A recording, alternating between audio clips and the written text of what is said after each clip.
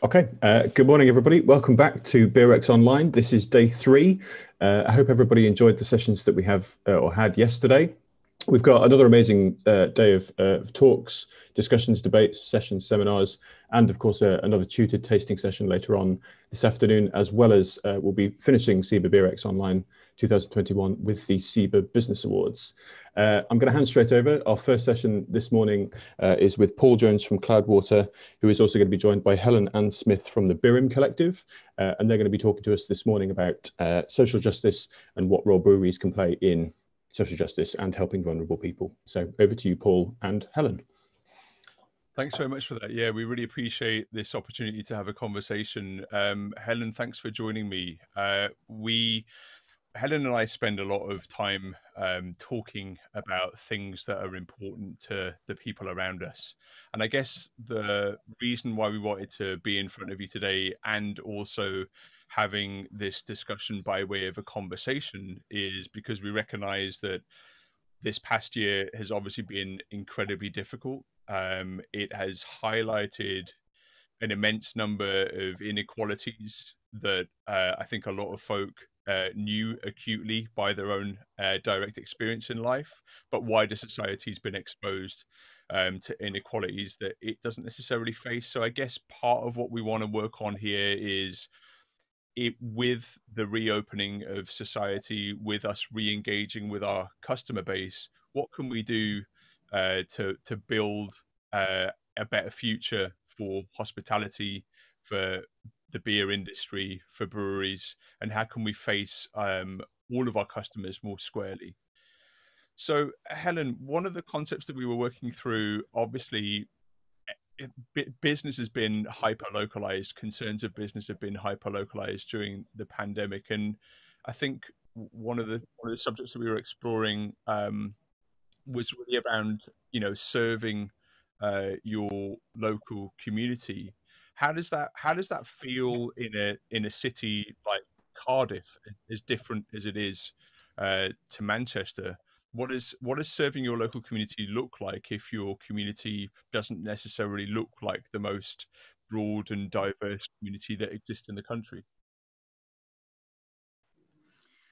Yeah, I mean, I think I think it's just so important to be, working with the people around you and kind of looking at how you can support these structures that are already in place. I think that is I think that's going to be really beneficial. And I think that from a business, if you kind of own a pub or a bar, or I think looking at ways you can help the people immediately in front of you and how you can kind of support those people, like that is, I think that's just a really important thing to start looking at. But then at the same time, I guess as we sort of discussed earlier, you can't necessarily, maybe some of these community groups don't exist. And then actually, I think that the next kind of the step that you can take, especially as well if you are someone that works in a bar. So I'm a full-time bartender, obviously furloughed at the moment, but from our perspective, one of the things that we try and work on is just giving everyone the best experience that they can have, and it not just being about beer, which obviously is super important. Like that's the reason that we're there. That's the reason that we've all kind of, and that is the kind of, that's the industry that we're in. But then extending that to, making sure that everyone is feeling safe and feeling comfortable. And that's been, I'm very lucky to work in the bar that I'm in that we've all kind of worked together, and a lot of this stuff is quite natural to us now. I don't think it was to maybe 2.5 years ago when I started. But yeah, it is just that the idea of trying to make other people feel safe and comfortable, but it's looking at people's needs in the way that you look at someone comes to the bar and doesn't necessarily know what they want to drink. It's that sort of similar energy in that you're trying to give them the best experience in terms of a beverage, but then we need to extend that into what happens when they walk away from the bar. They sit down at the table. And I think that is something we need to start thinking about. Yeah, I think that so my experience regularly in drinking spaces is that actually customers enter drinking spaces somewhat with the intention of being a bit vulnerable in public. We lower our inhibitions. We get together with a very mixed crowd. We certainly don't know everybody, unless it really is your local, then you do know everybody, which is cool. But we don't know everybody, and we kind of fall back into this. We hope into this sort of warm enough embrace of wider society, except this past year has obviously demonstrated to us that there are inequalities and vulnerabilities that people face in their day-to-day engagement with wider society. And really the question for us is, what do we do to extend ourselves towards individuals that are facing systemic or unique circumstances, either in the setting of your bar, the setting of your beer business, within the wider context of basically being a beer drinker and in a beer space. So I think that that's a really valuable point that you've made about starting with your local community and looking for ways in which you can recognize that your business can serve people more than just with beer. I know that a lot of businesses are really, really, really on the feeling like they're on the brink because of the restrictions in hospitality. But I think even just showing moral support, even just with a tweet and with a recognition of the efforts that are being made elsewhere in your community or elsewhere in your region or elsewhere in the country, these are actions that all businesses can take, irrespective of each unique business's financial prospects or financial insecurities this year. So I think looking for those people within your community that you might now be aware are vulnerable in ways that you might not have considered before. And we say marginalized because, of course, folk are it's not the case that black people are a minority throughout the world, although they are marginalized by that by their race here in the UK, for example. So when we say marginalized people, we mean folk that aren't in the majority, that aren't first considered, that haven't been protected by the way that society's functioned so far. So I think looking for opportunities to engage with people that are vulnerable and have felt specific vulnerabilities, socioeconomic pressure, work pressure, mental health pressure in this past year, looking for those people and acknowledging how you can be there for them at the other side of this, I think will really go a long way to setting out to the whole community that you're a business that really does care about people, and you care more about just being there to help them spend money, but you care about being there to help them live a really, really good life. So hospitality itself is a really interesting framework when it comes to exploring inclusive practices, because actually a lot of good customer service practice is about centering the customer and recognizing that everyone is different, and that everyone has unique needs. What I think of as excellent beer on tonight might not be what Helen's thinking of as an excellent beer tonight, and certainly it can be the case that we of course are celebrating all of our different offerings in this industry and all the different ways in which we speak to customers. But I think pulling that thread a little bit, Helen, on customers know what they want when they walk into beer spaces, when they support the beer industry. They know what they really resonate with already, and I think it becomes more our job coming out of this pandemic and looking at the suffering that we've been through ourselves.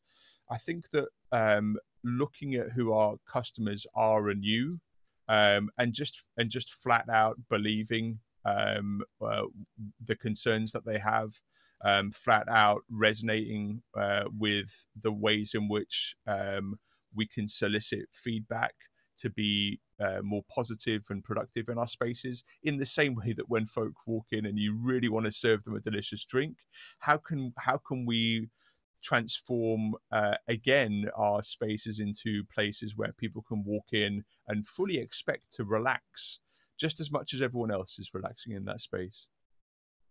Yeah, for sure. And I think as well, thinking about everything that's kind of happened in the past 12 months, and with a lot of people from, you know, Black communities and LGBTQ communities, like, and, you know, obviously with women as well, I think that it's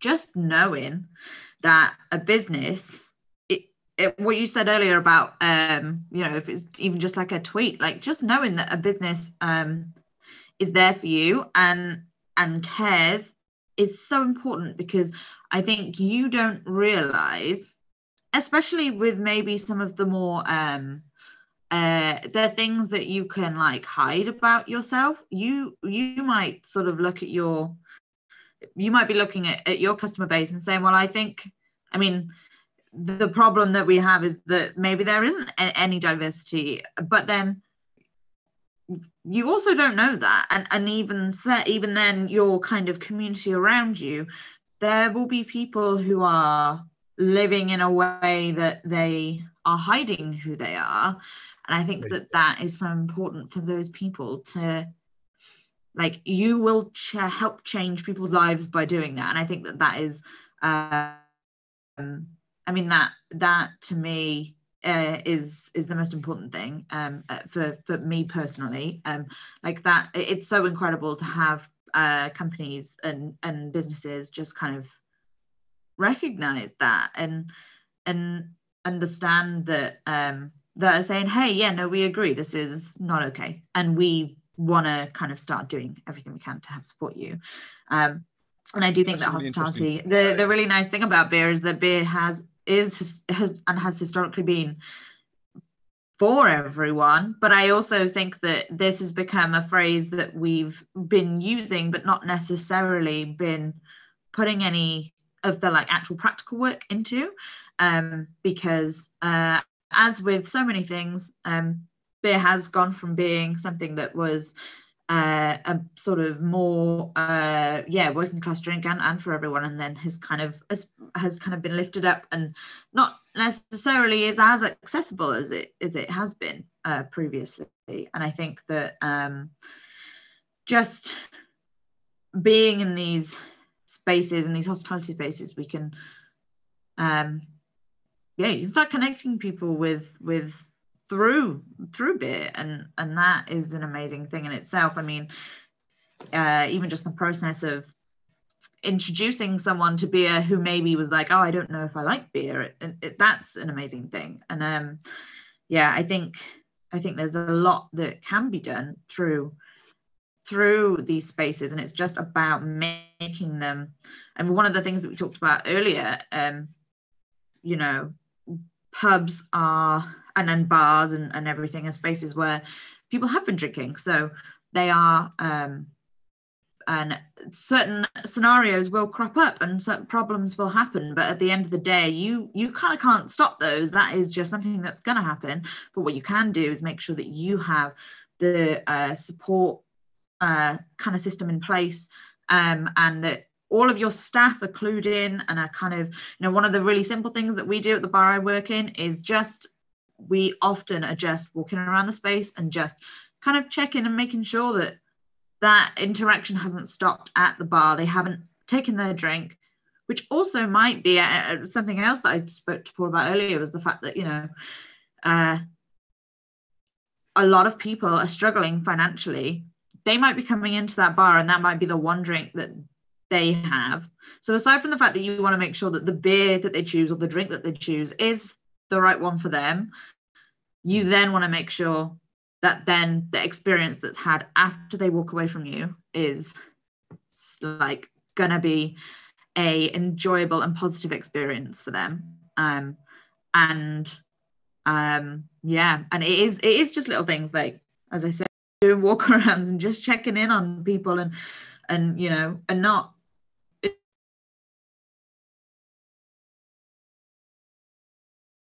Oh, I don't know whether we've lost Helen there. Let me just see whether she comes back. I'm going to try and pick up on where Helen was going. So I think that the Good oh, here we customer go. service, though, right? We went through quite a heavy robot phase Sorry. there, Helen. No, that's not your fault. It's this is just life for us right now, dealing through the internet on these things. I wanted to pick up on that actually, because it can feel to people, again, especially in these times of immense economic worry in the country, financial worry within your business. It can seem like a lot of the change work that's being called for, a lot of the progression that's being called for, it can feel like, gosh, have I got time to invest or fund or implement all of this stuff? But what you've just described, as simple as the way that you greet people online, the way that you talk to people, the way that you amplify the things that you resonate with, the things that you've seen, the things that you care about as a business, that already goes a long way when you welcome people into your spaces, the way that you greet them, the way that you say hello, the way that you acknowledge, if anything goes wrong for you while you're here, if there's anything that we can do to make your experience with us better, do let us know. And then you're actively out and about close to them to make that easy, so that someone isn't stood like 15 meters away being like, help. So I think that Yeah. I think it's so easy to extend that little bit of additional care and attention towards your customer base, especially anybody that may be vulnerable in your space because they're not part of a majority group, or they don't benefit from the sort of societal level structures that protect the majority groups.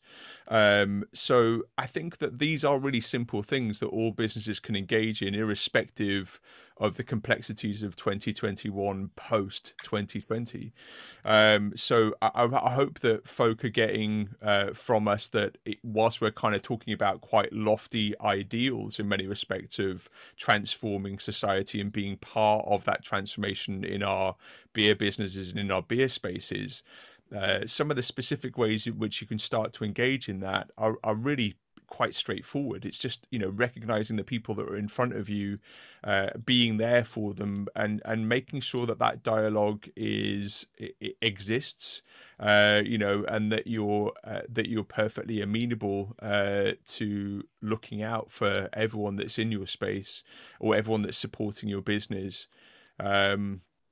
And also, let's not forget that all businesses tend to be pretty keen on growing their customer base, and especially on the back of the shutdowns and on the back of the curtailment of hospitality, there's going to be a lot of businesses that dream of making up all of that lost ground and making up all of the lost revenue and the lost money and all of the job losses that businesses might have suffered during 2020. Making up that ground becomes a little bit easier if your customer base isn't being limited by the kind of narrow ways in which you're speaking to customers. Because again, like you said before, Helen, which I think is a really interesting point, the vulnerabilities that people have, the specific way people might choose to hide those vulnerabilities in public in your beer space,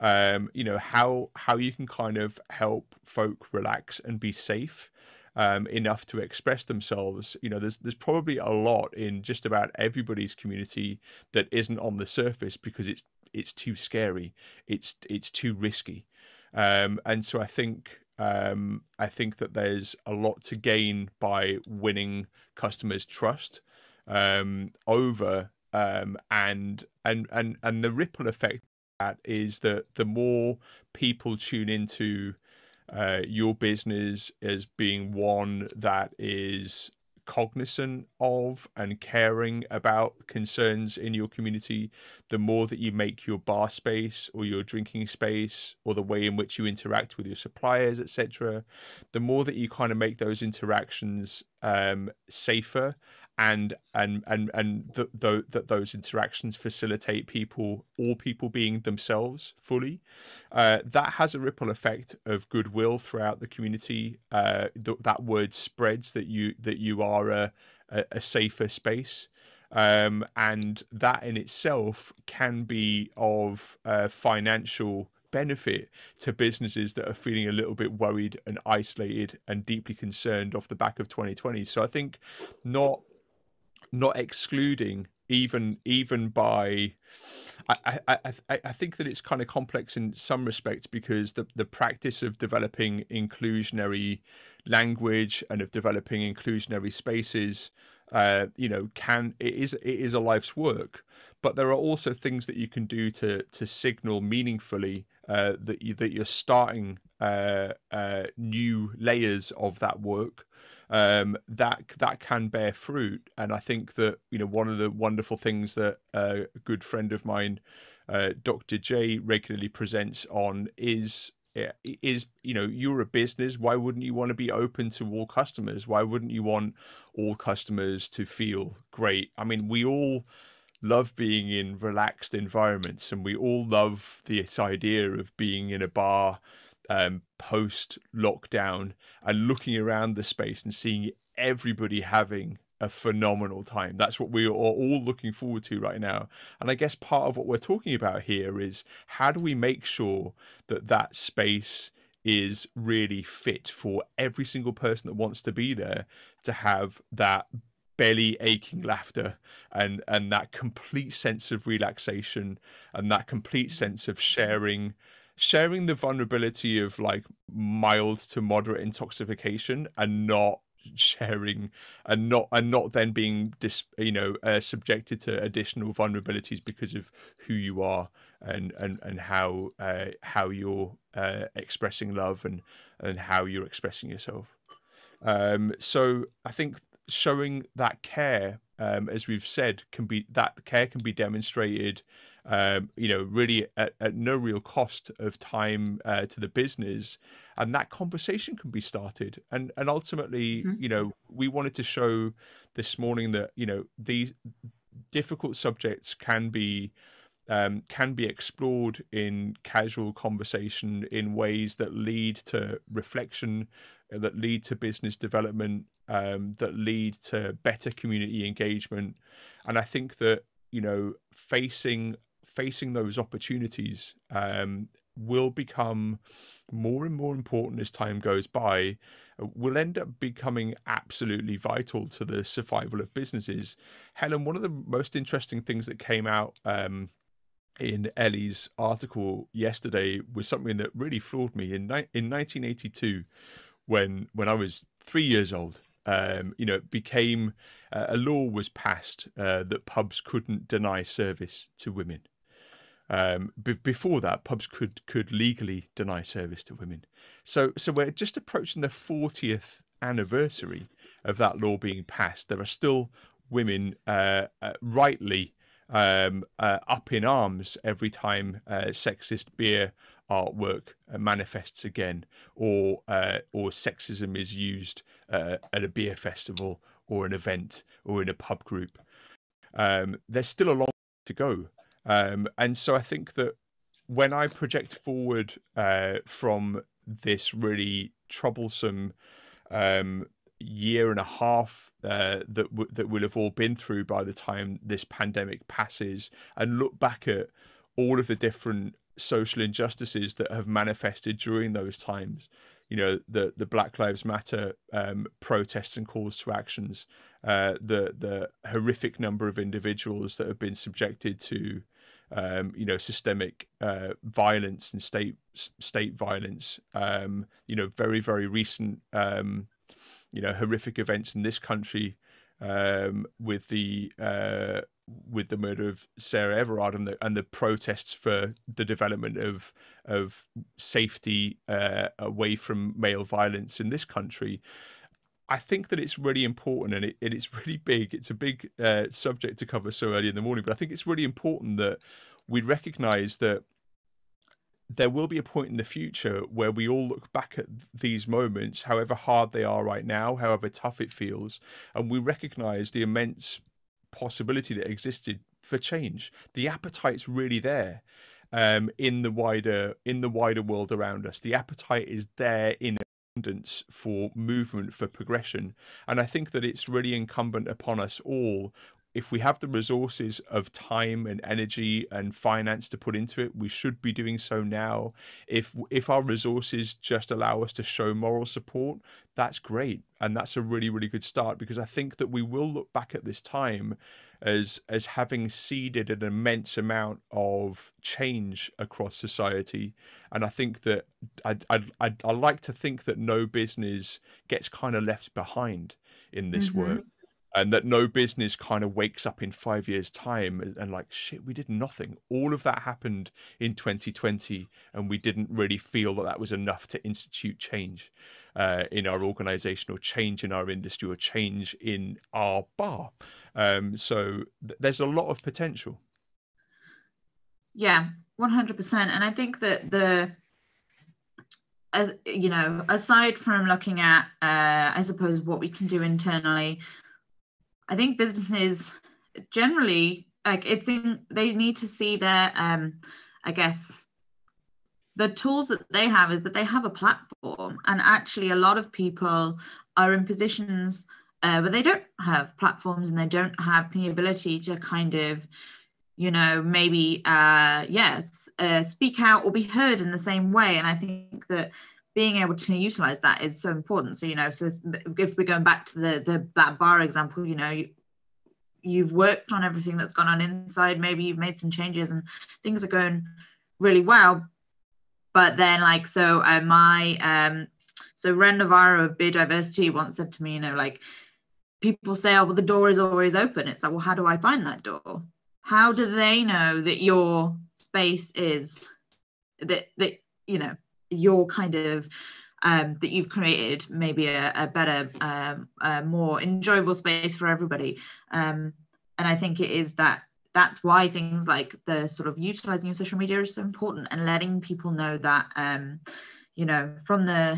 because it's otherwise people don't know. And I think that's something that's really cool, is that, you might maybe think to yourself, oh, I don't have the money to kind of maybe fund something or kind of create like a project. That's fine. But what you look at the tools that you do have, and you do actually have some, incredible things. And I think that, utilizing those tools is so important, and using that platform to be able to help I think that is bigger in ways that maybe you might not necessarily realize. I think Sorry, Helen, didn't mean to interrupt you. I was just going to come in on that point. We've had some really interesting questions come in. And actually, one of the questions is kind of around that point. So this one came in from Hoppy Place, who talks about the fact that, bar owners might say they can't control the customer's actions. But do you think there are kind of visual and bar design consideration cues that can be put into place to kind of imply a more positive space, to kind of push customers to question themselves, or leave if it's perhaps not the right place for them, if they're not up for being inclusive, if they're not up for mixing with whoever wants to come in? So the question there that he said is, how do you imply inclusivity and detract from negativity without even having to say it? I think there's so many different ways in which you can express that. And Helen, I'm only going to throw a quick couple of points in here. Love to hear from your very regular experience of the environment that you've created. I think that being expressive of wanting to be there to serve all people, and to make sure that everyone's having a good time, I mean, one of the reasons why signage and kind of written statements can be dismissed is when they're not followed up with actions. So you've got a sign that like signposts, oh, we like, you've got the rainbow flag to signify that you're into the LGBTQ community being in your space, but then no one's got a grounding in how to look for the specific vulnerabilities that occur in people's lives in predominantly heterosexual sort of cis spaces. Helen, what is it that you do? I mean, obviously the bar that you work in, it's a bar that has its own style guidelines. It has its own kind of look that's set by the company. So there's not loads that you can do to sort of change what's already there. So what have you done culturally in that space? More than just the way that you're greeting people and the way that you're walking around the floor, like what have you done, or is it just those human touches actually that are expressive of the whole thing?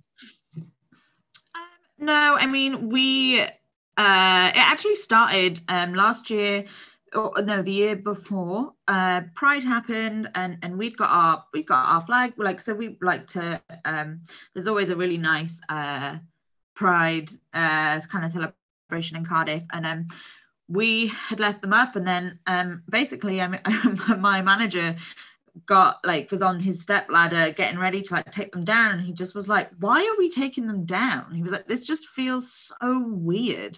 He was like, and I kind of was like, I don't know, but that's what always happens. And he was like, doesn't it make you uncomfortable? And I was like, no. He was like, I feel like I'm just taking down the gay community, like, bye, and then putting them in a cupboard, and then we're going to put them back up next year. And I was like, yeah, okay, I hadn't thought about that. And actually now what we've done is they're just kind of, we have them, we decided to keep them up, but not, so they're like, I guess like just part of the design, like they're on the sort of walls, and it's as a kind of way to signify it's not just a case of like they're up for this period, like Christmas decorations, do you know what I mean? Like they don't come up for a bit and then we take them down again. Like they are part of our sort of, they're all year round. And like I think that was a huge change, a huge thing for us, and also for customers. I mean, customers would come in and there's nothing more,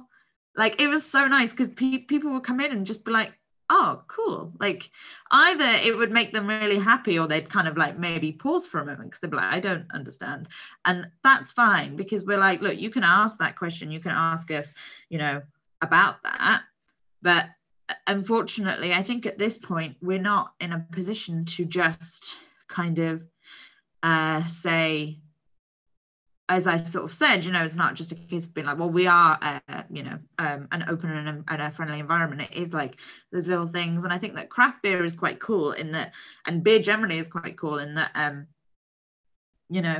there are often bars and stuff, there are like stickers everywhere because like people want to put the different beer brewery can labels and stuff, and like, and they can be quite decorated in that way. I think just looking at your space and being able to think, okay, well, where can we, or how can we signify that? And it doesn't, it's totally, up to different people. It can be something that is overt like that, and that for us has worked, and we've then been able to have, maybe some difficult conversations with customers who really don't understand and don't want to, and are like, I don't understand why, it's December. Could you just not be bothered to take them down? We're like, no, they're staying. And I think that it's just, I think that has been really cool. And also, I mean, the business that I work for has, they did actually release, we've got these like little placards that sit on the bar, which is also cool. Like, and it's just kind of like, and they put there in like the bathrooms and stuff, and that's quite nice as well, just being like, just kind of saying like, hey, like we're a space for all people. And I guess it also it's kind of just helps. Sorry. When a business doesn't have someone like you, Helen, who, you know, in the staff. So let's say you want to signal to people that you don't employ, that you don't have behind the bar. I think that there are ways in which you know, if you're running a little bottle shop or you're running a brewery and you're like, well, actually, we don't have any queer people that work for us that can really make those customers specifically feel seen and acknowledged, and that resonance isn't there. All of us can reach out to influencers, to beer drinkers, to writers. We can promote the works of people that we don't employ. We can promote other businesses' efforts. So we can do loads of things, actually. You know, if you're not very good at taking product photos, but a local customer of yours is really, really good, and actually you can give them a little bit of work, and that can also help stand them up and what they stand for in their life and who they are. You know, there are loads of ways in which I guess you can show that community engagement, even if you can't be that yet as a business. You know, this is not about, you know, sacking your staff and trying to hire like a crazy diverse team overnight, because I think that inclusion is step one, and I think you can demonstrate that in so many different ways. Those signals by hiring proactively and knowing that, you know, when customers feel recognized and seen by the staff in that business, they feel inherently safer. They feel like they don't have to explain things, that there's shared experiences. And so I think that, yeah, there's lots of different ways of looking to your wider community, looking to the wider beer community, and sort of even if you can't make those connections local to you, you could certainly resonate with efforts that are being made elsewhere in the country and say we would love to do something like this. And you might just get someone come out of the shadows a little bit, be like, oh, here I am, you know, like I would love to help you. So like I think just being really proactive and showing your interest for things that are happening elsewhere, even if you feel like that's a little bit out of your reach, that can also be a really useful tool too. Neil, were there other questions to get to, pal? Yeah, no, thanks, Paul. Yeah, there's been a couple of questions coming, and a couple of kind of comments. One interesting comment from Ruth Evans, well, I'm assuming is Ruth from the BFBI. She's talking about inclusivity, but she's talking about inclusivity specific to kind of age demographics. Yes. She says, you know, as somebody who's somewhat older than Millennial or Generation Z, she sometimes feels as an outsider when she's going into a trendy pub. You know, it can appear that inclusivity is fine as long as you're kind of part of that inclusive group. So how do we kind of, you know, how does inclusivity become about demographics, about welcoming all age groups to a venue as well? Well, I think you know, again, specifically, you look at most beer media, you look at the way in which beer is promoting itself. It is really for like a tech savvy set of generations. And I know that we've done things at Cloudwater, like we release a weekly newsletter, and my mum and dad read that. Now they're not on social media, they're not going to be subscribing to our social media channels, but Anya, a dear colleague of mine, writes a wonderful newsletter that is really a thorough sort of roundup, and that is really appropriate for my folks specifically, and a lot of our customer base that can't be dealing with the noise of social media, but definitely want to keep up with what we're doing. So I think that there are ways for businesses to, again, even if you're a pub, like it's good to have a mailing list of customers and let them know about events that they might specifically be interested in. And again, when folk walk in, I think it's, you never want to make someone feel singled out. You never want to make someone feel like, you know, oh, stop everybody, like there's someone that's a bit older that's walked in, like let's give them a round of applause. Like that'd be so horrible. But like if you recognize that someone's come into your space that isn't the majority group, I think it's reasonable to sort of, you know, take a little bit more time and make sure that you're extending additional comforts towards that party or those people. You know, like for example, one of the things that we discovered is we had 20 taps in our tap room when it was in operation at the start of 2020, and honestly, to you know, we're like, oh, we don't want A4 menus, like it just looks really tacky, so let's make them A5. Well, you know, like my dad comes in, he's like, son, I can't read your beer list, like what's wrong with you? You know, like you like that feels exclusionary. So, you know, I think that being really quick to respond to concerns that folk have, like hearing those concerns and apologizing and fixing the problems that occur, like, you know, is your lighting too low that people can't read menus? Is the music too loud? Because if you've been subjected to industrial hearing damage for years, like, your ears will kind of ring in a way that your ears won't if you haven't been subjected to industrial hearing damage, for example. So there's lots of kind of, how do you zone your space? How do you make those service interactions really easy? You know, and if you've got those kind of like structural problems of like tiny little beer menus or like really low lighting, really high music, like, how do you recognize that that's definitely going to cause problems for all the customers? And how do you also, you know, I mean, we have customers that come into our tap room in Manchester, really dear customers of ours, that are that might feel a little bit like, oh, we're definitely a bit older than the rest of the crowd here, but I mean, we just show them a lot of love, and we make it known to them that, like, you know, we never treat them like in any way, shape or form like they're not welcome with us. And so I think just having that same energy, the energy that we bring for development of our spaces, definitely needs to be extended to each particular way in which folk may feel underserved or underwelcomed. So I think that there are small steps that can be taken, and again, it's about creating those opportunities for dialogue. And if folk have got particular problems or things that they've experienced that don't make them feel welcome, I think just making sure that your culture of being receptive to developing is that's really evident and that's on the surface. I think that's really helpful. No, that's really interesting. Sorry, go on. I jumped in there. Carry on. It's okay. I was just going to say, it is honestly just good customer service. You know what I mean? Like, at the end of the day, that's all it is. And I think that, I mean, we've seen this with the pandemic. I mean, especially, suddenly we're all, I'm 27 and I was like, I don't know what a QR code is. Please don't make me try and figure out how to operate this.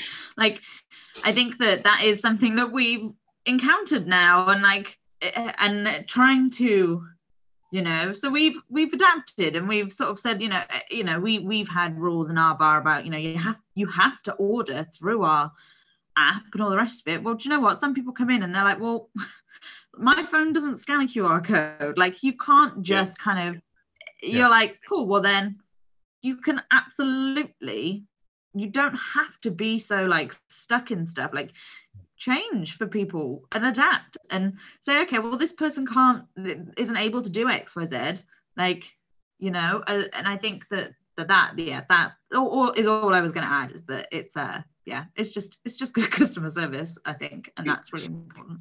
I think that QR code point is a really interesting one, because I've seen a similar argument being made in the past around only card payments, so only accepting contactless card payments. You know, some people who perhaps, you know, prefer to use cash, whatever demographic is, but for people, whatever reason, only want to use cash. I think being open to that is a good idea. You know, having a system whereby it's, you know, our preference is for contact only payments and contactless wherever possible, and really pushing that. But if somebody can only spend physical cash for whatever reason, being open to that, I think is really important, because that can feel exclusive sometimes. And I think that's one of the kind of only arguments against that, really.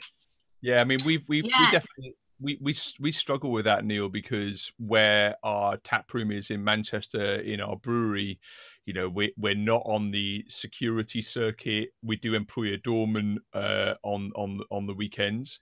And we regularly employ security staff if we're having events, but you know, we feel a little bit out of it. We feel a little bit vulnerable. We've been broken into a bunch of times, so we're trying really hard to be a secure premises that's not vulnerable to break-ins and robberies. But we do recognise that by keeping our staff safe as they lock up, and keeping our premises safe, because you know, the general public know that we don't take cash and we don't hold any cash. It's tough to resolve that problem of then how we are welcoming towards folk that just don't prefer or don't want or can't use cards and need to use cash payments. So that's an ongoing problem for us that we recognize. You know, we really recognize the insufficiencies of, we've solved one big problem for ourselves and the safety of our staff, but we've definitely created problems for some of our customer base. So, working through that is something that we're still conscious of wanting to do. And I will say that, of course, where we've been able to, and customers have come to the brands, it mostly happens with us where we've got visitors from tourists that are like, oh, Yeah. I mean, like, we're just not making card payments on this trip. We've changed a load of money and that's what we've got. We've always found a workaround. Yeah, it's different, isn't it? Because you kind of look at it, personally, from my own perspective, I very rarely carry cash. I use card, or I use, Apple Pay for nearly everything. It was only when I started looking into it, it was kind of, oh, well, I can understand now situations where that wouldn't be appropriate for other people. So, so I suppose it's about looking outside your own comfort zone, isn't it? Exactly. We've had an interesting comment. I can't pronounce this screen name, but it's Pipestrelus. Basically talking about the fact that it needs to be genuine. It needs to be kind of ingrained in the business for it to feel genuine. So saying that there's lots of breweries and other hospitality companies that kind of jump onto causes for marketing kudos, while failing to support their own staff. We definitely saw this most recently, I think, with the kind of Black is Beautiful campaign, where there was, businesses and breweries involved in that didn't necessarily kind of, play it through throughout the whole business. What's your thoughts on, not specifically that campaign, but on this kind of subject in general? So not having just tokenism. Well, I think that everything can be tokenized, and so it's really tempting to say that any broad campaign, let's keep them all at arm's length, because everything can be sullied by someone not taking it honestly, not facing the problems that are trying to be faced through that campaign. So it's the temptation is always there to want to avoid being part of something that is tarnished by someone's poor, reductive, greedy, money-centric efforts. I think ultimately what I always I recognize that is always the case. That's always the vulnerability. When you join in some kind of wider effort that is trying to operate at a community level, is trying to operate kind of elect in democratically, even with the parameters, for example, that Black is Beautiful laid out, because those parameters got quickly developed in the first week or two of it being published. We're part of another effort now that we'll be releasing a beer. We'll be brewing a beer like a week Sunday, and you'll start to hear about why we're doing that and who that's for and what we're raising money for. That's developed a lot in the background. So I think that, like, recognizing that just because you care, I mean, we touched upon it earlier, but just because you care doesn't mean that problems won't happen. And just because you're part of a community that's showing care doesn't mean that everyone's going to approach that with the right intention and with the right spirit. I think that I always like to, and maybe this is my kind of optimistic nature coming out here, but I always like to feel that even though there are those risks, to know that we are centering that specific concern, that project, that conversation, that we're prioritizing that we might then be helping our wider customer base feel a greater connection to us, that we have a greater connection to them. I think that is always that is really a rounded and sort of very positive thing to do. So I think that you just have to keep paying attention all the way through any of these wider industry efforts. We can look at big structures like the Fair Trade Organization. For a little while, that was a really low barrier to entry for confectionery companies to, rubber stamp part of their offering and ignore the horrid environmental pollution and poverty wages elsewhere in their organization. So, so I think that it's inherently hard to join forces with other businesses in these kind of collaborative projects. It's hard knowing that there will be businesses, there will be corporations that will really just not come out with the spirit that the project's intended to be conducted with, and the temptation is to not engage because you don't want your reputation to suffer by being part of this insufficient effort that you're somehow now connected to because of this shared project. But I think that the benefits of not just being involved, the funding. I mean, we donated £22,500 last year in advance of even selling the beer, because we calculated that would be the margin that we could squeeze out of that release. So we donated that amount of money to not just charities, because sometimes grassroots organizations can't gain charitable status, because that in itself becomes a bit of a barrier for groups that are trying to do really cutting edge community work. So we donated that money, and we were definitely open to the fact that there are probably going to be businesses out there that don't use this. It's just just in the same way that that Black Square Day for some businesses was literally a day off social media rather than a cause for reflection and the start of genuine work. It didn't mean that we didn't also display that Black Square, but we backed it up by a lot of volunteering work, a lot of support work extended to the organizations that we'd offered funding to, in internal conversations, looking at all sorts of developments that we can make of how we work and who we support as a business and who we think about first. And so there's been an immense amount of change. And so, yeah, I mean, on the surface of it, our Black Square last year on social media could look like another brewery's that actually didn't follow it up with any action, but it doesn't stop us from indicating our intentions. I think that what is probably happening more now and will happen more in the future is that customers will ask for, communities will ask for the receipts. They'll ask you to show what you've been doing and show that it isn't just. And I think that that's probably where we're going to be able to avoid tokenizing needed efforts, is how do we loop back round and speak.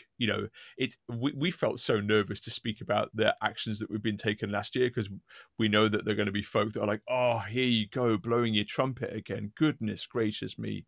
But I think at the same time it's really vital to speak very specifically and clearly about the actions that you've taken, and that it isn't just a day.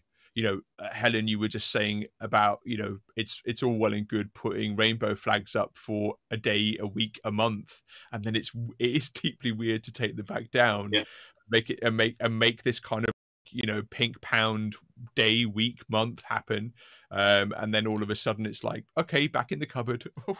It's so awful. So I think it's about looking at how do you take your actions as a business beyond that start point, or beyond that collective effort point, and how do you make sure that they're continuing, so that you're not part of the trashier end of the spectrum where tokenizing is happening. We're very, very close to running out of time, but Helen, very quickly, have you got anything to kind of add on that point on not having tokenism? We've probably got about a minute left, so I apologise for that. No, that's fine. I think transparency is so important. I mean, it's something that we're like, Beer Collective is small, and we think about it all the time, and we've been thinking about, when we get to the end of our year, we want to be able to say, we don't just talk about all this stuff, and these are the things that we've done through the year. This is where our money has gone. This is where our effort has been spent. And it isn't a case of, again, that thing of like, we're not saying we're better than you. We want people to feel comfortable in that transparency. And I think that a lot of these initiatives are really important, and everything can be taken advantage of. Everything. Pride, for example, is one of them, and that happens every single year. And I think that is it is about transparency, and it is about basically getting people to just kind of think, if you're like, hey, I did this for genuine, well then that's fine, just show that you did that. Like, you don't need to like feel stressed about that. Just kind of just also know that what your kind of I guess actions are different to maybe someone who is doing things for the wrong reasons. But thanks Thanks so much, Alan. Sorry to cut you off there, Lynn. Yeah, unfortunately, we've run out of time. I think we could have carried on for another hour on this subject. And thanks so much, Paul, for covering so much in that period. We've had lots of people kind of chattering on the YouTube chat there, asking questions and making comments and things. So please do have a look on there and engage if you guys have got some time. We're probably going to have to cut you guys off now. We're going to quickly switch around to the next session, which is going to be on brewing great tasting no and low alcohol beers. That's with Big Drop Brewing, so that should be really interesting. Thanks again, guys. We're going to switch off there. Thank you very much. Thank you.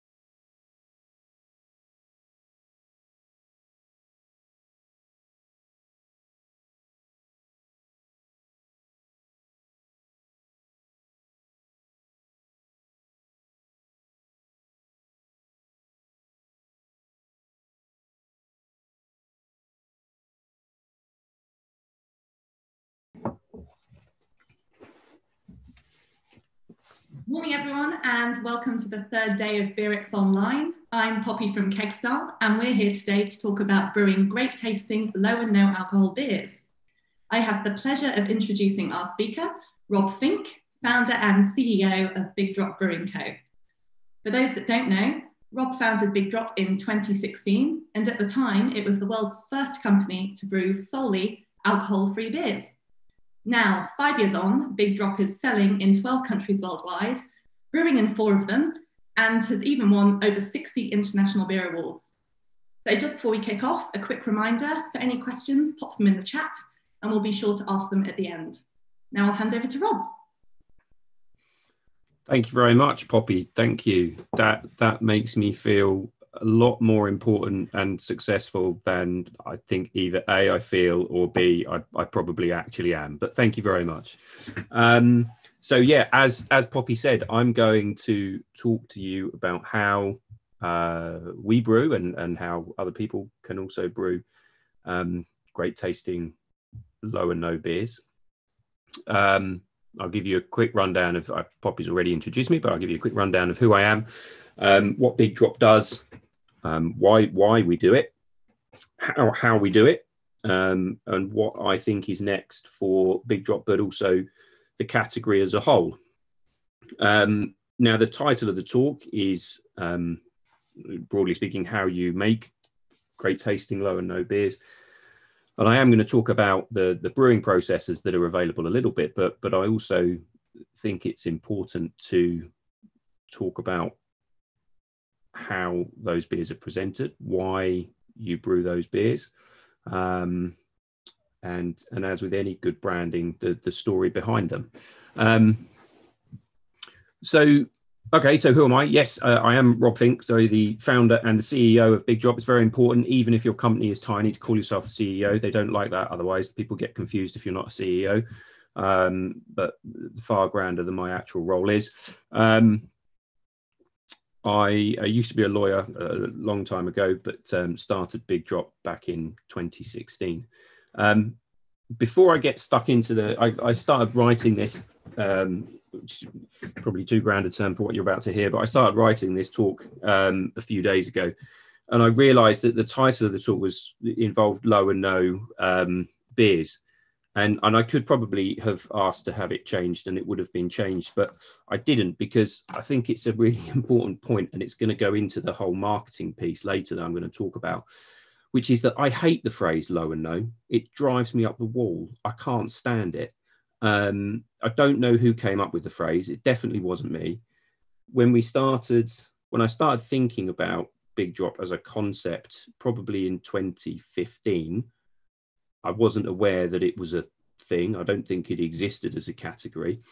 And yeah, I don't know who came up with it, but I want a word with them. And I don't like it for 2 reasons. The first is that I don't think it sounds like very much fun. Low and no, yay. Let's go and have some low and no drinks, yay. Beer is supposed to be fun, yeah. If we wanted to be accountants, we would have all gone and been accountants. And I say this as an ex-lawyer. Beer is supposed to be fun, and Big Drop is beer. We'll talk about how we make Big Drop later on. But one of the things I get quite a lot is people drink it and go, "Oh, that's good. That tastes just like beer." And I always say, yes, that's because it is beer. It's brewed. It's a beer. It's just because we brew it. That's why it tastes like beer, because it is beer. And so calling it a low or no beer is just not very much fun. And I think that's important from a marketing perspective. Again, I'll talk about this in a little bit, but alcohol-free beer historically was also always seen as a distress purchase. It was the thing that you bought when you couldn't buy the beer that you actually really wanted to buy because you were driving or you were on medication or something like that. And one of the things that we wanted to do at Big Drop is to change that perception and have people proactively choose Big Drop, not because of the fact it doesn't have alcohol in it, but despite the fact it doesn't matter, because it's great tasting beer. I'm going to buy a Big Drop because it tastes good. So that's the first reason I don't like it. And the second reason is more of a technical reason, which is that we're here talking about how to make great tasting low and no beer, none of our beers have more than 0.5% ABV in. But would you, and I sort of a genuine question, would you expect to go to a talk or sit in on a talk like this, and for me to say, right, I'm gonna talk to you now about how to make 7% ABV beers across the board, all different styles? Because I was looking at the different beers that we've got. Here are some I made earlier. This is a coconut stout that we did. This is a pastry sour that we did with Amundsen. This is our own cherry stout that we did. All of those beers are 0.5, but all of them present completely different challenges in terms of how you brew a beer, just as in the same way, if you were brewing a 7% stout and a farmhouse sour and a New England IPA, they would all have different challenges. And I think low and no, it's a helpful category, but I think as we go forward, and we'll talk about what I want to see in the category as we do move forward, I actually want to see it kind of fall away as a label. That's my rant over. So there you go. Yes, Poppy introduced Big Drop. We think we were the first company to dedicate ourselves to purely alcohol-free beer. It's probably worth pausing for a moment. I don't know how many of you have got an alcohol-free beer in your range, how many of you plan to produce one. The question of what constitutes alcohol-free beer has been, it depends how much of a nerd you are about it like me, but I certainly spent many years arguing with people about labeling. In this country, there's no regulation as to what actually constitutes an alcohol-free beer. There was a piece of legislation which fell away, and there is now a set of guidance notes which have been issued, but there isn't actually any legislation in place, although that's set to change. The general market consensus in the UK does appear to be that 0.5% ABV is satisfactory in terms of alcohol-free, and that's what we refer to ourselves in the UK as alcohol-free beer. Interestingly, though, for those who are interested, in the US and Canada, where we also brew, we are a non-alcoholic malted beverage. In Australia, we are an ultra-low beer. So it is something to bear in mind. If any of you are pondering doing what we've done and going for a more international flavour to your business model, then there are different legislative requirements in different countries, almost every different country in the world. So something to be aware of, that you can't simply launch an alcohol-free beer willy-nilly around the world. So I'll talk a little bit more now about what Big Drop does in terms of how we tell our story, and that ties into, I think, you know, when we're talking about how you make a great, I'm not gonna say low, no, I can't, it just winds me up too much. I'm going to say alcohol-free. How you make a great alcohol-free beer. I think you do need to ask yourself, why are you doing that? What's your purpose? And for Big Drop, the purpose was choice and quality, because the driver behind Big Drop was that I stopped drinking for about 6 months after my first son was born. And the only thing I could get in the pubs and bars that I was in with my colleagues and my clients at the time was the mass-produced lager, which will remain nameless, but we all know who was dominating the on-trade sort of 4 or 5 years ago. And I'm not particularly a lager drinker. I drink lager when it's hot. You know, when the mercury hits 25, I'll have a lager. But other than that, I want to drink a pale ale, or I want to drink a darker beer. And those beers simply weren't available. So the first proposition for Big Drop was, we want to give people choice. We want to provide them with a range. That was the driver behind Big Drop, and underpin that really with quality craft credentials. What I think I'm probably seeing in the sector now is that, and this goes to what I think will happen in the future with alcohol-free beer. In the last 4 years, I've been absolutely astounded at the rate at which craft, well, let's not have the argument about what constitutes craft, but the rate at which craft breweries, and indeed all breweries, have embraced the concept of alcohol-free beer as being something which should play a part in their portfolio. 4 or 5 years ago, I mean, almost everyone thought I was a complete moron. Whereas now I think you would, and maybe not now, but I think certainly in 2 or 3 years' time, people will raise eyebrows at breweries which don't have an alcohol-free beer in their portfolio.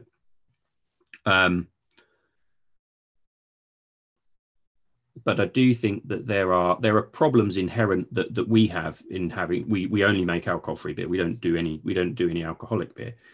We have I think at any one time we've probably got about 10 different SKUs going on in our business, and that presents its own inherent logistical challenges in terms of managing cost of goods and freight and warehousing and all the rest of it. But I think this goes back to asking yourself why you want to produce an alcohol-free beer. Are you jumping on the bandwagon? In which case, don't bother. As with all bandwagons, it's always a bad idea to jump on them. Because I think some of the breweries, not all of them at all, but some of them have produced an alcohol-free beer because they think they should, and then it just gets lost in the mix, and they don't pay it enough attention in terms of promoting that particular beer.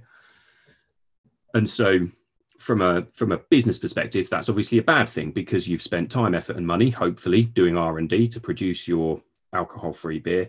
You release it, and then I think some, again, by no means all, but some breweries then sit back and say, oh, I've done that, I've ticked that CSR box, I can get on with my life now. And that just doesn't work. And equally, the other thing that happens, which and this is only my personal view, so this is not by no means listen to a word I've got to say, but it comes back to this positive messaging behind producing and promoting an alcohol-free brand. And I think a lot of breweries still get it really wrong, because the way that they brand it, the way that they message it, is that I've made this beer and it's less than, it's free from, it's low, and there's a clever play on words about, it being low or free from or whatever, which may sound desperately clever when you're sitting around the table thrashing out your marketing decisions going forward, but actually that just ties it back to, this is a distressed purchase. This is a thing that's less than. The thing that you really want to drink is this one over here that's got all the booze in it. This one is like the tiny little cousin that's like, it's quite nice, and we gave it a fun name. And actually, I don't think that I don't think that helps the sector move forward. Obviously, what marketing decisions people make are entirely their own. That's only my view. But the other thing is, please, if you are going to release an alcohol-free beer, and I should say there are lots of good alcohol-free beers out there now, but they are not all good. And there are some that are horrific still. And that does make me cross, because there's no reason to produce bad alcohol-free beer now. We can do it. We're tiny. And if we can do it, then anybody can do it. And actually producing bad alcohol-free beer does hurt the sector.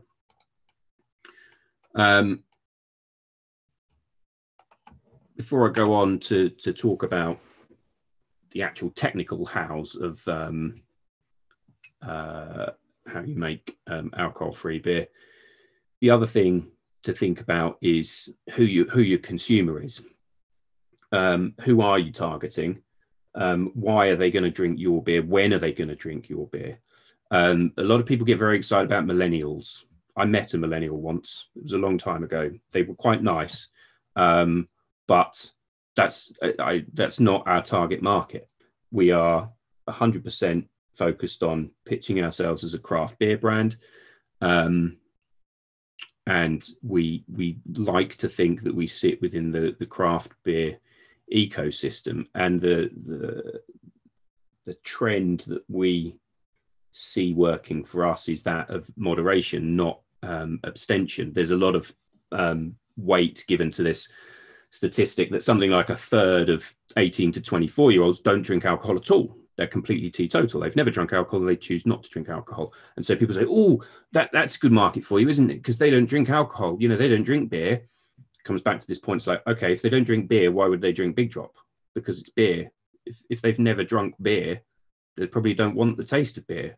It's, you know, my own alcohol journey, which is probably reflected by my many others. You know, the first thing I started drinking was bottles of very bad cider on garden walls, and then you move to lagers, and then when I went to university I was like, hang on, there's cask ale here that's £1.50 a pint.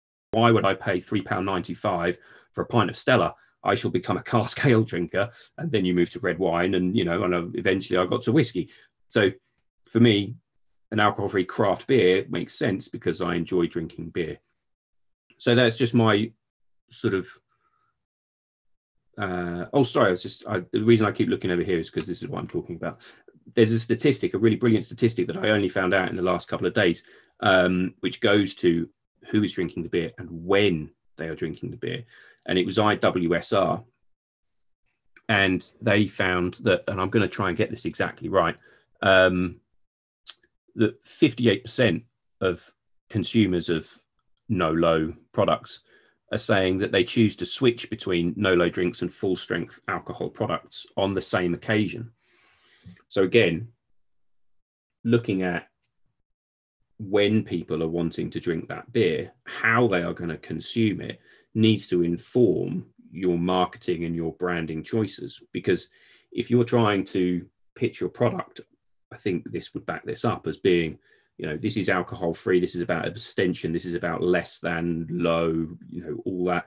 That's not fun. People are still drinking alcohol in an occasion. If you are consuming alcohol, then it's probably a celebratory occasion. You know, you've gone to the pub, you want to be cheerful, you're being happy.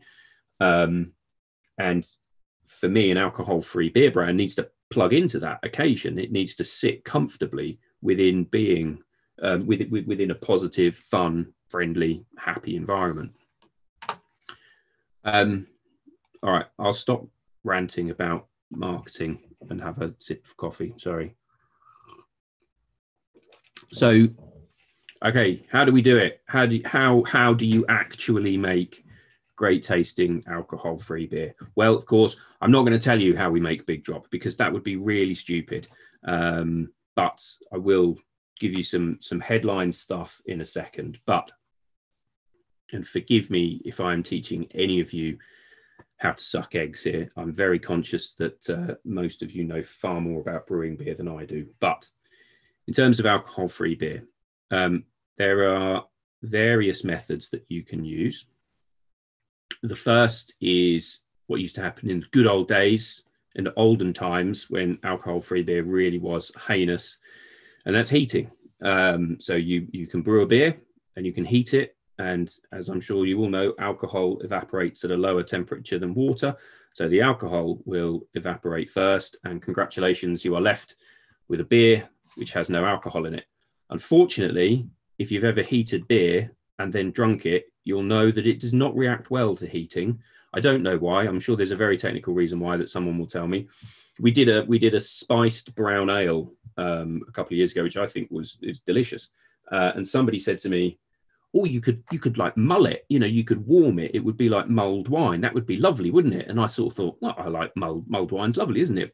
Okay, maybe." And I put a couple of cans in the pan and heated it just really, really gently. And they're just like, "No, okay, that's disgusting. That's not a thing. We're not doing that." Historically, that's why alcohol-free beer just really was not nice heating. You then have vacuum distillation, which is very broadly speaking, you're going to heat the beer in a vacuum. And again, as I'm sure you all know, if you are heating a liquid in a vacuum, then the temperature that you need to reach is significantly lower to have the same effect than you would do with air pressure.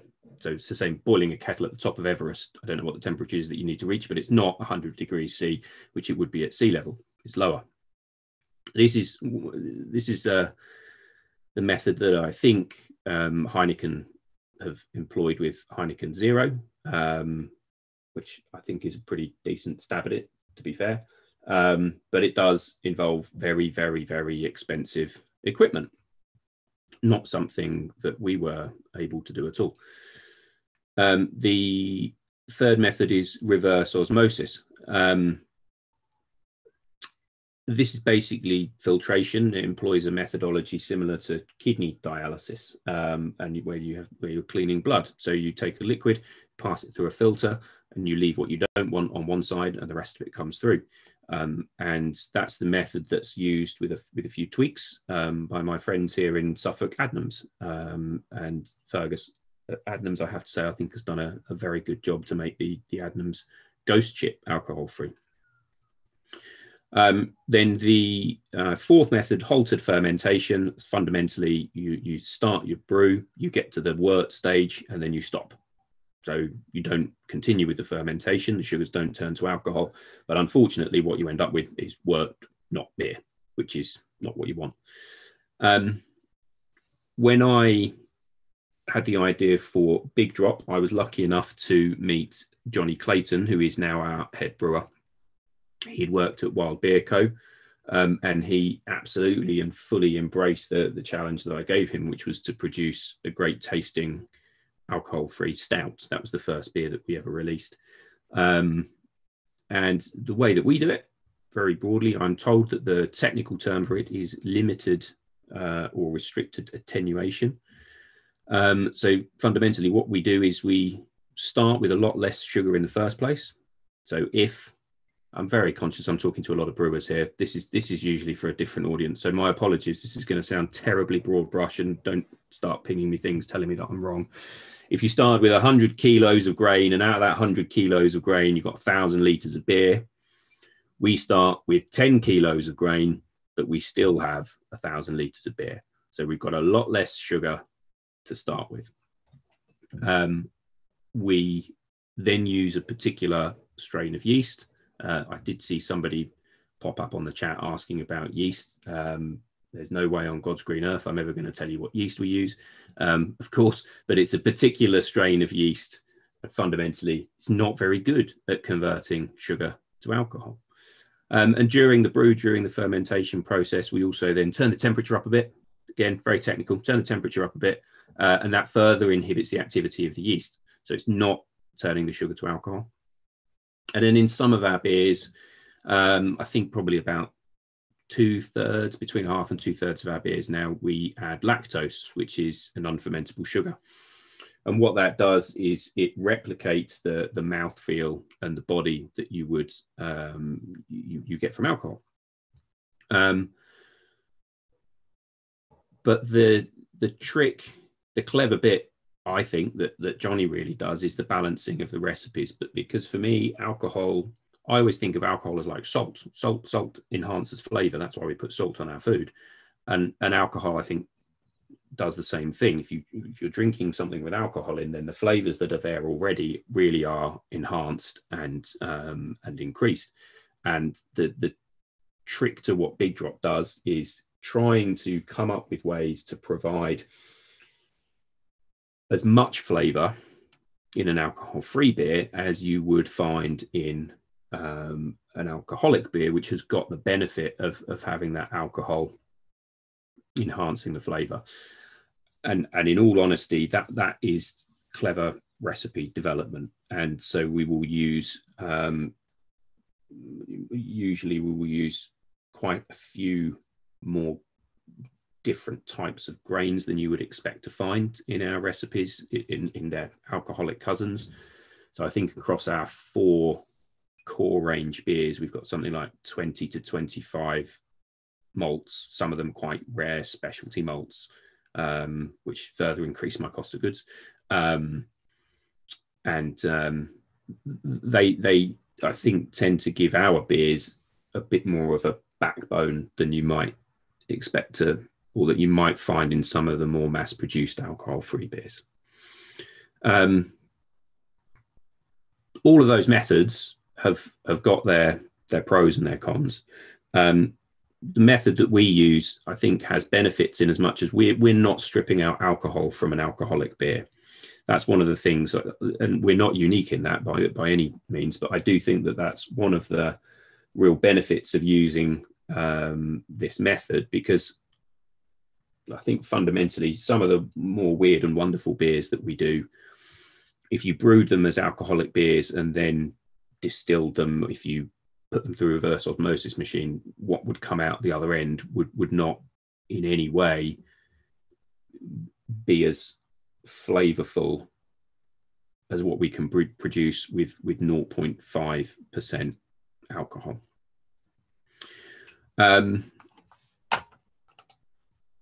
So then I think for me, the last bit before I have, seems to be some questions, which is, but I just thought I'd talk for 5 minutes about what I think is next for the sector in terms of alcohol-free beer. I can't speak to spirits or wine really. There's still some people who don't seem to quite get it, and they say, well, why do you know, is there a future in this? Why are people going to buy this? Is this business going to grow? And you know, there's loads of statistics flying around about what the size of the alcohol-free beer market's going to be in 5 years' time, and it's, you know, billions and billions and billions of dollars, but you know, who knows what it's going to be. But the point that I make is that, well, the question I ask in response to that is, do you think in 20 years' time people will be drinking more or less alcohol as a whole? And my own view is that they'll probably be drinking less alcohol, because, and I say this, and I always preface the following statement with this, I say this as a man who does drink alcohol. I will enjoy a few beers on a Friday night. I will have a glass of wine with my roast dinner on Sunday. You know, I will drink alcoholic beer in the pub with my mates. That's not a problem. Alcohol is not very good for you. And that's, I don't think anyone really can dispute that anymore. That's not a proposition which is controversial. But as with all things in life, we assess the risk and we decide what we're going to do with it. If crossing the road is potentially bad for you, getting in a car and driving is incredibly dangerous, but we do it. And in the same way, we make our decisions about what we consume. I think people will continue to consume alcohol, but I think they will consume less alcohol. But I think that alcohol-free beer is, as a result of that, if you accept that proposition, and maybe you don't, but alcohol-free beer as a result, I think has got a great part to play in continuing the traditions that we so enjoy, which is having beer with friends, having beer when we go out in, you know, in the sun, and all these wonderful things. Beer is a great part of our life and our society. I think alcohol-free beer has got a part to play in that. Specifically, the way I want to see that happen is, one, I don't want to be talking about low and no products in 5 years' time. I really do see Big Drop particularly, but alcohol-free beer generally, as part of a spectrum.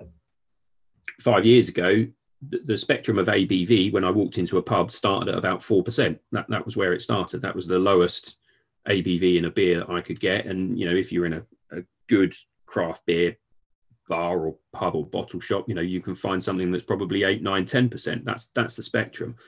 All Big Drop does, all alcohol-free does, is just pushes that spectrum a little bit this way down to 0.5, and there's other brands that push it down to 0. And for me, that then again, as I said at the beginning, it's about choice. It's about going into a pub, and I want to be able to go into a pub and on their 8 pumps over this end, fine, 10% Imperial Stout. I'll have a half of that at the end of the night and I'll enjoy it. But do you know what? Over here, I want Big Drop on draft, because there will be occasions when I'm going into the pub and I want to have my lunch, or I want to just have a beer with a mate and I don't want the alcohol, but I'd love a pint. Thank you very much. Pint of Big Drop, pint of Big Drop, pint of something else, and a glass of red wine. Lovely. And I think the more that every brewery gets involved and produces great, it's got to be good alcohol-free beer that they think is well branded. How people brand their beer is entirely up to them, of course. The more that the sector grows, the more noise there is. I do genuinely subscribe to the, you know, the rising tide floats all boats proposition. If it was still only me, Big Drop, doing this, then I'd have got it wrong. But we're not the only ones doing it at all. There's plenty of people doing it. And so I think as we get more choice, more options, different brands doing it, then that's only going to increase awareness, and that can only be a good thing. And that's me about done. Those are my pearls of wisdom. Thank you very much for listening. There's going to be loads of really technical brewing questions now, aren't there? And I'm just going to sit here going, don't know. What have you got for me, Poppy? Right. So first question from Palmer's Brewery. Firstly, well, thank you. It's great to hear more about your journey and get your view on the category. But Palmer's want to know, are all big drop beers in small pack or are they available in keg too? In keg? Yes. Yes, we do have 2 of our beers are available in keg. Citra IPA, which is delicious, and our lager, which I personally don't think is as delicious, but is still delicious nonetheless. So yes, we have 2 available. If anybody would like some, please contact James Bates, our UK sales director, and he will be very happy to sell you some. Fantastic. And I know we touched upon yeast strains. We've got 2 quite similar questions here. So how do you handle yeast and keep your beers alcohol-free in package if you don't pasteurize? They're sterile filtered down to 0.45 microns. So and actually it depends where it's brewed. So it is pasteurized in Australia and the US. In the UK, we use about 4 different breweries to produce the beers. There's a whole other debate about contract brewing, which I want to talk about as we move on through 2021. But they're all sterile filtered, so they don't ferment out in the can. There is, I have to say, actually,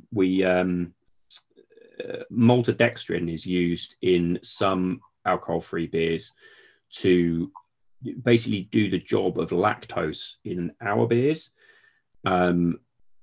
We do now use maltodextrin in a couple of our beers, but we've been really, really careful with it because maltodextrin can ferment out in package, and we've come across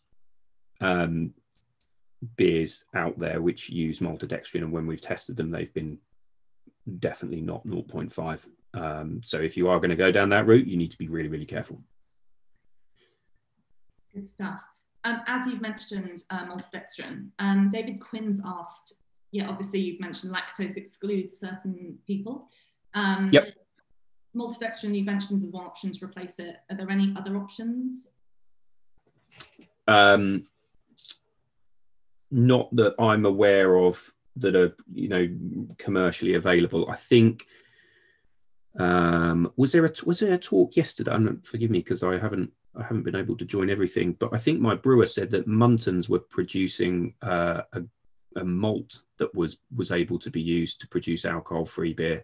So check out Muntons. I think that again, this is where my technical knowledge falls off a cliff. We've certainly only managed to work out how to make it commercially viable with maltodextrin or lactose. There are increasingly, I think there are specific yeasts that are being produced on a commercial basis, which are able to be used to produce alcohol-free beer. Those are not ones that we don't use those ones, but those are available. And I'm sure if you Googled alcohol-free beer yeast strains, you would find some companies willing to sell you those. There's I won't say who they are. There's a brewery in Europe that prides itself on its ability to produce alcohol-free beer. I believe it does it with a particular yeast strain like this.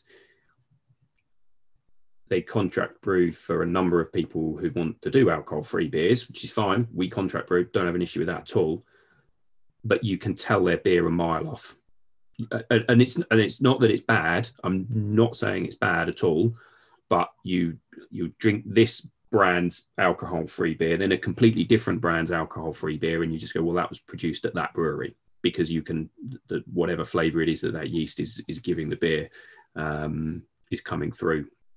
So it's not that it's bad beer, definitely not. But from a flavour perspective, it does give it a particular flavour. Sure. You're teeing me up beautifully here, Rod, so thank you for that. Moving on, in terms of yeast, you've mentioned, someone's asking, do you use a commercially available option, or do you have a house blend? So you have touched upon that. No, it's commercially available, you just have to guess. Sorry, what was the last bit? No, not at all. So commercially available, yes, yep. But you're not going to reveal a secret, that's fine. How long does it take to ferment out at a typical AF beer and for the beer to mature? Not very long. Good. One of the good things about, I used to know this a long time. Johnny does a lot of this now. I pay a lot less attention to this than I do used to. It's a few days. Brilliant. Okay, great stuff. And from Daisy Turnell, you mentioned millennials aren't your target market, but who is your target demographic? It's a good question. I like to say that I am the consumer. So I'm 42. I like craft beer. I enjoy good wine. You know, I pay attention to the things that I'm eating, the things that I'm drinking. But I've got 3 children, small children. I've got 3-year-old twins and a 6-year-old.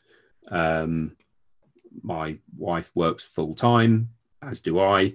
We got busy lives, and so, you know, I don't always have time for the consequences of alcohol in my life. So we're very much pitching it to the phrase the craft beer ecosystem. That's where we see it sitting. And that's not to say that there aren't millennials in the craft beer ecosystem, of course, but we're not. It would be disingenuous of me. You can't see, but I am going grey quite quickly to sit here and say, yes, I've produced a terribly funky brand for the young generation. So that's not how we do it. Thank you. I suppose, as you say, it's about giving people choice, and you want to appeal to a broad church, don't you? Yeah, it's a broad church, and it's a wide, you know, it's a big tent, it's a broad church, and you know, we're welcoming to everybody. There's no, but at the same time, you know, the first lesson that I was taught in marketing, because I came from law, so professional services marketing, is like nobody understands what marketing is in professional services, was that with marketing, you whilst you can be a broad church and a big tent, you can't pitch it as Daisy is technically a millennial. I'm glad you love our beers. I'm sorry, I'm not disparaging towards millennials. You're all lovely. Although you can be, you know, you can be a broad church and a big tent, but in marketing, if you try to be all things to all people, you will fail. You have to be something to somebody. You know, that doesn't mean that you have to be exclusive and try and shut people out. You just have to pitch yourself in a certain way, and so that's how we pitch ourselves. Yeah, thank you. And Craig Hudson's asking, is there a beer style that's proven difficult or impossible to achieve at 0.5%? For whatever reason, and I blow my own trumpet, but I do really, really well with our dark beers. So the stouts and the brown ales. Johnny just like, it always makes me laugh sometimes, because you read some brand stories and they're like, yes, I couldn't find a great alcohol-free beer, so I developed a recipe and it took me 2 years. And I think Johnny did the stout in about 2 weeks. And for whatever reason, he just knocks them out of the park. Use coconut stout. Yep, there you go. Done that. Yeah. Cherry stout. Yep, there you go. Done that.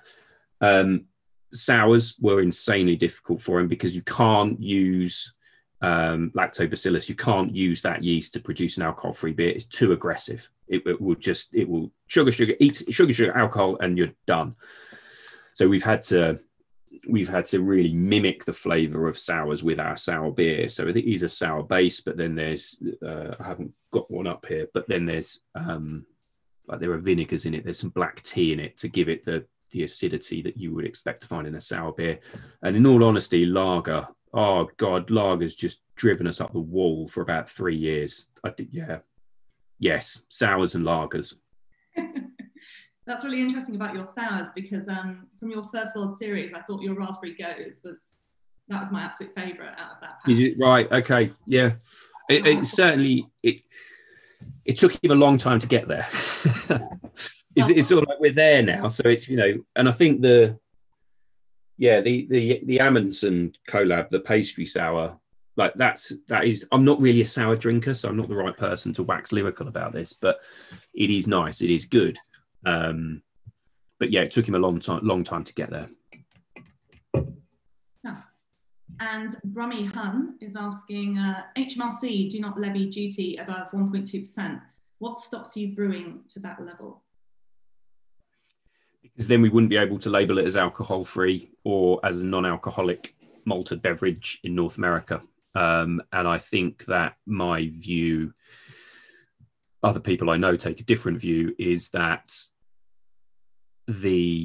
again, from a marketing perspective, the ability to successfully market 1% BSA is less than just being able to say it's alcohol-free. As I said, I don't feel that that's what we need to bang on about to sell our beer. We always say, we try to make great tasting beer that happens to be alcohol-free. But that's very much the hierarchy. And I think saying we make great tasting beer that's 1% ABV is not as compelling a message. If that makes sense. Yeah, absolutely. And Philip Ford, I think there will be a trend shift to more, the dreaded phrase, low no drinkers, as people more healthy alternatives. Where do you stand on low calorie and low sugar options as well? So I'm all in favour of them, of course. But I never set out to make a drink or a beer, certainly, that was low in calories and low in sugar and low. What I wanted was a great tasting beer that happened to be alcohol free. And indeed, I know this isn't quite the question, but it's a good example. In the early days, as if that was a long time ago, but in the first couple of years, as I said, some of our beers now have got lactose, but not all of them. But at the beginning, all of them had lactose, just because they were, we only had 1, 2, 3, 4 beers, and people were increasingly starting to ask, where's your vegan option? And I was like, I don't know. Do I need to do a vegan option? Is this a thing? I'm totally on board with people being vegan if they want to be vegan, of course. But I was like, it wasn't the driver for it. But then again, it comes back to this, broad church, Big Ten. Well, I don't want to exclude anybody. And so we did consciously set out then to develop beers that didn't have lactose in and that people could enjoy, because I think that is important. But it hadn't really crossed my mind as a thing, because it wasn't what I set out to do. And in the same way, calories and sugar weren't on my radar. But they are, all the beers are fundamentally, they're lower in calories than their alcoholic cousins for obvious reasons, because they don't have alcohol in. Sure. And just out of interest, are your beers gluten-free? Or do you have the vast majority are gluten-free, although again, depends what country you're in. They're not, the same beer in Australia would not be considered gluten-free. In the UK, yes, they are. Most of, I think there are 2 or 3 that aren't gluten-free, but all the other ones are, and it says on the can. Brilliant. And I think this is our final question from Gibberish Brewery. Do you think that transparency on how each of your beers are made can improve sales? Tasting bad, no alcohol beers made by not fermenting the wort has put lots of customers off trying new ones. Yes, I completely agree that's why I really get cross when I welcome good alcohol-free beers from anybody who wants to put them out. But yeah, what makes me cross is people putting out bad ones. And that's right. If you're not fermenting the wort, then that's one of the ways that you end up with, in my opinion, a bad alcohol-free beer. That does put people off trying other good ones, and that's negative. I think, generally speaking, in my experience, consumers don't really give a damn how you make your alcohol-free beer. I'll be perfectly honest with you. You start talking to people about reverse osmosis and vacuum distillation, they're just, what? Is it alcohol-free? Yes. Okay, that's fine. I think transparency, of course, is to be welcomed, and that's why I'm happy to talk about broadly how we make our beers. maybe consumers will change in the next few years as they become more educated and they will want to know. But right now, I don't think people care. Good stuff. Well, I think that's everything. So thank you so much, Rob. That was fantastic. Great to hear more about Big Drop. And no problem. Thanks for your time. Always happy to talk about Big Drop.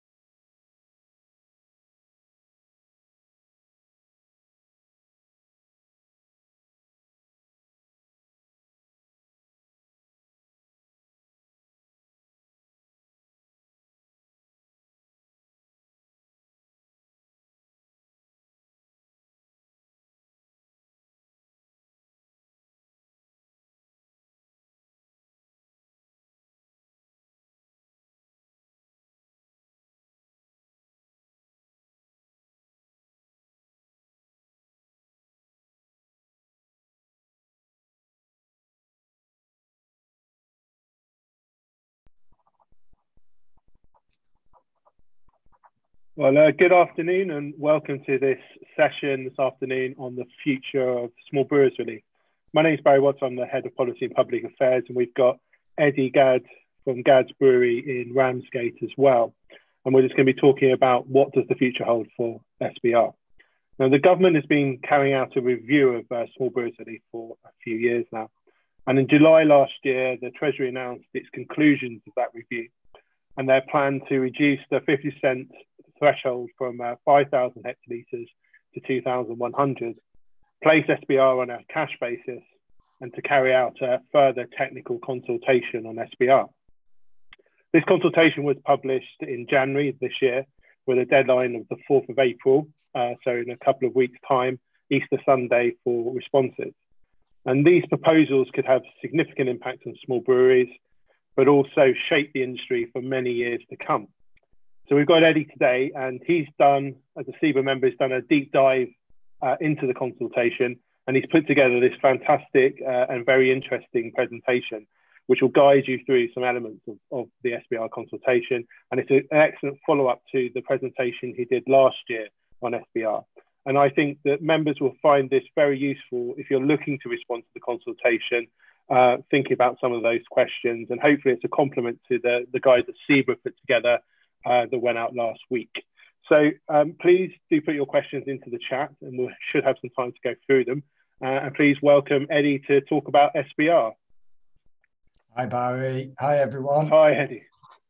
I'm not sure about deep dive. I suppose it is, but there are quite a few elements to the consultation, and we've just picked 3 out today just to focus on, because time constraints. We could talk all day about it, but we're not allowed to. So should we have the first slide? Yeah.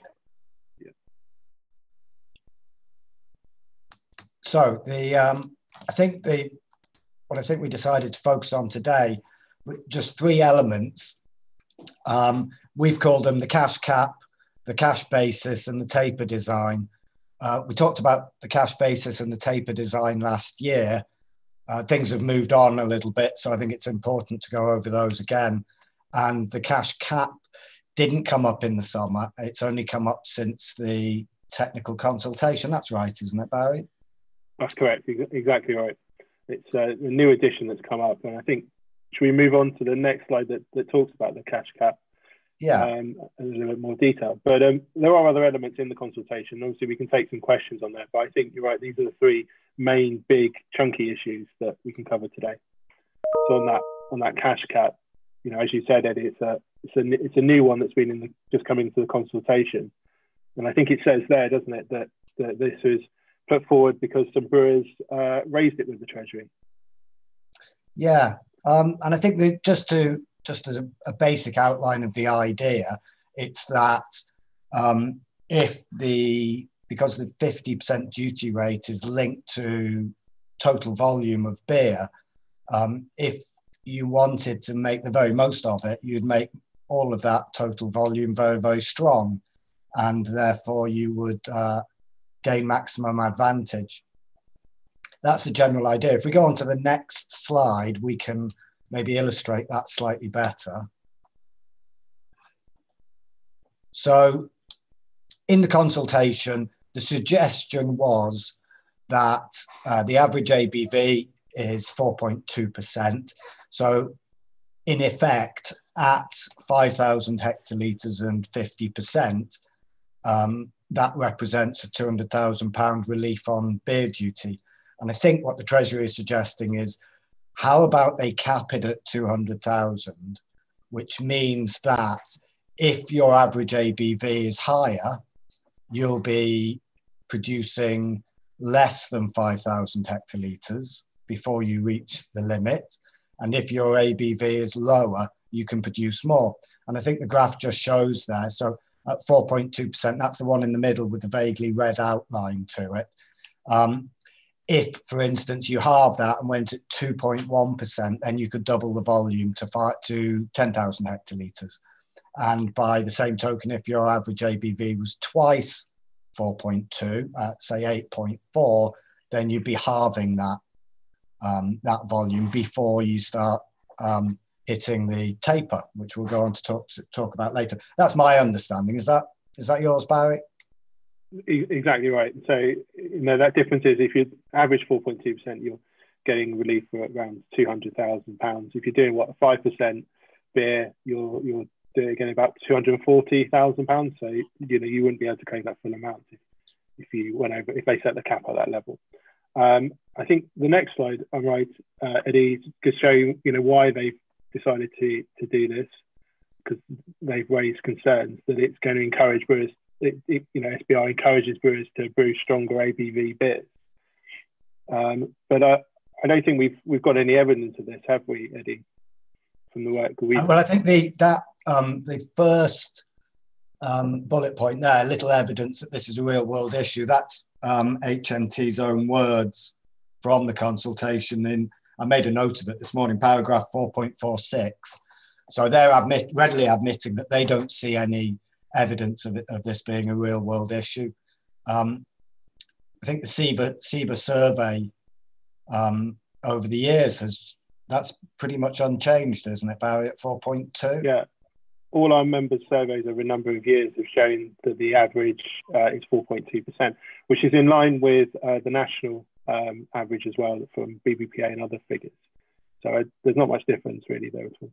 So on the downside, I'd say that, I mean, if all the beer I produced was a single ABV, then I think I could handle the maths and I could pretty much work out where I am. But we all produce a huge range of different ABVs at different times of the year. And I think tracking that and calculating when you've reached your limit and what you do after that does represent some needless complications. Yeah, absolutely. So you could complicate the tapers as well and add bureaucracy potentially, don't you think, Eddie? And then obviously, what, you know, is that danger to discourage people from innovating and brewing all of those double IPAs and imperial stouts that we seem to enjoy at the moment? I think that as a small brewer, that's how I feel about this. It does feel like it represents a restriction on our innovation. And that's a niggling little attack, I find, on small brewers. It's pretty much our only advantage, or a huge element of our advantage is our ability to innovate.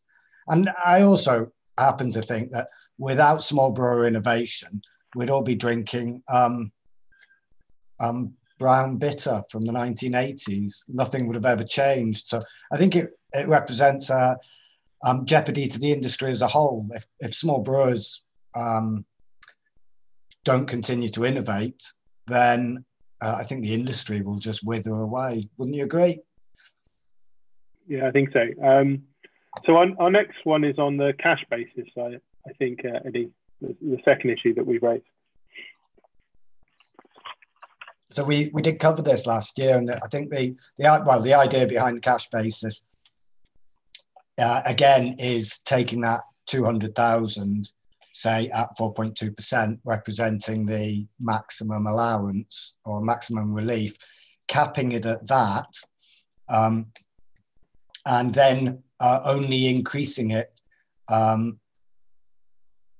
the moment, it increases automatically with the headline duty rate.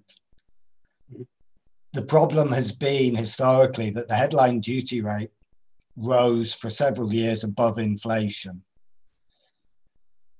during the beer duty escalator, and that did cause imbalances. It did mean that the relief got larger in real terms. Had the headline duty rate just tracked inflation, then none of this would have happened.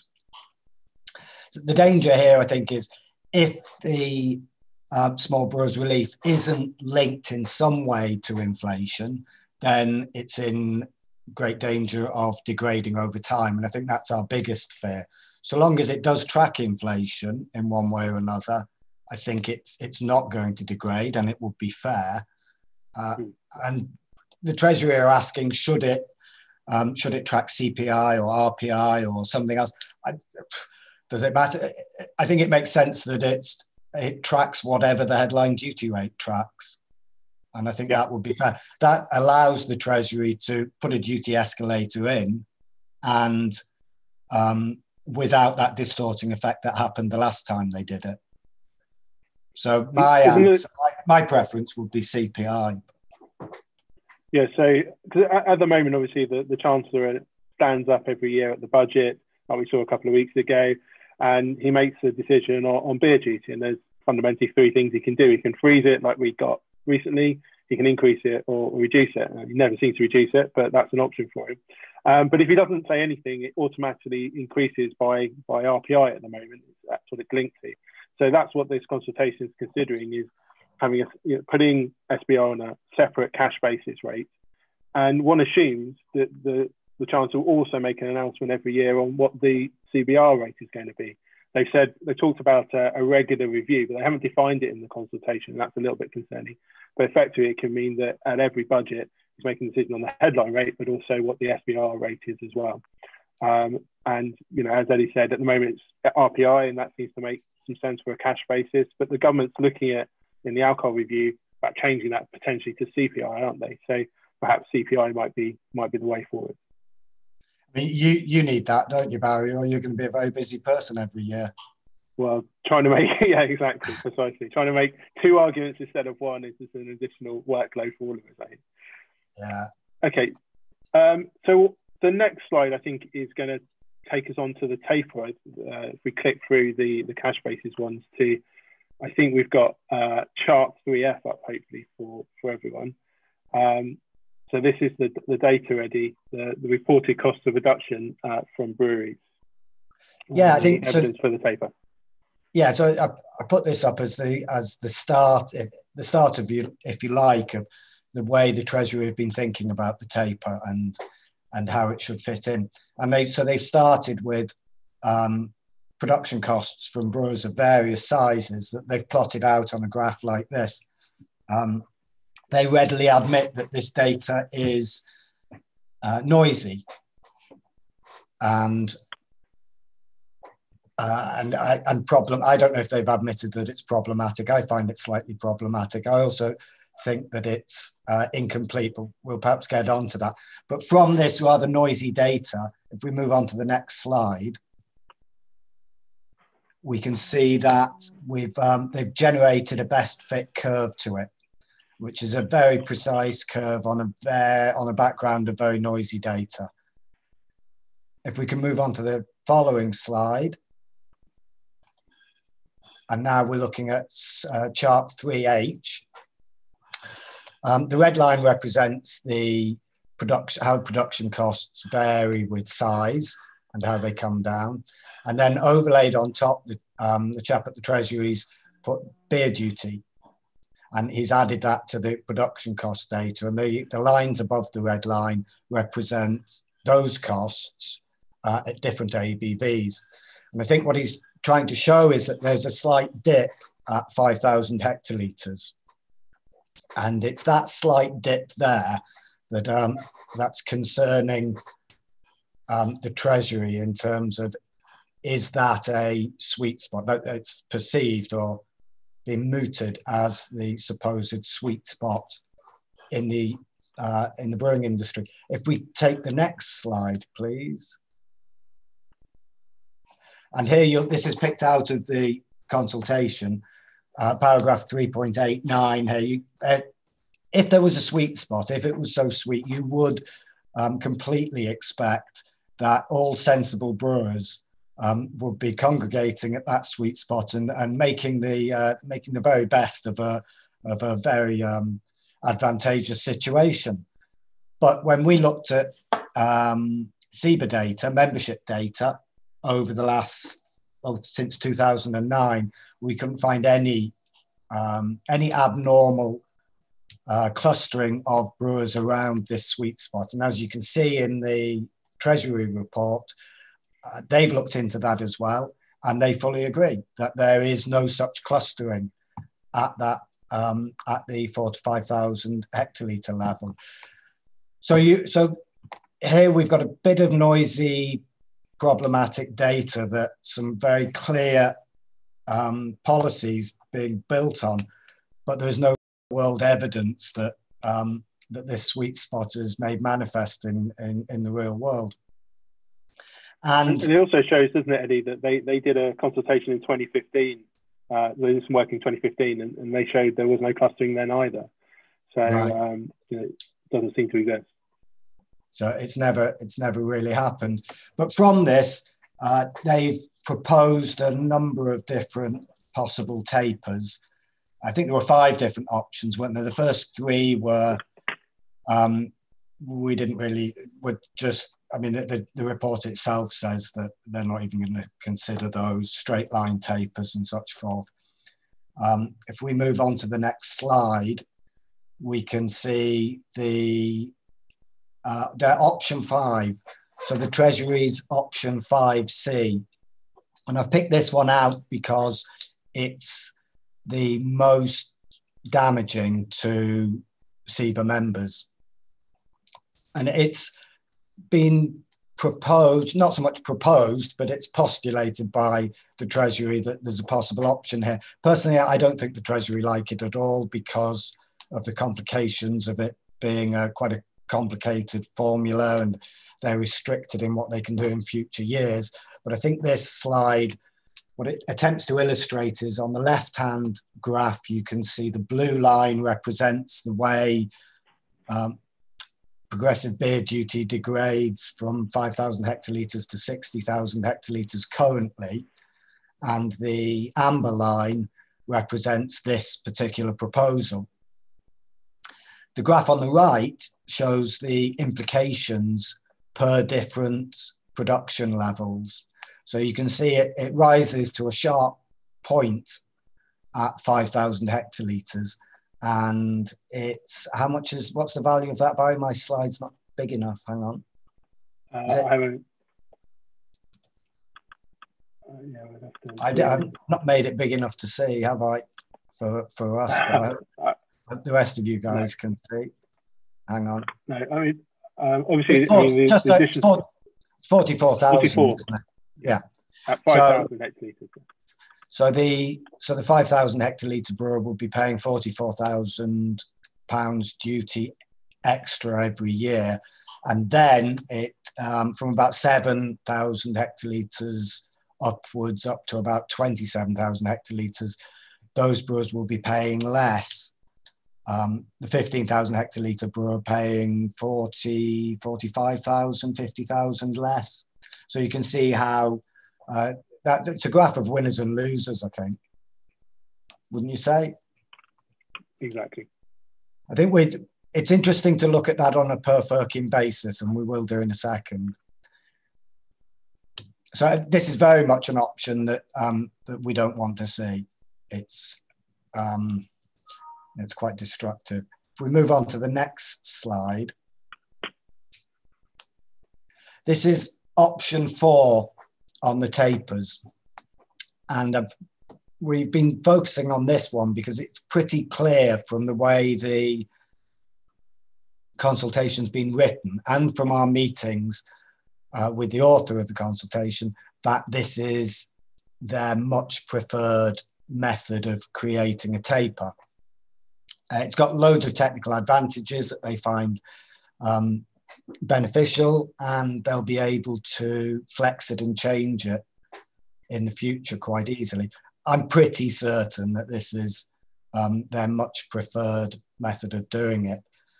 They threw in some numbers as a proposal, I think, for us to think about, and the numbers are in the top right hand of the screen there.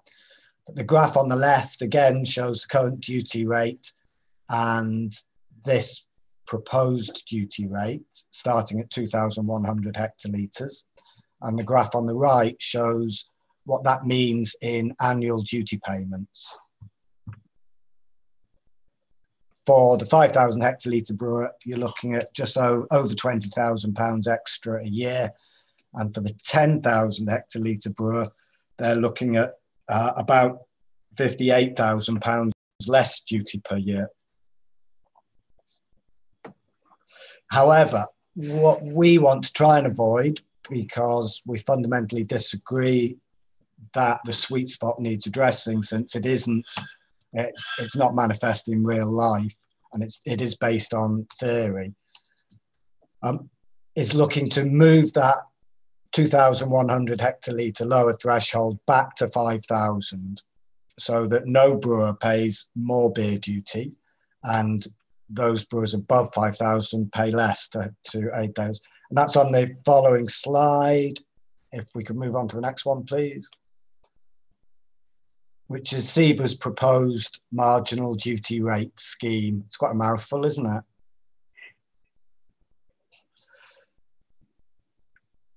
So again, just take it back up. Sorry, Nico. Yeah, so starting at 5,000. The table in the top right-hand corner of the screen shows the numbers that we plugged in to create that curve. And the graph on the right-hand side of your screen shows the change in annual duty payments. And as you can see, no brewer is paying more than they currently pay.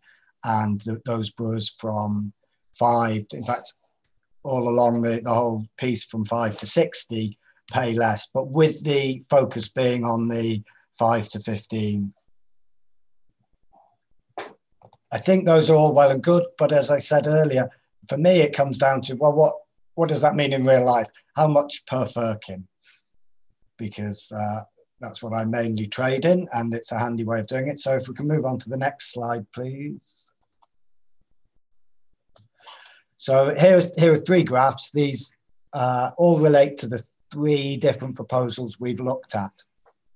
And what they do is they change, it shows for the size of production you have, how much duty per firkin, or the change in duty per firkin that you can expect. So with the first proposal, the one that we say is the most damaging to the smaller brewers, you can see that peak is at 5,000 hectolitres, and it's £3.50 extra per firkin, and at about the 13,000 hectolitre mark, it's about £1.20, £1.30 less per firkin. So you can see a net swing there of £4.50 a firkin. Mm-hmm. The next one is the Treasury's proposed marginal rate with their numbers in. That's a net swing of about £4. And the bottom one, SIBA's, which shows a net swing of £2, £2.15, something like that.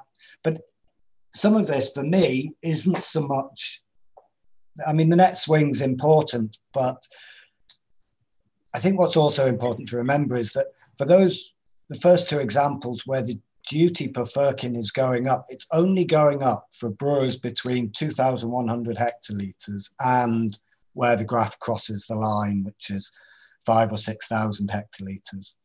And I have a real problem with that, in that I know that an awful lot of my customers are going to be, say, most of my customers are independent traders, and they would take it on the chin. They're not going to be enormously happy about it because the price of my beer is going to go up and the price of other people's beer isn't going to go up. So they're not going to be super chuffed. But, you know, they're good people, and they'll probably stay with us. The problem I have is that the few national supplies that we do into pubcos or supermarkets, those buyers aren't going to accept an increase in price from just a small section of the brewing community. And so this could be enormously damaging for a brewer of our size trying to put our prices up when other brewers don't have to. And we're dealing with powerful national buyers who are pretty tricky at the best of times. I know I'm going to find it very difficult to put those prices up into the national supply, which means that the prices to the independent free trade have to go up by significantly more to make up for that, or it comes out of my pocket. But I can show you my pockets, and they're empty, Barry. Yeah, thanks, Eddie. I mean, so if the government presses ahead with their changes, you know, what do you think is going to happen to your own brewery business, and what do you think other breweries will end up doing? They reduce it down to 2,100. Well, I have looked at it pretty extensively, and I have spoken to some of the customers that I have in the national supply chain, pretty certain they're not going to accept a price increase in the short term. So we're going to lose that volume. We either lose the volume or we increase our prices into the independent sector. I'm not minded to do that. I'm far more minded to shrink back to just dealing with the independent sector, not put my prices up, and sit back really, and maybe wait for better days. Mm-hmm. But I will say, what for me the biggest problem in growth, and we've been through 5,000, we've been up to 6,000 and back again, and the fundamental problem that we have isn't with the independent sector at all. It's with the national supply chain and the power of the buyers. We just can't get a realistic price from them. So to be honest, it doesn't really matter what you do to beer duty. They're not going to pay. And their power is such that they're holding us all to ransom. And I think any proposal that increases duty for small brewers is going to weaken the independent sector and strengthen the national business and strengthen those buyers. So I think there's a very good argument that says we shouldn't go down that route. Should we take the last slide and sum up and see if anybody's interested in asking questions, Barry? Sounds good to me. So the final one's just a summary there of the points you've made, aren't they, Eddie? Yeah, the cash cap, there is no evidence. The Treasury know there's no evidence.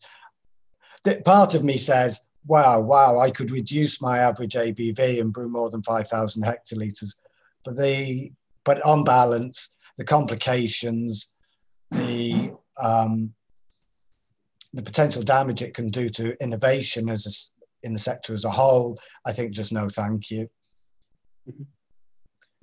Cash basis, just whatever the headline duty rate's linked to. I think that's pretty straightforward. I think it answers the Treasury's problem and it answers our problem. Yep.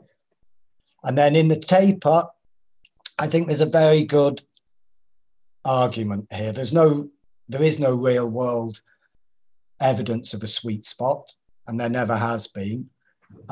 The cost data is a little bit problematic. It doesn't take into account anything to do with market access costs. And this may well be why you don't see any evidence of clustering at the sweet spot, because actually it ain't that sweet, because you've finished, you've got all the independent sector trade you can get in your area, and you have to go to national buyers. They're not paying.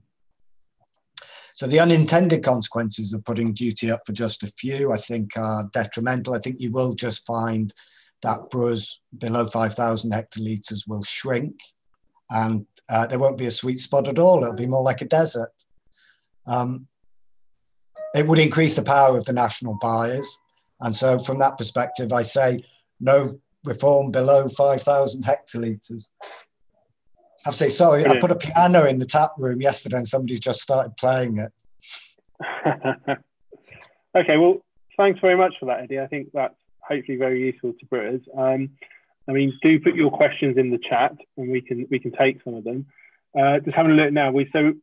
Hoppy Place has just been asking about what's in it for HMRC for choosing the SIBA marginal rate one. It seems they simply gain less duty. They'd never agree to that, would they? Well, ask the Hoppy Place. So you've been in those meetings, Barry. I have, exactly. So,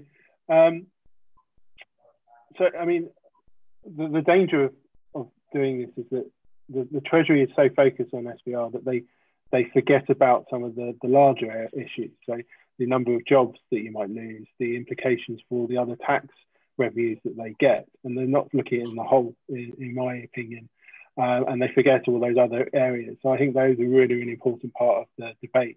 I mean, I think that there is, because you safeguard those breweries, the 150, between 2,100 and 5,000 that aren't hit by such a significant cost. If you're going up by up to £44,000, well, more than a member of staff that you might lose, and those businesses might reduce down to 2,100. Do you have any thoughts on this question, Eddie? Well, it's a proportion, isn't it? I mean, to you and I, it's a vast sum of money. To the Treasury, it's, as one of the officials described it, as being small change, a rounding error. And if you consider that, just it's a less than 1% increase in the headline beer duty rate would make all this, the financial implications go away in an instant. Or indeed, if you consider the amount of duty that's ripped off the Treasury by some of the big brewers putting in sediment allowance on their casks of up to 7 or 8 pints a cask. If you can sort all that out, that's huge sums of money. Or indeed, Molson Coors and their ABV debacle is 4 or 5 times the amount of money we're talking here. So it doesn't, on the surface of things, it looks like the Treasury is having to put their hand in the pocket quite a bit. In actual fact, I think they'd be prepared to pay because it would make a problem go away for them. I mean, that's the important thing, isn't it? That at the beginning of this, the minister told us and said in the letter that they sent to SIBA that they're willing to invest a little bit extra money into SBR as part of it. So this isn't just about money. This is about changing the scheme itself.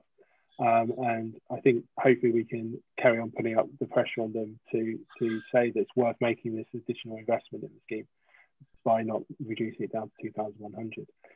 We do have some time for some other questions. Christie's asked some general points that change per Firkin is the most relevant, as this is the price increase we'll have to manage with customers as volumes increase. So SIBA's option is better for us, but SIBA costs the Treasury the most. I think we kind of addressed some of that, but you're right, the per Firkin does show it quite well, doesn't it, Eddie, about the impact? I think so, yeah. I'm glad somebody's noticed, because I've been wheeling this one out for a few months and I didn't really get any bites on this one.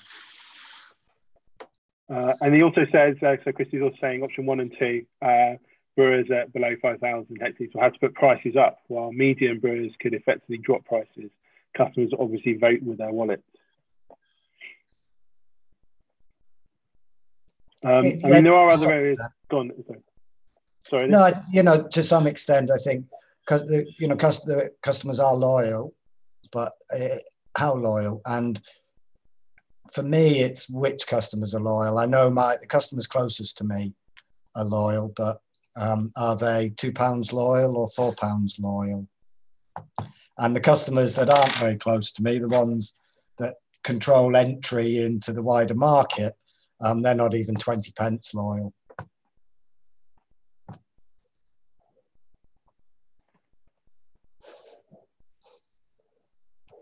I mean, there are other areas we haven't covered today. The mergers and acquisitions is also, has potential implications as well as the how production is calculated, and that's all in the guide. If people do have questions today, we can talk about that as well. So Bobby's asking, what about the proposed time of implementing these changes? Less than ideal, maybe defer to 2023. That's what you've been asking for, isn't it, Barry? We have been arguing that case. So at the moment, these changes are supposed to come into effect in January next year. So the time frame is that the consultation will end in April. The government has to go away and consider their response. And then there'll have to be some changes, legislative changes as well. And there was a feeling that they might do that as part of the budget later in the year. But we've seen with this Chancellor, he's not afraid to do things, out of sequence. So we could see some changes then. But it gives very little time for small breweries to prepare for any changes for January. And obviously, we've been arguing that they should have some extra time to implement these changes if they do make them, and maybe some kind of some relief for those that are having some of these changes. So I definitely think that's worth arguing the case for. Yeah, definitely. Have we done all the questions? Yeah, absolutely. Either we were really bad or really good, Barry. I'm not sure where. Well, I hope so. But I mean, anyone that's got further questions can obviously contact me, and I'm sure Eddie won't don't mind taking any questions through emails. Obviously, we've got the guide that we've put out from SIBA. And you do have any questions, I would encourage as many people as possible just to reply to the consultation and give their personal experiences from their own brewery about the impact it will have. But if you need to talk through that, please just contact me directly, or Eddie, I'm sure, will help out as well. And make sure we get those in before the 4th of April. I think, Barry, it is worth saying that the people that are looking at this and the gatekeepers to the decision making are these are economists, very, very bright, clever economists. They're not brewers, though. And so whilst they can throw numbers around and understand this markets and behavior, they don't understand the brewer's experience. And our experience is quite particular because we work in quite a particular industry that's very old and to some extent is pretty set in its ways. And a lot of those ways are pretty disadvantageous to us as small brewers, obviously market access. So I think the more the Treasury gets responses from small brewers talking in real terms about what the implications are.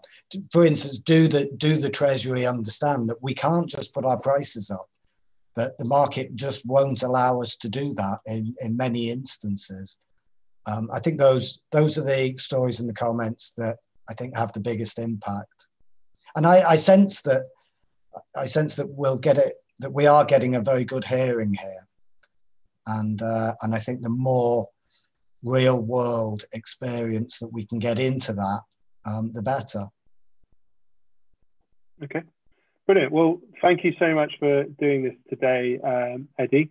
And like I said, if anyone's got any further questions, please do not hesitate to contact us. And thanks very much, and hope everyone enjoys the rest of the sessions of BeerX Virtual. And hope to see everyone for a beer next year instead of just on the screen.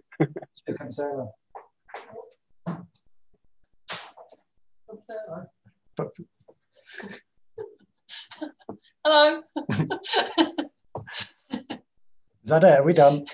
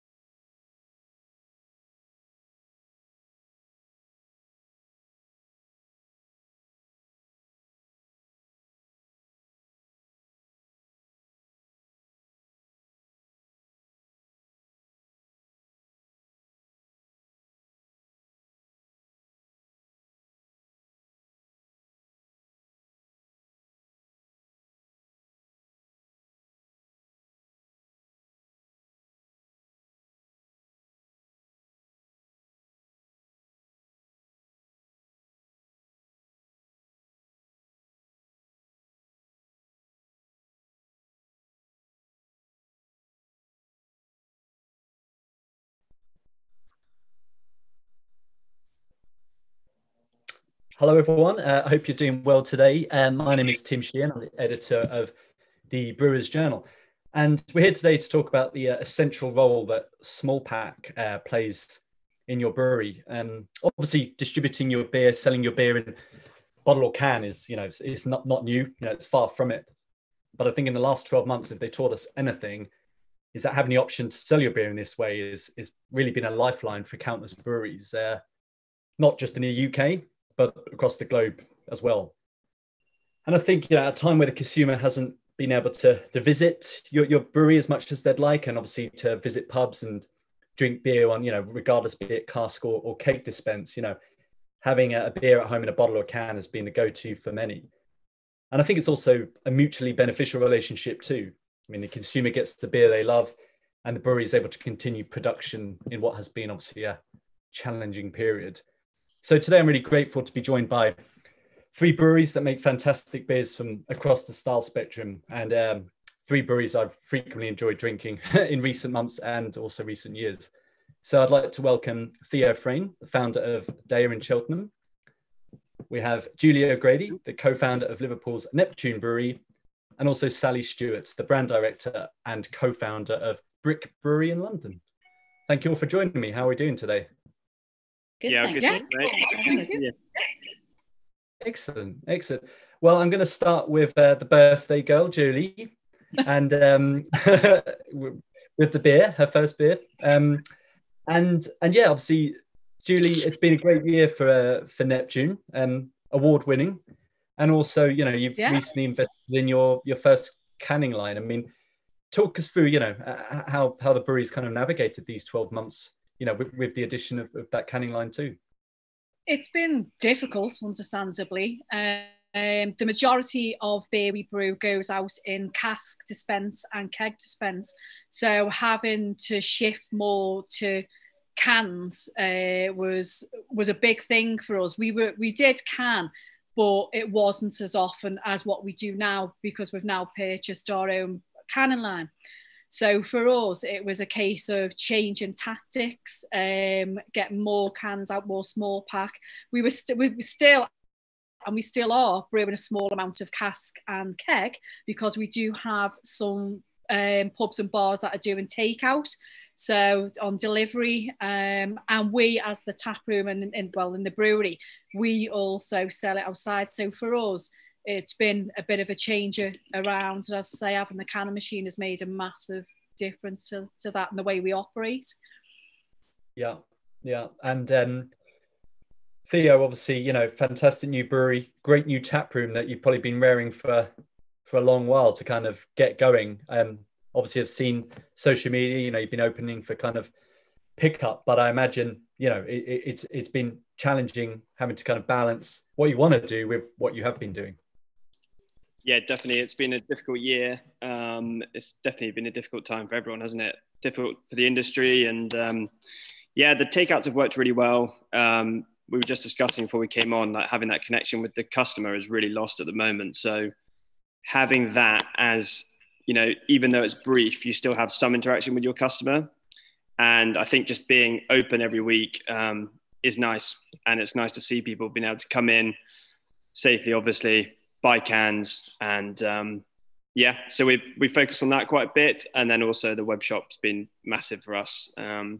We basically had to push all our volume into small packs, so into cans for us, and through the web shop, and then through bottle shops and pubs and things like that. So big changes for us. We used to be more of our volume went into keg than it did into small pack before COVID. And now we're, throughout this whole period, we've probably been like 95% cans. So it's a wholesale change. If you, took the business as a whole, it's quite a significant change to make. So it's been interesting, but yeah. Yeah, you can say that again. And Sally, how about you? How's the team at Brick got through the last year or so? Yeah, well, I think like both of these two, it's been incredibly tough. We've had to adapt again. And I think, whilst we've always had quite a good customer base for small pack, equally, around 70% of our business was through keg, and part of that was through cask. So we've obviously had to basically change all of our packaging during lockdown through to cans, which, you know, we could do because we had our own canning line, in which we'd actually just upgraded, thankfully, just before the first lockdown hit. So we could do that quite easily. But it also wasn't as simple as that, because I think as an industry, we were also hindered with shortages of aluminium. And then towards the end of the year, there were two major can contractors who basically cancelled direct purchases. So again, it hasn't been an easy change to go from draft beer, keg, cask straight into small pack. Has it given your sort of your brew team a bit more flexibility with what they're brewing? Because they obviously, you know, Brick has really, you know, had a really positive regarded name for your sort of core range of beers. And then over the last couple of years, that really great reputation on the sours side as well. But, you know, this year you really feel like, from my perspective, you've been going great guns with an even more diverse number of beers. Yeah, I think some circumstances like that do give you an opportunity to readjust and reevaluate, and also to be a bit creative with the things that you do. I mean, when we started 2020, we had this amazing plan of everything that we wanted to do, not just including a beer calendar, but everything we wanted to do as a business from our strategy perspective. And that all completely changed. And I think towards the end of the year, we reevaluated everything, what we needed with our direct to consumer, so what we needed at the tap room, as well as with all of our, our customers who've been amazing throughout this entire thing. And we decided, we'd ramp it up a little bit. And whilst we had a great core range of 6 beers, we took stock, some weren't selling as well as others. And we decided that the IPA sort of route we would take a few more risks with regards to that and experiment a little bit more with the hops and hop profiles. And that's why you'll see now we've got quite a lot, at least once a month, either double IPA, an IPA, or a table beer that's coming out that's really focusing on the hops specifically and how they work together and the hop profiles. So it is an exciting time for us. Great stuff. And Julie, with the addition of the canning line, have you enjoyed being able to have that sort of, you know, maintain that relationship with Neptune's customers? You know, there's obviously you've been putting out a great array of beers as well. You know, lots of good variety of styles, and you know, it's been great I imagine for people to be able to come and order or visit and you know, get these beers direct from you. Yeah, it has made a massive impact on us, and you know, in the business. The demand has been great. We have a lot of, where we're based on an estate, we have a lot of local people that come to visit us, as well as, you know, getting the beer out online as well, and people being able to try beer, you know, that they've never had by us before. And we've been able to get different beers. Like Sally said, you know, trying different things with new hops, trying different styles of beers. So having that canning machine has absolutely made a big impact for us to be able to do what we want, when we want, and we're not limited to a time. You know, we can do, in January, we brought out our first 330ml can limited editions. We had Kelpie, which was a wee heavy, which we barrel aged in 2 different bourbon barrels. And then a couple of weeks later, we brought out Medusa's Gaze, which we brew every year, and we barrel age. But this time round, we put them into, you know, small pack 330ml as well. And they sold so quick. We got great reviews. So for us, being able to get more cans out, it shows how, you know, how we can brew the beers that we can do and different styles. So yeah, it's been very, very positive for us, and we're very grateful for everybody who, you know, has supported us and continues to support us. No, great stuff. Has there been a bit of a learning curve with having your own, you know, canning line? I mean, obviously there's we've got some great contract canners in the UK, but I imagine with the positives of having your own kit, there's, you know, a bit of a learning curve and a bit of a challenge to get used to that as well. Do you know what? The canning machine that we've got is completely different to the one that we had. We had people coming to us to can the beer, never ever left the building. But the one that we've got, do you know what? It is so easy to use. It's great. Even I can use it. So you know, it is foolproof. It is very easy. So for us, yeah, you know, if I can do the canning, or Les could do the canning, Gav could do the canning, you know. So yeah, for us, as I say, it is quite easy in that respect. We always understood about obviously how beer was canned and what to look out for. So yeah, you know, that experience has just been enhanced now by the canning machine, you know, coming in. So yeah, positive. Cool. No, thanks. Theo, obviously, you know, as you said, obviously, understandable huge shift from, you know, the way you've been packaging your beers. I mean, do you see that kind of creeping back to how it was before, or, you know, does it work better for you guys in a business sense now to kind of, you know, can more of your beers than you'd be putting into keg? Yeah, I think that's kind of the interesting question for us going forward, really. I mean, there's no doubt there's a lot of benefit from selling a lot direct, but there's also a huge amount of benefit from being in all the places that allowed us to get to this position and sort of supporting the industry, if you know what I mean. So I think we're making more beer now and selling a lot of it direct. So I don't know what's going to happen going forward, but if we can maintain that, that'd be fantastic for our business. But I think at the volumes that we're at, maintaining that is a significant challenge. So we'll see how the world opens up post-COVID, but I think it will go back to sort of normality, I hope, where we'll be sort of 50% draft, 50% can. We can supply the places that we want to supply. You know, we work with a lot of direct customers. We want our beers on draft regularly. We want customers to go into certain places and know they can buy our beer. We want to be like a dependable brewery for those places that have really supported us as we've sort of grown. So I would like to have the best of both worlds if possible, where we still have a really good direct to consumer model, but also we have that on-trade presence as well. And we moved into a new site with a new brew kit, and so we do have the capacity to do that, I think. So yeah, that would be an ideal situation. But we're extremely thankful for the position we've been able to maintain during this time. I mean, we've been really busy. We're still doing, you know, good volumes production-wise, and the sales have been really, really strong online and to all our customers, wholesale customers and sort of direct customers. So we feel in a very fortunate position. So yeah, hoping for a good year again.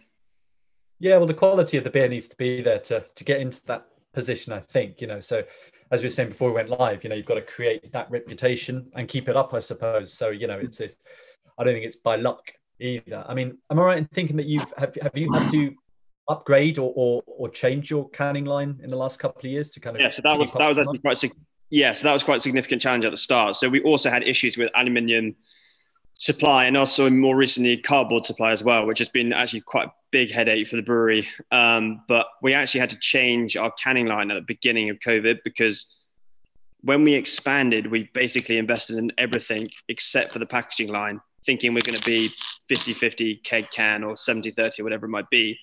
When we were then 100% can, we couldn't get the volume through the canning line to keep up with the production rate we were on. So therefore, we actually have gone to renting a line, which we've done since probably this time last year. So we're actually renting a line at the moment, which allow for greater throughput. But still, it's not an ideal situation. The volume, the cans per hour, cans per minute. Ideally, we'd like to do better. So like the packaging team are extremely busy, pretty much non-stop, to be honest. And that's like a real critical point at the brewery at the moment. I would say the majority of conversations around the brewery about packaging, because it's so critical to get those cans. Without those cans, you know, we effectively don't have a business. So getting the cans right and getting them out in a timely manner, et cetera, is been a huge focus for us this year. Yeah, and not ideal changing your canning line during with everything going on, you know. No, it wasn't ideal. No.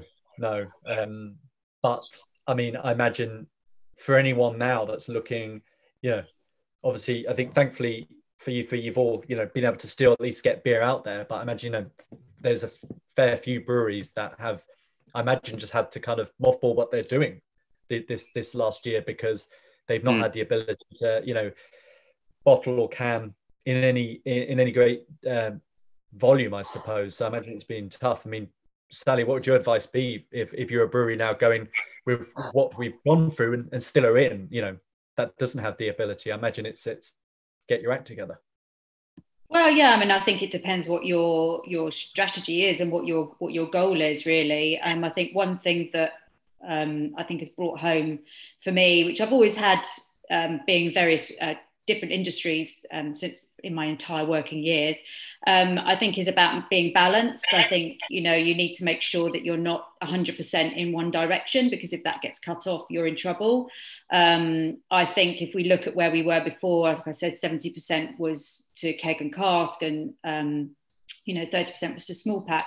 That was probably a little bit unbalanced. And I think, you even look at your distribution levels, whether it's to the UK, export, wherever you are, if that's Asia, Americas, Europe, I think you need to make sure you're balanced, because if one of those areas gets cut off, then and your majority of product is going in that direction, then you're going to be in trouble. So I do think people need to think carefully, but it obviously is a significant investment to get yourself your own canning line. So I think, you've got to weigh it up and see what happens. But I'm hoping, like Theo said, I'm hoping things will go back to relatively normal, where we see that a bit more of a balanced approach to the packaging. Yeah, no, I think you're right.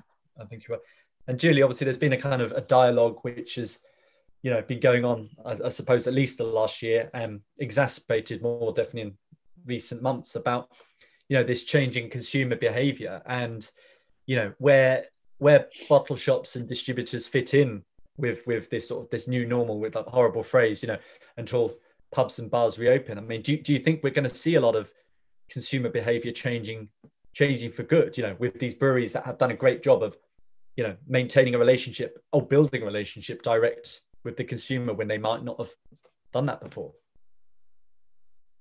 No, I think it's going to carry on to how it was. Personally, I think there may be some people who will just go direct consumer, but I think that the way things have been the past 12 years, people want to get out, they want to get to the pubs, they want to be able to enjoy, standing at the bar and drinking, but there still will be some people who won't want to do that. They won't want to risk going out, but a lot of people will still want to support the breweries, still buy in, small pack, whether it be direct from the brewery or the bottle shops. And, I can't see a massive change to be honest. For one, for events, for things like events, barbecues and birthdays, I think maybe people may go towards still supporting those breweries, the bottle shops, instead of going to the supermarkets and buying, in bulk. But I think on a whole that it's going to go back to how it was. I can't see a massive change, to be honest. And Theo, I mean, do you work with many distributors? Because obviously, following on from that point, there's been a sort of hot debate on the pricing of beers, on how, okay, it's all well and good a brewery is selling, and that's their prerogative and their business model to sell direct to the consumer, but how does that play out when the price that the distributor's paying compared to what the bottle shop then has to charge it for? It kind of creates a bit of a grey area in the consumer's mind, I bet. Yeah, I think it's really interesting. I think you've got to take each sort of business on an individual basis, because some breweries, that might be their business model, that might be their strategic decisions to only work directly with people, and then other breweries, it might be distribution, and that could be based off price points, it could be based off volumes, brand, etc. So I think personally that I think it will return to hopefully it will return to pretty normal where it was before, and there's a place for everyone, and consumers should, I guess, have the knowledge of exactly what they're buying and which brands they're buying into and stuff like that. So some breweries and some sort of brands suit different routes. Some suit supermarkets, some suit distributors onto keg bars, some are better working direct to consumer. It's all about taking things on an individual basis and realizing that everyone's got a place within the industry. So that should probably be celebrated as well. I can kind of see how this has been a particularly difficult time for distributors, because their sort of place in the market has been in some ways sort of bypassed. So I imagine it's been extremely difficult. I mean, we personally do work with distributors, and we have really good relationships with those distributors, and we see them as a really key part of our business. But that's not to say every brewery our size or who has similar styles of beers that we make would view the same thing. So I think it's a very it's not a black and white thing. There's a lot of room for different things going on in the industry, and I think that's probably a positive. As long as the consumer is getting good quality at a good price point and stuff like that, I think it's all positive. Yeah, no, I agree. And Sally, I obviously, again, this is a bit of a hot debate, but the price point of supermarket beers, what they cost compared to what the equivalent would a bottle shop owner might pay, to have beer in, and I imagine everyone can sympathise with the quandary when a consumer might come in and go, well, wait a minute, you're charging this much when it cost me this much. I mean, I imagine it's a fine balance between, okay, you want to serve as many different customers as possible, but serving a supermarket, for instance, is it's a way of sustaining your business. It's a good customer to have. It is for certain people, absolutely. And I think Theo was right on point there, where he said it depends on what your route to market is and what you really feel works for your brand. At the moment, we only work with one key sort of like main retail partner, and that's M&S, and that's within the M25 at the current time. So we have worked really closely with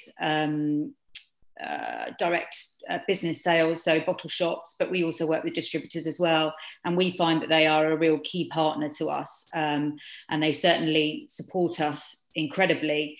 And picking those partners is, I think, a very important point, making sure that they are caring for your beer as you would care for your beer, to make sure that your beer is getting out to the people in the right format and poured in the right way, for example. So training them as well on exactly what our beer is all about is really important. So I think there is a fine line. It works for some people and it doesn't work for others. No, I think that's fair. I think it's fair. Julie, do you have anything to add on that? No, I agree with what Sally and Theo said. I think that, it's an individual choice to that brewery, how it does work for them. There are some distributors that are only taking at this present moment the beers of the bigger companies, the ones that they know they're going to sell instantly. So some of the smaller breweries, some of our distros are still taking some beer, but it has reduced in the last 12 months because they're taking more of those bigger, well-known brands, and that can be understandable, but at the same time it causes a quandary for us. How do we get our beer out? So we've had to go direct in some instances because we can't stand still and the beer still needs to go out. We would much prefer it to go direct to distributors so they still get their cut, if you like, and then it goes on to trade. But if that's not happening, then that's the only route that you can go. And I know that as smaller breweries, that there's a couple who've had to do that. But yeah, it's an individual thing on obviously how people want to run their business. And I know it is a sticking point with with conversations on social media as well. Yeah, I do think there's perhaps less of a stigma about it these days, though, as well. I think there is an acceptance that, to echo what Theo said, and you have both too, is that, it's down to what route of market you want to take. And if, supermarkets are playing a part of that, then, that's the brewery's prerogative, and so be it, but I think, that there is space. My diplomatic hat on here. I think there's space for all avenues, and thankfully, depending on which figures you go to, the 3,000 plus breweries in the UK at the moment, maybe 800 or so less than that as well, if you kind of drill down. But at least there's choice for everyone. But I suppose, on the subject of this talk anyway, looking at small pack. I mean, Theo, obviously, primarily beers go out in fantastic 500 ml cans. Is that still? I imagine that's going to be the focus from now on, apart from maybe bottling some of the the mixed firm stuff. Yeah, definitely. That's our focus. We are doing some 375 and 750 ml bottles of mixed fermentation beer in a much obviously smaller capacity is sort of tiny volumes comparatively to the sort of clean beers in cans. But yeah, that's very much our focus. Yeah, I was just going to say on the previous point, I think it's kind of every business's responsibility to make themselves competitive in their own way and in their own market. So there's a lot of noise, like you say, but everyone's got to find a way of finding their own market and making it work for them. I know that us personally, we wouldn't be able to compete really in supermarkets, I don't think, based on price point and, you know, potentially how many brands there are nationwide who have a very strong brand following and things like that. So yeah, it is complex, but I think each business has to take their responsibility in creating their own sort of strategy and going with that, really. Have you been approached by supermarkets before? Yeah, we've been approached quite a few times. Yeah. So, I don't think it's. Yeah. Sorry, you were going to say? No, you go, Tim. No. Well, let's go back to, I suppose, on the beers. I mean, DEYA's obviously made its name, you know, for many people, a sort of fantastic hop forward, you know, hazy pale ales and IPA. But I think it's important to highlight, you know, you've been doing a lot of great, you know, so-called traditional English styles as well, among other beers, and great lagers too. I mean, what beers are you kind of looking forward to releasing, you know, as the year goes on? Yeah, I mean, this year maybe has accelerated things a bit, like we've discussed. You know, we're definitely brewing for the online shop, so making sure there's really good variety. We're very much known for hazy IPAs, and our customers, you know, are into our brewery because of that.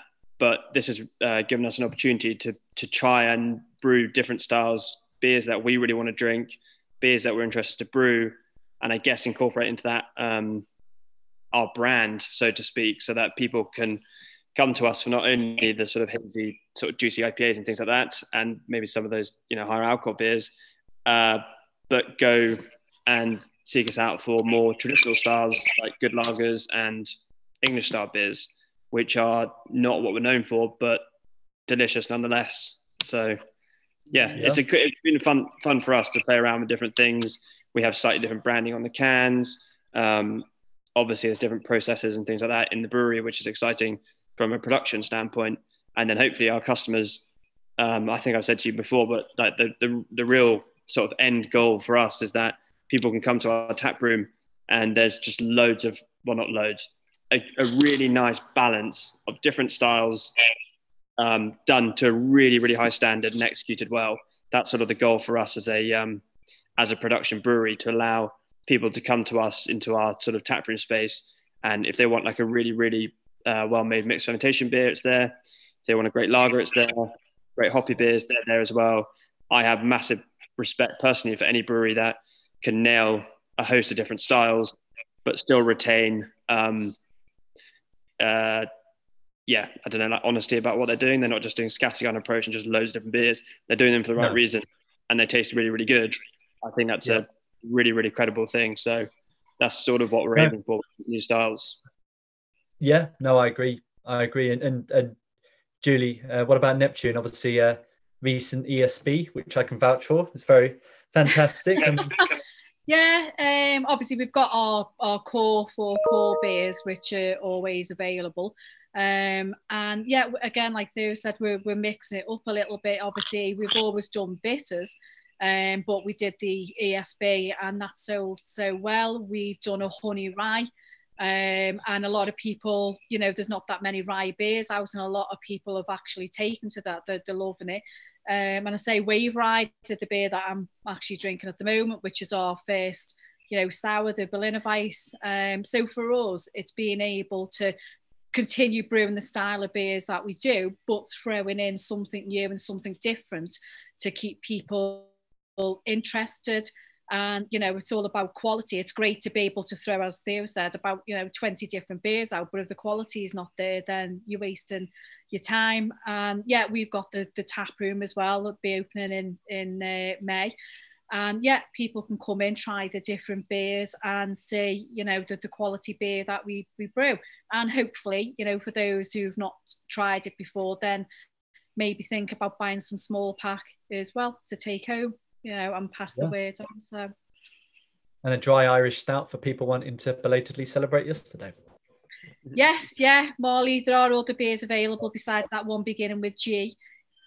Yeah. Oh, good stuff. And Sally, obviously Brick, as I alluded to before, has done consistently put out really great sours, but like really interesting flavor profiles in these sours as well. It's what drives that? Because it's interesting to see that kind of run parallel to your core range and the great IPAs you've been doing as well. Yeah, I think the sour range came about from us wanting to do something a bit different. People did used to go to the shelves on the bottle shop and pick up the people that they knew, and they knew what beers they were good at, like DEYA, we've just talked about, Theo. And I think for us, we wanted somebody to pick us off the shelf and give us a try. And that's kind of how it started. And the sours, we wanted to do something a bit different. And that's why we chose a bit odd and unusual adjuncts. Not always all the time, but we just wanted to see what those two different things together would really end up like, and they've been a really good success. I mean, tamarind and lime leaf, I think, was one of the first weirder ones that we did, and it sold amazingly well, that people kept asking us to do it again and again and again. And then you get something like strawberry and cucumber, which is so amazing for like summertime, British summertime drinking, and it's going to become a core of our sours, really. I guess it's going to be available over the summer months now, so we've adapted in that way. And we like to ask our customers what they want as well, and we're open to suggestions all the time. Our team are always involved. It's not just the brewery team that decide on what we're going to do. So we have a board where anyone can put up any ideas. So it comes from within, but it also comes from externally as to what we do. But I think we do focus on what we are good at. But we are experimenting, as I mentioned earlier, about like the IPAs, where people would think maybe we're not as strong in that field. But I think we've proved so far that actually we're pretty darn good at that as well. Yeah, and there's that cocktail series of sours. They were great too. The ones in the lovely bottles. So, yeah. Yeah. Are there any sort of flavour combinations that you didn't think when you first heard about it would work, but then the end product, it was like, all right, I can see this now?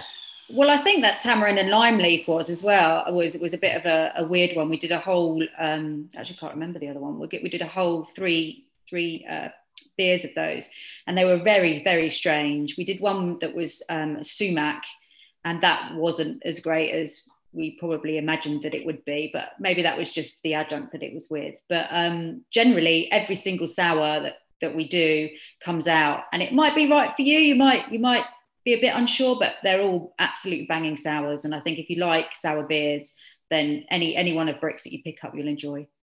That's the beauty of beer, isn't it? What might not be for you might be someone else's, perfect beers. So, Theo, you or any else, Julie or Sally, anyone looking at maybe dipping their toe into the sort of no and low space? We've actually done one previously called Tetra, which was a 2.9 table beer. And again, a lot of people sometimes will think if it's a low ABV, it may be, a beer that hasn't got much taste, but, it depends on the hops and the way that you brew it. And it sold really well. We had a lot of people asking for it time after time. And I say the new Berliner Weiss, we've done 3.2 as well, very easy drinking. So yeah, it's nice to mix up. We've got a couple of 7.5%, 8% beers as well. So it's nice to be able to mix that up. But it's trying to prove to people that beer, because it's low ABV, anything that's below sort of 3.5%, 3%, it doesn't mean that it's going to be tasteless. And Theo, what about DEYA? How about something even lower that could be, considered almost no alcohol? Yeah, exactly. I mean, it's a really interesting area. It's obviously a high growth food and drink in general. We haven't seriously considered it. It would take a lot of thought and investment to do it and do it properly. So that's kind of our focus is on our sort of clean beer production at the moment, sort of regular beer production at the moment, but we definitely wouldn't rule it out as a really interesting thing to do. And you see a lot of brands who grow and you hit a certain point and it makes sense, but it would require a lot of thought, investment, sort of strategic planning and stuff like that to do it and do it properly. And I think also you've got to want to do it and not just do it for the sake of it. So yeah, you have brands like, I don't know, obviously Brewdog Dirks, they're massive, but then Magic Rock and Beavertown and stuff like that, it just makes sense at that size. We don't necessarily have plans to get to that size, but I think it's unless you're starting as a no alcohol brewery and that's that's what you do, then it does take a lot of investment and thought to do it and do it properly. Yeah. I mean, the great thing is there's so many good ones out at the moment, it's every year it's improving massively. And we got a question from Hop Hideout, probably Jules. Hello, Jules. It's a question around longer term sustainability with small pack and small pack packaging. It's reducing plastic levels in packaging and the challenges of going greener.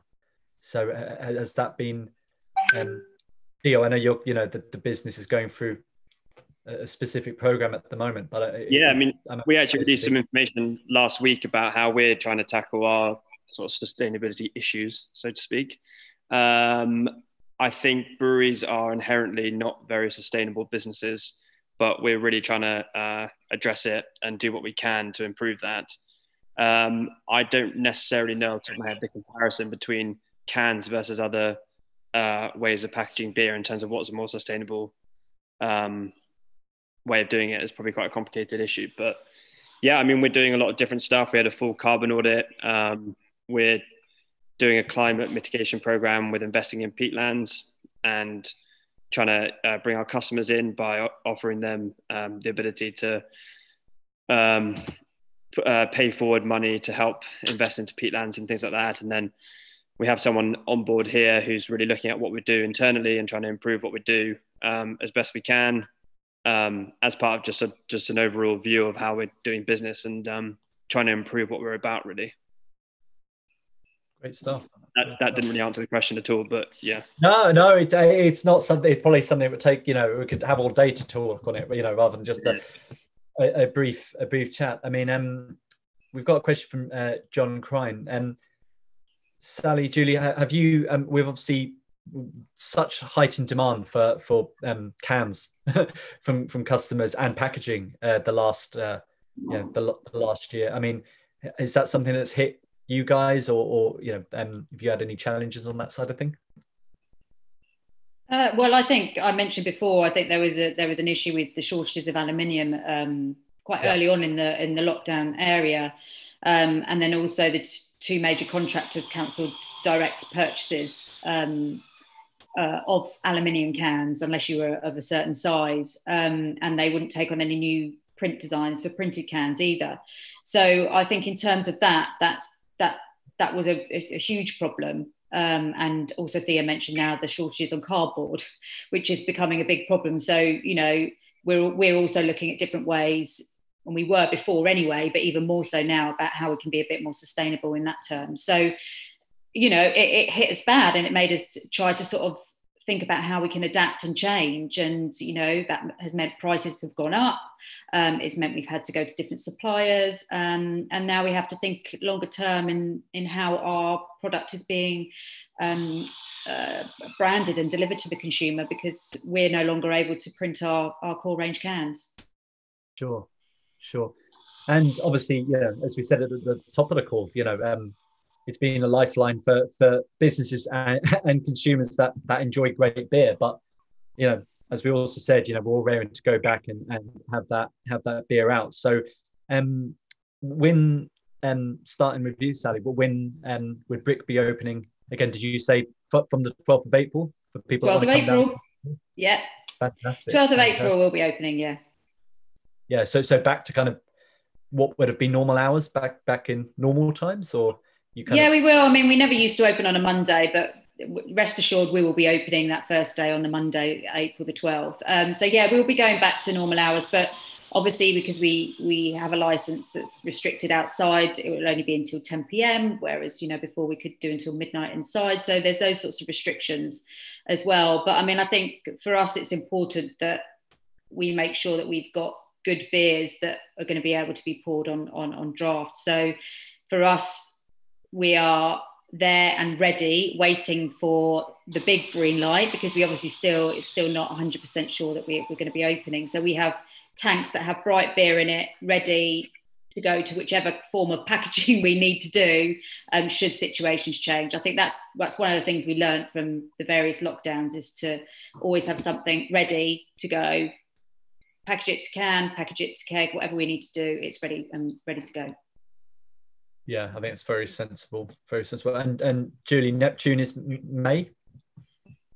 You're holding on to May. May for us. Unfortunately, we don't really have much of an outside space where we are on the estate, but obviously the tap room's all inside. So during the winter, times that's great, but not so much in the summer, or obviously under conditions like this COVID.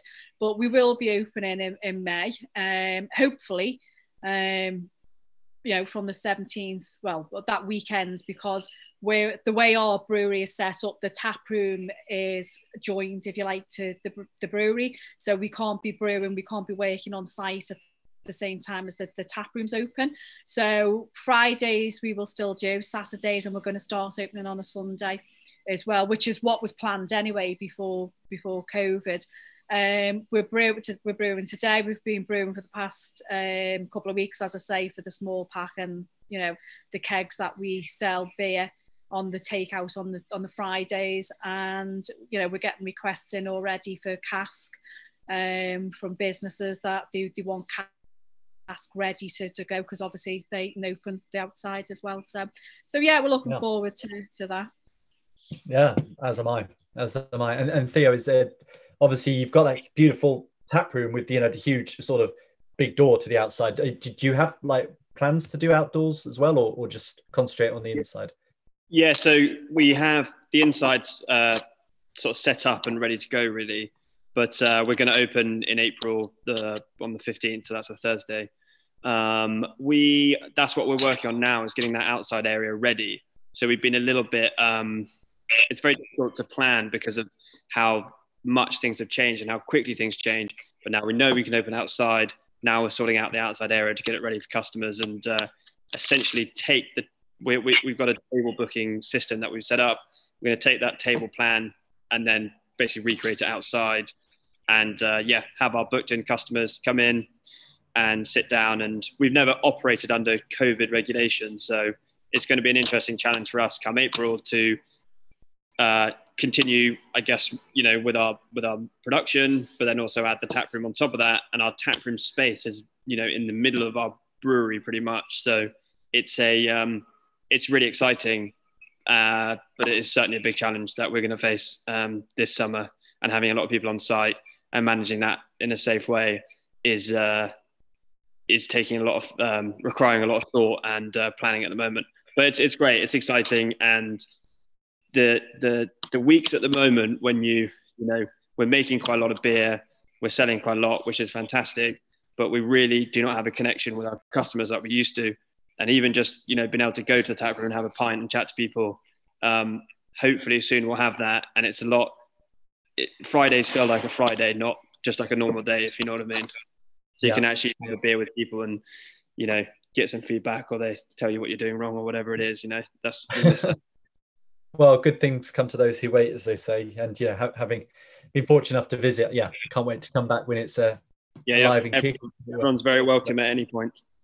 We'll take you up on that. So, well, Sally, Julie, Theo, thank you very much for today. We're taking us right to our 45 minutes. So, appreciate your time, and best of luck with everything for the rest of the year.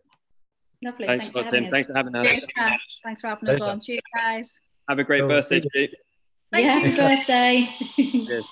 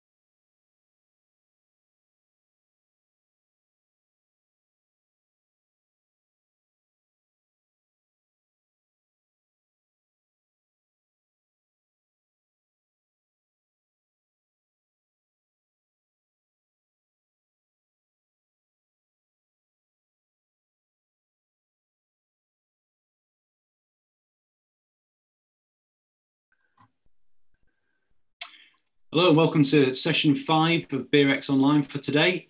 My pleasure to introduce a man who probably doesn't need any introduction to a beer audience.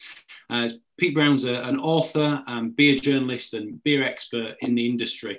Today he's going to be talking about craft beer, which he describes as undefinable, hopelessly misunderstood and absolutely essential. So I think we're all gagging to hear what you've got to say on this subject, Pete. Over to you. Right, I'm sure this won't be controversial at all, so it'll be fine. We won't have much to talk about afterwards. This talk is based on the book, which I am assuming is on screen at the moment, my title slide with a picture of the book cover. This was my lockdown 1 project this time last year. I didn't go out anywhere in lockdown. I'd had this idea burning away, and it's not commercial enough for any mainstream publisher to publish. So I set myself and my wife a project of writing and self-publishing this book in 13 weeks, and we did. And it's like a lot of books, it's been a real journey for me in terms of learning about stuff and beer taking you to places that you never expected it to. And it's because, from my perspective as a writer, the whole debate around the definition of craft beer interests me as much from a kind of word point of view as it does a kind of industry beer point of view. I'm fascinated by this kind of long-standing semantic argument about whether we can define it or not, what the definition means, and the issues behind it. So I'll unpack a bit of that over the next half hour or so. Could we move on to slide 2? Thanks. So, as we all know, craft beer is a very controversial term. Even in its very origins, it was controversial. If we go back to the early 80s in the States, when small brewers were really starting to take off, what happened was they were trying to think of a name to distinguish this movement. And microbrewery, independent brewery, nano brewery were all terms that were being thrown around. Interestingly, the microbrewery was the one that was being used most often, and brewers didn't like it because they were doing things by hand and small scale and artisanal. And if you're old enough to remember the early 80s, this was kind of the dawn of the computer age, and people were talking about microchips and microprocessors and microcomputers, and they thought that microbrewery was too futuristic for something that was based in the past. So an American writer called Vince Cotone in 1984. I'm not sure if we've seen the builds or not, but at this point, there's a quote at the bottom of the slide, said perhaps a better definition of the brewers who make traditional handmade beer in small batches, primarily for local sale and local consumption, should be craft breweries instead of microbreweries. And this is generally regarded as the invention of the term craft breweries and craft beer and the origins of the term. But as ever, if we go to slide 3, there was an earlier use of the term by none other than Michael Jackson. And the first brewery on record to be described as a craft brewery was Timothy Taylor's in Keighley, a craft brewery down to the very last detail, very small, producing a wide range of all malt beers. Now, Jackson used the term craft beer and craft brewery several times in his books. He used it about small brewers in the States. He used it about brewers in Belgium, and he never felt the need to define it. It was kind of obvious to him what it was, and he felt it was obvious to his readers.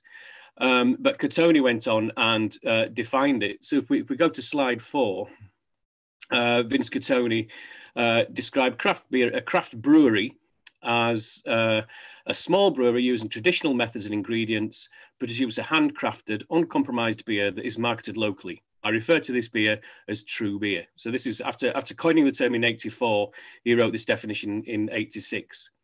And so small brewery, traditional methods and ingredients, handcrafted, uncompromised, marketed locally. These are his kind of points. And what I do in the book is go through and destroy each one of them and show how you can never have a definition of craft beer that is actually practical in any way. So let's take these terms one at a time. So if we look at small brewery on the first build, if we say that craft breweries have to be small, then we can say goodbye to all the brewers on this page. Sierra Nevada, Brewdog, Sam Adams, Brooklyn, because they're too big now. And this is kind of weird because what we do if we insist craft brewery has to be small is we penalise craft brewers for being successful. which is a bit odd to do, really. And this is why the definition of the volume-based definition in the States has changed over time, so as not to penalise people for being too successful or too popular. If we move on to the next slide and look at the term traditional methods and ingredients, well, then we kiss goodbye to hibiscus gozes, New England IPAs, and any other form of innovation or new brewing, any use of ingredients that's not Reinheitsgebot, basically. So it can wave goodbye to most of current craft beer volume on that score. Moving on to slide 6 and handcrafted. Well, as soon as if it's got to be handcrafted, then as soon as you get as soon as you get a sparging arm or an automated mash paddle, then you're no longer a craft brewery. So again, we're saying that if you've got to be, unless you're digging out your mash tun by hand every day, you're not a craft brewer. So that kind of seems a bit unfair as well. Slide 7. Uncompromised. Well, then we can say goodbye to beers such as Session IPA. Compromise has 2 different meanings. It can mean that you're kind of taking shortcuts, or it can mean that you're just kind of finding a middle ground between 2 positions. Session IPA, people love the strong hoppy flavour of IPAs, but the strength is a bit much. So a Session IPA is a compromise. But under Cottoni's definition, it's not a craft beer because it's got that element of compromise. And then finally, on slide 8, we get marketed locally. Well, this gets absurd because it means that, say, Cloudwater's a craft beer if you buy it in Manchester, but it's not a craft beer if you buy it in London, and vice versa. So that rules out any beer that's basically produced more than 30 miles away from you. That's not a craft beer.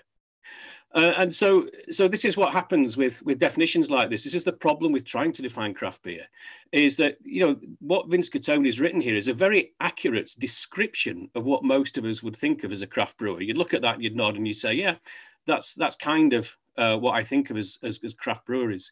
But if you move from saying it's a description of what they tend to be like and say, well, no, it's a rule that they have to conform to, then you basically get rid of most craft beer. And this is why definitions have changed over time. So if we go to kind of the first, I suppose, official definition on slide 9, when the American Brewers Association defined craft beer in 2005, they slimmed down Cottoni's thing quite a bit to small, independent and traditional. Small being now 6 million barrels or less a year. So that's meaningless outside the United States. You try and put any figure on small, and depending on where you are, that becomes meaningless. You've got independent and traditional. And again, this traditional thing started causing real problems. Because it stifled innovation. So what we got to on slide 10, by 2020, the definition of a craft brewer is small, 6 million barrels, meaningless, independent, and a brewer. You've got to have a license to be a brewer. So we're right in a situation where something like Goose Island Bourbon County Stout is not a craft beer. It might be matured in barrels for a year. It might be a blend of the finest ingredients. It might be one of the finest tasting beers in the world, but it's not a craft beer. Whereas Youngling, which is an industrial lager made with corn and adjuncts, is a craft brewery because it's independent and it meets these criteria. So the term craft beer has basically become meaningless. If Youngling is a craft beer and Goose Island Bourbon County is not a craft beer, then there's something very, very wrong with craft beer. And whatever we're talking about, we're not talking about craft beer anymore. So I was looking at this and thinking, well, we kind of reduced it and got rid of the whole idea of craft beer. And then on slide 11, about 2 years ago, I found this book. Which is about craft. And I picked it up and I thought, oh yeah, traditional crafts, that kind of thing. I wonder what it's got to say about beer. And the first page talks about the growth and success of craft beer as an example of how popular the whole concept of craft is becoming. And then he didn't mention beer again anywhere in the book. And I felt a little bit ripped off and pissed off about it. But I decided to stick with it. And it gave me a different perspective on this whole debate. And I thought, if you do want to define craft beer, let's have a look at the word craft, because you can't define craft beer if you can't define the word craft. And one of the first things that this author, Alexander Langland, said is craft has become so ubiquitous, it's increasingly difficult to state with any exactitude a definition precise enough to satisfy everyone. So we're here wondering about why we're struggling to define craft beer after 20 or 30 years. People can't define the word craft. So we would seem to be on a bit of a road to nowhere if we're trying to define the term craft beer. But he goes on to talk about craft and explore around craft, and he led me to a lot of other reading as well. I've been reading books by craft furniture makers, by sociology professors, by motorcycle mechanics, who all have this kind of concept of craft in common. And there's a few very kind of common characteristics to it. So we're going to slide 12. Langlands uses the Anglo-Saxon term creft. That was the original spelling of it. And it was a word that was used a hell of a lot by Alfred the Great.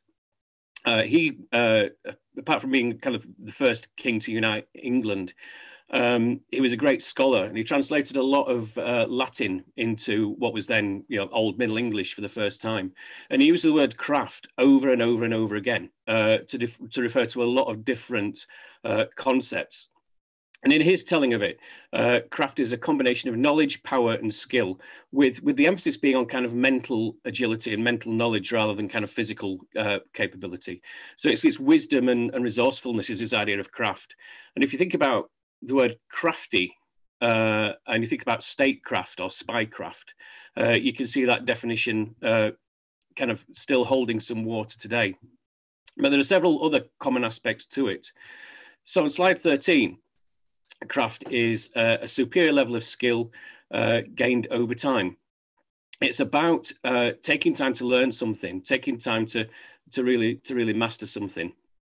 And that's why in most cases, any kind of craftsman in any industry, there's a long apprenticeship before you can truly call yourself that.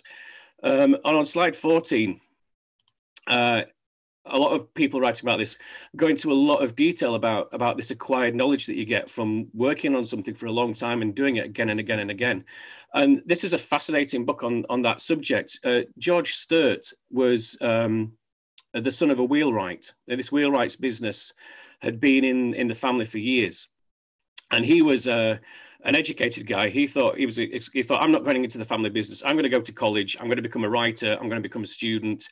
I'm going to become a teacher. And then his father died when he was just 21, and so I had to come back and take over the reins of the family business. And he thought, well, I'm a clever bloke. Making wooden wheels is really easy. These blokes are all thick. They can do it in their sleep. So I'm going to be able to, because I'm cleverer than them, I'll be able to learn how to do it really, really easily and straightforward.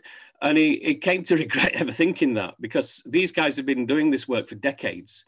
And he realized that these were difficult jobs. And just because he was book smart, he couldn't do them. That didn't mean he could do them. And he never acquired the skills that the wheelwright needed. And he talks about this difference between knowledge versus know-how, this idea of kind of innate skill, that when you do things for decades, for years, for decades, these skills become innate, so that you're not even thinking about doing them anymore, but they are learned. And I thought a great example of this, which I want to show you, is on the next slide. Slide 15 is a short video of Paul Gascoigne scoring what is my favourite ever goal for England against Scotland in Euro 96. So do you just want to run the video? Stands head and shoulders above all others, and you voted it in at 35. Oh, here's Gascoigne. As soon as the ball come over, you'll have to give me a nod when I knew exactly what I was going to do. Gascoigne, you can finish it here.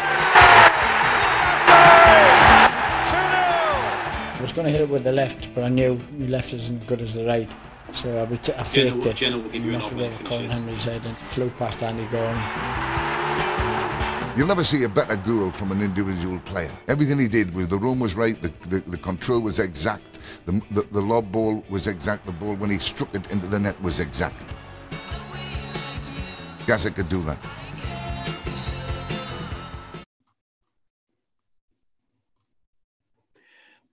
So it's a wonderful goal, and when Gascoigne was asked about it later, I mean, it's still talked about today.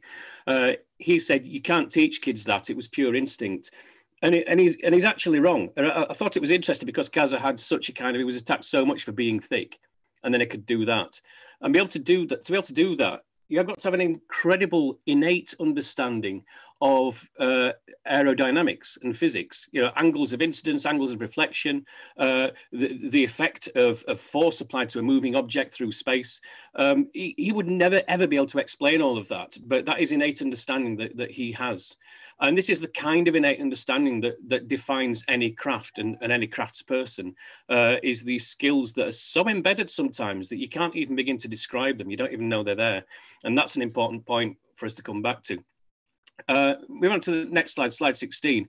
I started looking at the arts and crafts movement, which was run from about the 1870s, 1880s until the 1920s. And it was an interesting, really, really interesting kind of thing to look at, because this was a reaction against industrialization.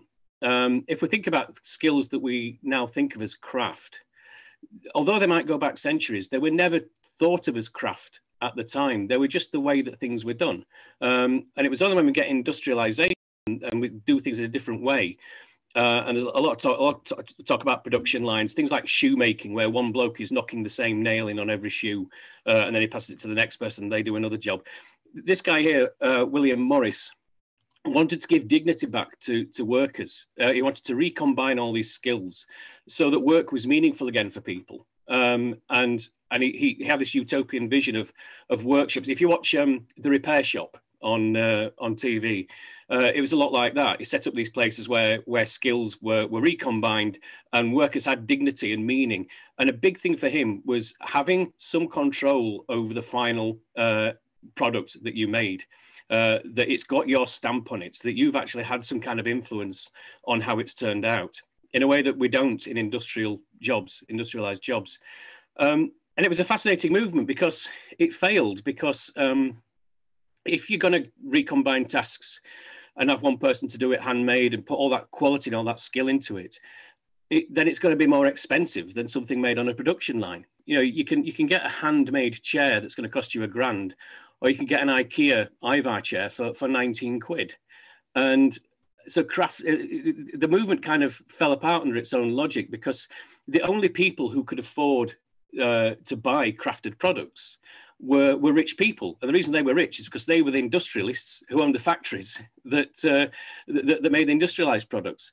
And one writer made a big deal about the kind of big spinning loom with a big wheel that you see in fairy tales and things like that. Those looms were a really popular feature in drawing rooms in Victorian Britain.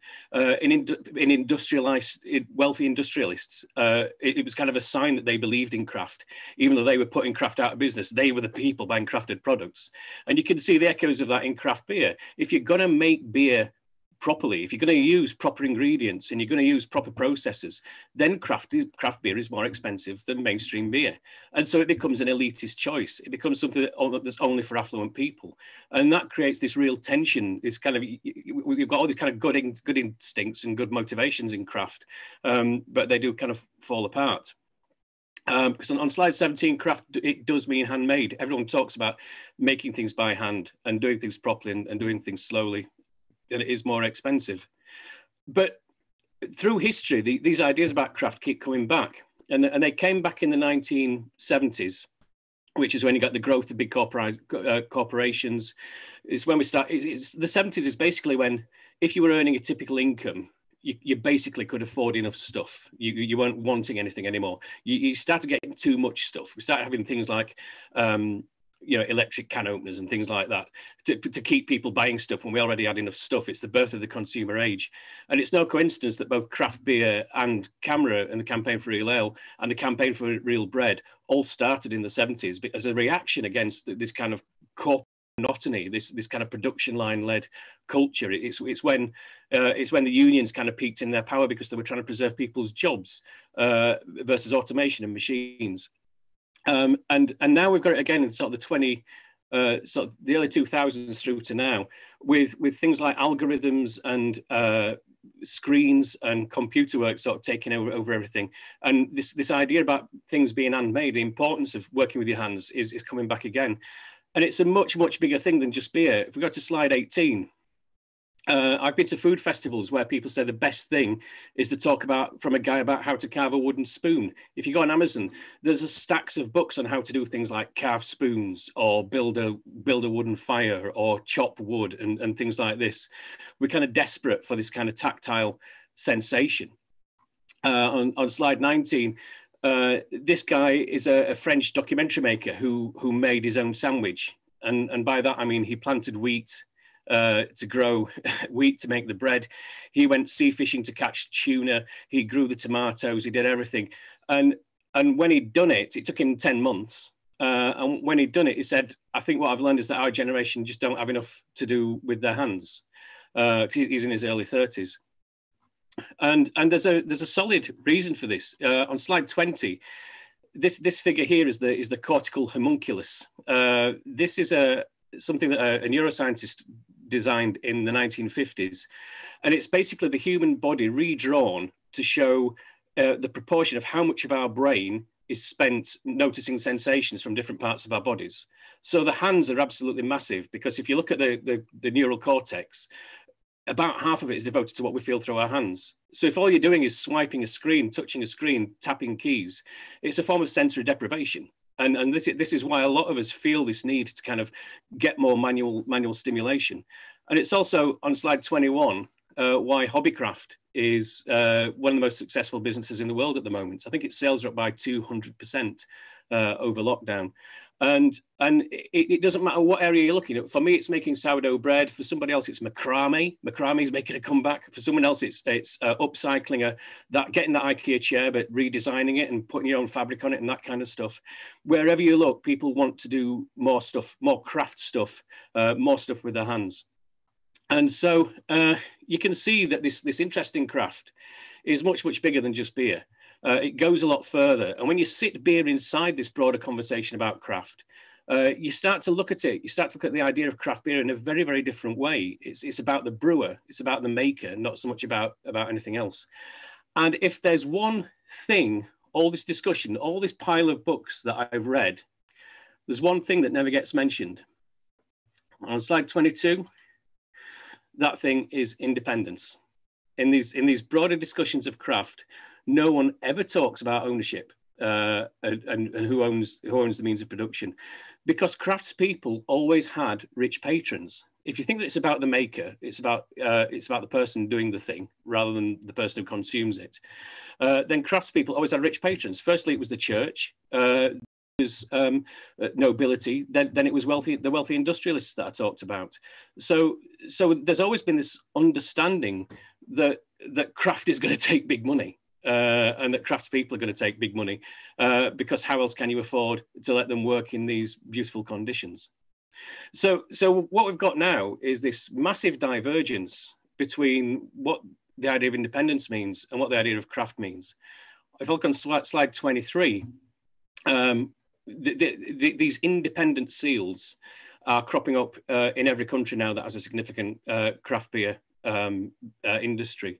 I think I've got the Australian one in the middle there. I've got the UK. I've got America. I'm giving a speech next month to the Dutch Craft Beer Conference, and they're in the process of rebranding away from craft towards independence. So I think independence and craft are two entirely separate things. We often think about the same breweries when we're talking about them, but what craft is very, very different from what independent is. So what do we do about that? Do we just go with independent and ditch craft? Well, I think that'd be a dangerous move, because as we've seen, this idea of craft is very, very emotive. It goes really deep. And so you're walking away from something that's got incredible meaning to people, incredible resonance with people. If you look on slide 24, this is from the most recent Marston's off-trade report. For all the debates that we have, most beer drinkers say they know what craft beer is, and they're perfectly happy drinking it. So the latest numbers, 59% of people say, yeah, I get what craft beer is, and I drink it as part of my repertoire. The key issue about this is that they're drinking it within a repertoire that's growing and growing and growing. The last focus groups I did on beer, people were saying, well, yeah, on Monday I had a pint of craft beer. Tuesday it was pink gin. Wednesday it was an espresso martini. Thursday it was coffee. Friday it was tea. You know, it's so there's lots and lots and lots of people, millions of people drinking craft beer as a small part of a broad repertoire that includes a whole bunch of other drinks.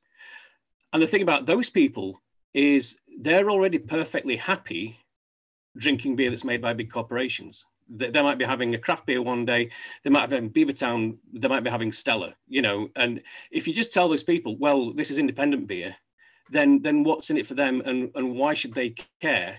You know, there might be to this concept of craft and this notion that they think they're buying something from someone who's small and artisanal and traditional and that kind of thing, but they don't know, and they care a lot less about it than we all do.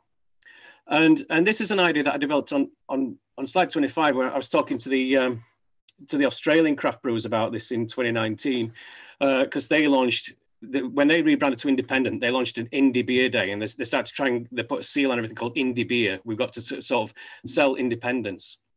And I started to think about what that means for the difference between selling and marketing. And this is going back to my old job. I think there's a big difference between selling and marketing. And it's one that's not always played out. Selling is a producer makes something, and then they tell people about it, and they say, what do I have to do to get you to buy it? Marketing, if it's done properly, and I'd be the first to say most of the time it's not done properly, which is why I don't work in marketing anymore. It's about starting with the consumer, finding out what they need, and then making that product to their specifications and giving them what they need. To think about it another way, on slide 26, this is the best way I've ever heard it expressed, is no one really wants to go out and buy a 1/4-inch drill. What they really want is a 1/4-inch hole, and they want to go and buy the best means of making a 1/4-inch hole. And they're probably going to buy a drill bit because they don't know of a better way of making a hole, but they're not into drill bits. And so if we go to slide 27, the great Ford Model T, people can have it in any color they want so long as it's black. As soon as there was a choice, then people moved away from that. This is the classic example of production line selling everything that craft is not about. But it's an interesting thing to bear in mind when we see how that developed, when people did get choice. On page 28, slide 28, this term marketing myopia was coined by Theodore Levitt, a Harvard professor in the 60s. And going back to the Model T, he used the example of if you got product focus first rather than a consumer focus. Passenger railways in America thought they were in the business of putting cars on rails. They didn't think they were in the business of moving people. So when the Model T and all the other cars came along, they said, well, that's not competition because they're on roads and we're on rail. Like, well, it is competition if you think about it from the consumer's point of view, because it gets them from A to B in a better way. And so the American railroads died. If you think about it from a consumer point of view, on slide 29, when cars came in, you try to explain, look, I've made a car, what do you want it? They referred to this as the horseless carriage, because that was putting it in consumer terms, with consumer-centric terms. People didn't know they wanted a machine on 4 wheels with a steering wheel and brakes. But they were familiar with the idea of a carriage. You know, it's this idea of the 3/4-inch hole rather than 3/4-inch drill bit. So we want to talk about independence. We want to make a virtue of being an independent brewery.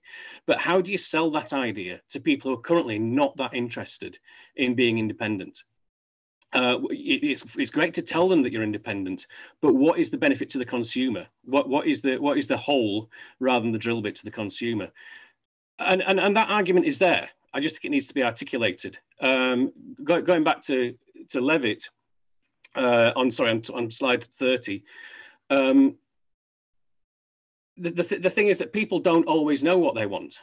You know, if you went to a bunch of consumers in the late 20th century, like I said, they wouldn't have known. They wouldn't have been able to say, you know, what I'm missing is a machine on wheels.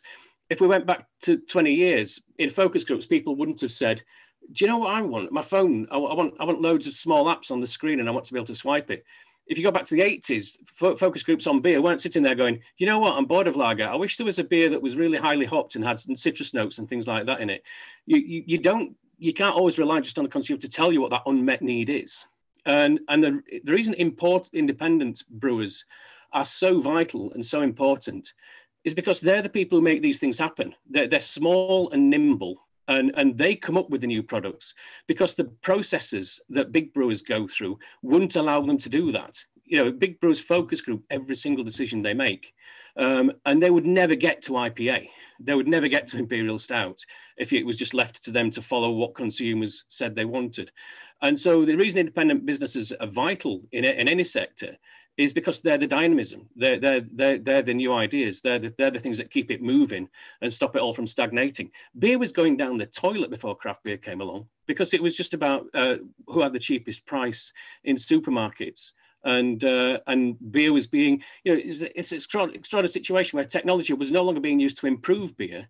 It was being used to make beer more cheaply. And craft has really challenged that and forced all producers to have another think about what they're doing. So that's why I think independence is vital and important from a consumer point of view. It's obviously important from a brewer's point of view because this is your whole ethos. This is your whole business model. So if we go to slide 31, you're left with a choice of make independent mean something to people who are currently very happy buying macro beer, or stick with craft, but be happy to share it with big brewers because you can't stop them. Because if you were working for a big brewer, then you'd be trying to muscle in on craft too, or you wouldn't be doing your job properly. It's not nice, it's not brilliant, it's not ethical, it's crap for you guys, but it's an unavoidable fact. If I go on to slide 32 though, what if you make independent mean something to people who are happy buying macro beer and you retain craft and be happy to share it? So keep independent as your very, very clear definition of who you are, what you stand for, and why you're different from big brewers.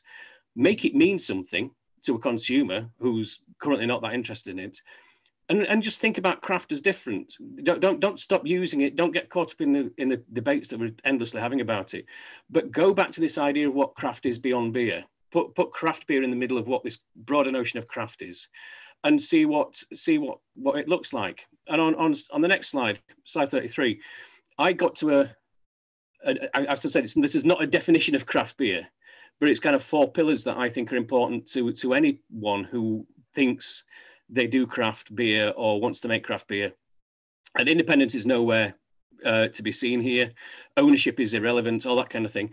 I think skill and creativity are essential, and we don't talk about that. We don't talk. No craft beer association anywhere in the world, as far as I know, is championing the idea of skill and creativity in the brewing process. We might do it on an individual basis, but we're talking about independence and ownership. We're not talking about these things. Quality is a given. We assume that something that's made by craftsmanship is going to be higher quality, and a lot of the time it's not. But the consumer expects it to be. The consumer just somehow has this implicit expectation that crafted products will be better products because more thoughts, more skill, more love has gone into them. And we need to hold ourselves to that a lot more, or we're letting consumers down.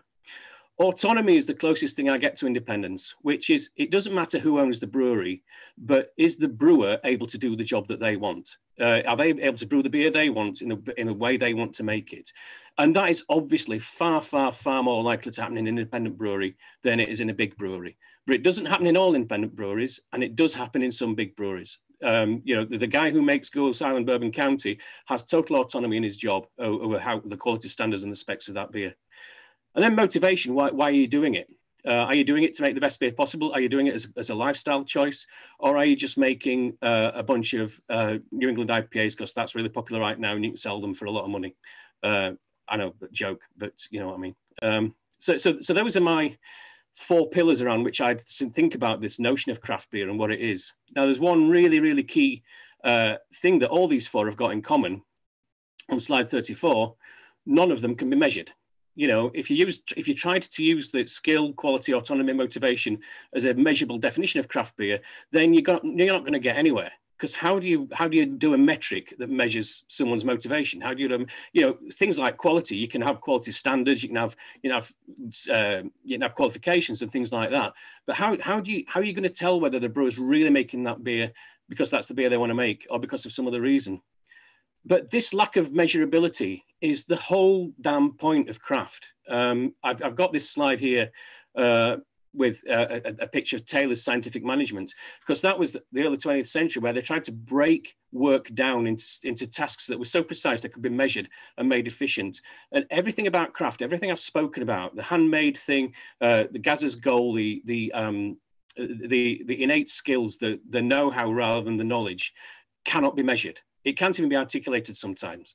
That's what makes it craft. That's the difference between craft and industrial, is this unmeasurable quality and skill and automation, lack of, autonomy. So that leaves you with independent, which can be measured very, very, very precisely, which is why brewers have all clustered around it.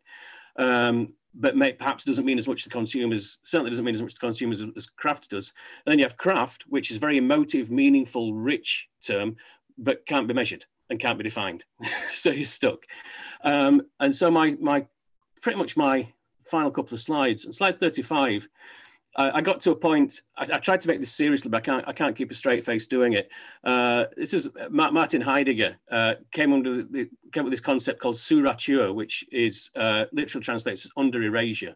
And he was doing this when he's talking about language and definitions of words, and said that, you know, language is an impermanent thing, and sometimes the right words just don't exist to describe something accurately. So you have to make do with a word that's not perfect, but it's the closest thing you can get. And on slide 36, the idea of sous-rature, if Heidegger was in this debate now, he would probably suggest that we write the word craft beer and then put a line through it. And what he says about this is, since the word is inaccurate, it is crossed out. Since it is necessary, it remains legible. So I was going to suggest that we just keep using the word craft beer, but just put a line through it whenever we use it. But I can't see that catching on somehow. But this was my lockdown project. I thought I started it to be controversial and annoying, basically. But it took me to some really rich territory. And pretty much last time I was out of the house was at BeerX last year, talking to brewers in person. When I started talking to people who actually brew beer about some of these ideas, about skill and creativity, about quality and about motivation, they got really excited. They got a lot more excited than debates about independence and percentage ownerships and things like that. So this is why you actually make beer, most of you, I would assert, that it's for these bigger, broader, deeper craft reasons. And so that's why craft is worth retaining. I'd say it's why it's essential to retain, even if it's no longer how you define yourselves or what you call yourselves. And that's the end of my talk. Cheers. Thanks for listening. That was really interesting. Thanks, Pete. I think we've had, well, as you can imagine, there's been a lot of chatter on YouTube while you've been talking, mostly about cask and craft. One of the questions that came in, probably not surprising, this one came in from Sheil Porter. If I had to guess, I'd probably say this was John. How have cask beer and craft beer come to be seen as different things? I think that's the I deal with it quite early on in the book, actually, because I think that's one of the most absurd things going, and it shows you that the reason it's happening is because in people's minds, everything I've just talked about is irrelevant. And I make the assertion early on that craft is about being young, cool, and funky. Craft beer comes from America. It comes in really interesting packaging, all that kind of stuff. And cask ale is boring and old, and it's been around for ages. And that's the only difference from a UK-centric point of view. But if we were to admit that to ourselves, we'd be saying that we're very superficial and image-led. And of course we're not, because we all drink beer and we're all discerning and we're all kind of, it's the product that counts. But if you go to America, if you talk to any of the founding fathers of the American craft beer movement, they will say that cask ale is the ultimate craft beer. And it is. The only thing that's different is the image. And we are much more image-led in this than we like to admit. A really interesting question coming from Adrian Lugg of Hop Hut, obviously formerly 4Pure as well. He did say, kind of waiting to see how this plays out. The question came in earlier on in the presentation. But where does money come into play? You know, product versus profitability feels instrumental to the craft argument. I think it's an uncomfortable truth. I think if you're going to do craft properly, it goes back to that point of it has to be done. You're probably not going to make as good a living as you were doing something else. I don't think anyone gets into craft brewing for the money, but yet because you're doing it properly, your product costs more than an industrial product, and so it has to be sold for more, and so craft gets this kind of elitist tag, and it's an uncomfortable truth, but it's one that played out in the first arts and crafts movement. It's one that plays out with craft furniture, with craft glassware, you name it. It's a constant truth. I think this is slightly tongue-in-cheek, although I'm not sure. This one from John Crine. What if 50 years ago the four blokes had decided to set up the campaign for real craft beer? I think it could I think it's there, but for the circumstance, it could have happened. Craft was a real thing at the time. They could have sat there and drunk something slightly different and said, let's call it craft beer. And if they had, it would have been exactly the same. The acronym would be slightly different, and that's it. And American, Vince Catoni very nearly called their beer real beer rather than, he said at the end of that definition I showed, I talk about beers brewed this way as true beer, which is, get a thesaurus out, true beer, real ale. So the terms basically mean the same thing and are interchangeable. It's interesting, isn't it? Because you mentioned there about, the term, certainly when I first heard the term craft beer, it was talking about beers from America, obviously in small pack, but also the beers that were starting to come over in keg from America. Well, we started to get Sierra Nevada Pale Ale and things like that on keg, more normal kind of pubs and things like that. But the problem is that British brewers were starting to do keg beer as well, so they kind of needed something to call that beer that wasn't macro, so they had to kind of explain what it was, and obviously they started calling it craft beer because that's what the Americans called their interesting beer in keg, and it kind of created a problem. Yeah. It's interesting that the rest of the world has kind of taken craft. I suppose it could have gone what you're saying is it could have gone the other way. We could have started describing the American brewers as real ale and changing that definition. Yeah. I mean, our version of getting to the terminology of real ale and cask beer, you think that there's another aspect of this about what ifs. The four founders of Canberra were looking at all these issues that we've talked about. They were looking at quality, they were looking at motivation, they were looking at size, they were looking at, you name it.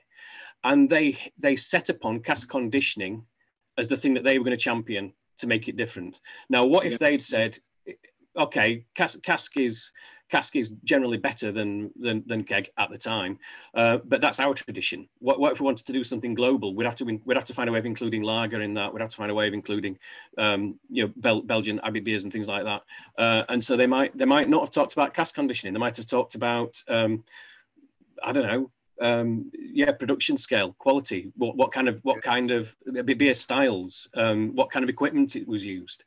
And so the fact that we tied very specifically to this idea of cask conditioning has created as many problems as it's solved. I still think it was right, but thereby hangs an issue when you're trying to talk about beer from around the world, which of course I guess they weren't thinking about at that time. They were just thinking about British beer.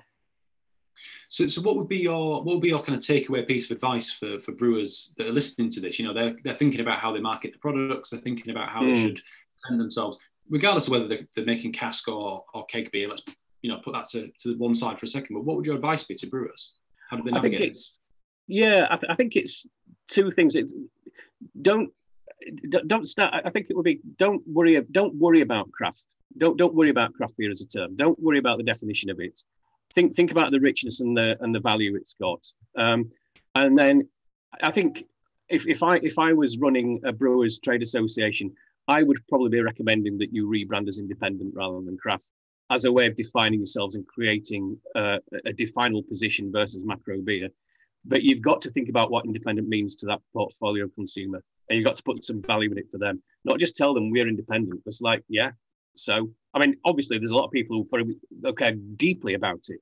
And I guess if you're happy just serving those people who are into craft beer, independent beer as a movement, then that's fine. But if you want to grow beyond that, then you've got to make independent really stand for something. And by the way, I was talking about indie beer. I was talking to a music journalist friend of mine, and he said every single debate that we've had about craft beer happened about indie music 10, 20 years ago. So we're not the first on that score either. No, that was really, really interesting. But I mean, you played perfectly into my hands there to say the independent craft brewer seals available via the SIBA toolbox. Obviously, that's what we're pushing. Independent craft beer, and as you say, there's no point in us as the kind of independent segment of the sector and as the kind of smaller producers. If we give up craft, if we let the big boys have craft and we stop using that term altogether, then they've kind of won actually. So if we don't want to just let them have it, because your everyday consumer, it does still mean something to them. So yeah, for us, it's obviously about independent craft. So it's good to hear that's broadly where you are with it as well. Yeah. I just like I say, it's a provocative thing, and it's the title of the book is, you know, there for a reason. It's a frustrating, messy, undefinable process because that's what craft is. Well, this is where we'd usually say available via all good bookshops, but this one's self-published, isn't it? So people can get this via your website, or it's available via Amazon. It's print on demand. You can get it print or ebook, and it seems a bit ironic that Amazon is the only place you can get a book about craft and authenticity and independence, but I'm afraid it was going to be far too expensive to produce this book in a craft. I did look at doing a craft publication of this book with handmade paper and that kind of stuff. It would have cost me thousands, and Amazon are the only people who allowed me to publish it without a significant financial outlay of my own. So there's another irony. Perfect. Thanks very much, Pete. We've had loads of questions actually come in while we were wrapping up. I'll ping you the link to the YouTube. You can perhaps kind of engage with a couple of people there if you've got a couple of minutes. Problem. But we'll leave the broadcast there. Thanks very much for your time today. Really appreciate it. Absolute pleasure. Thank you very much.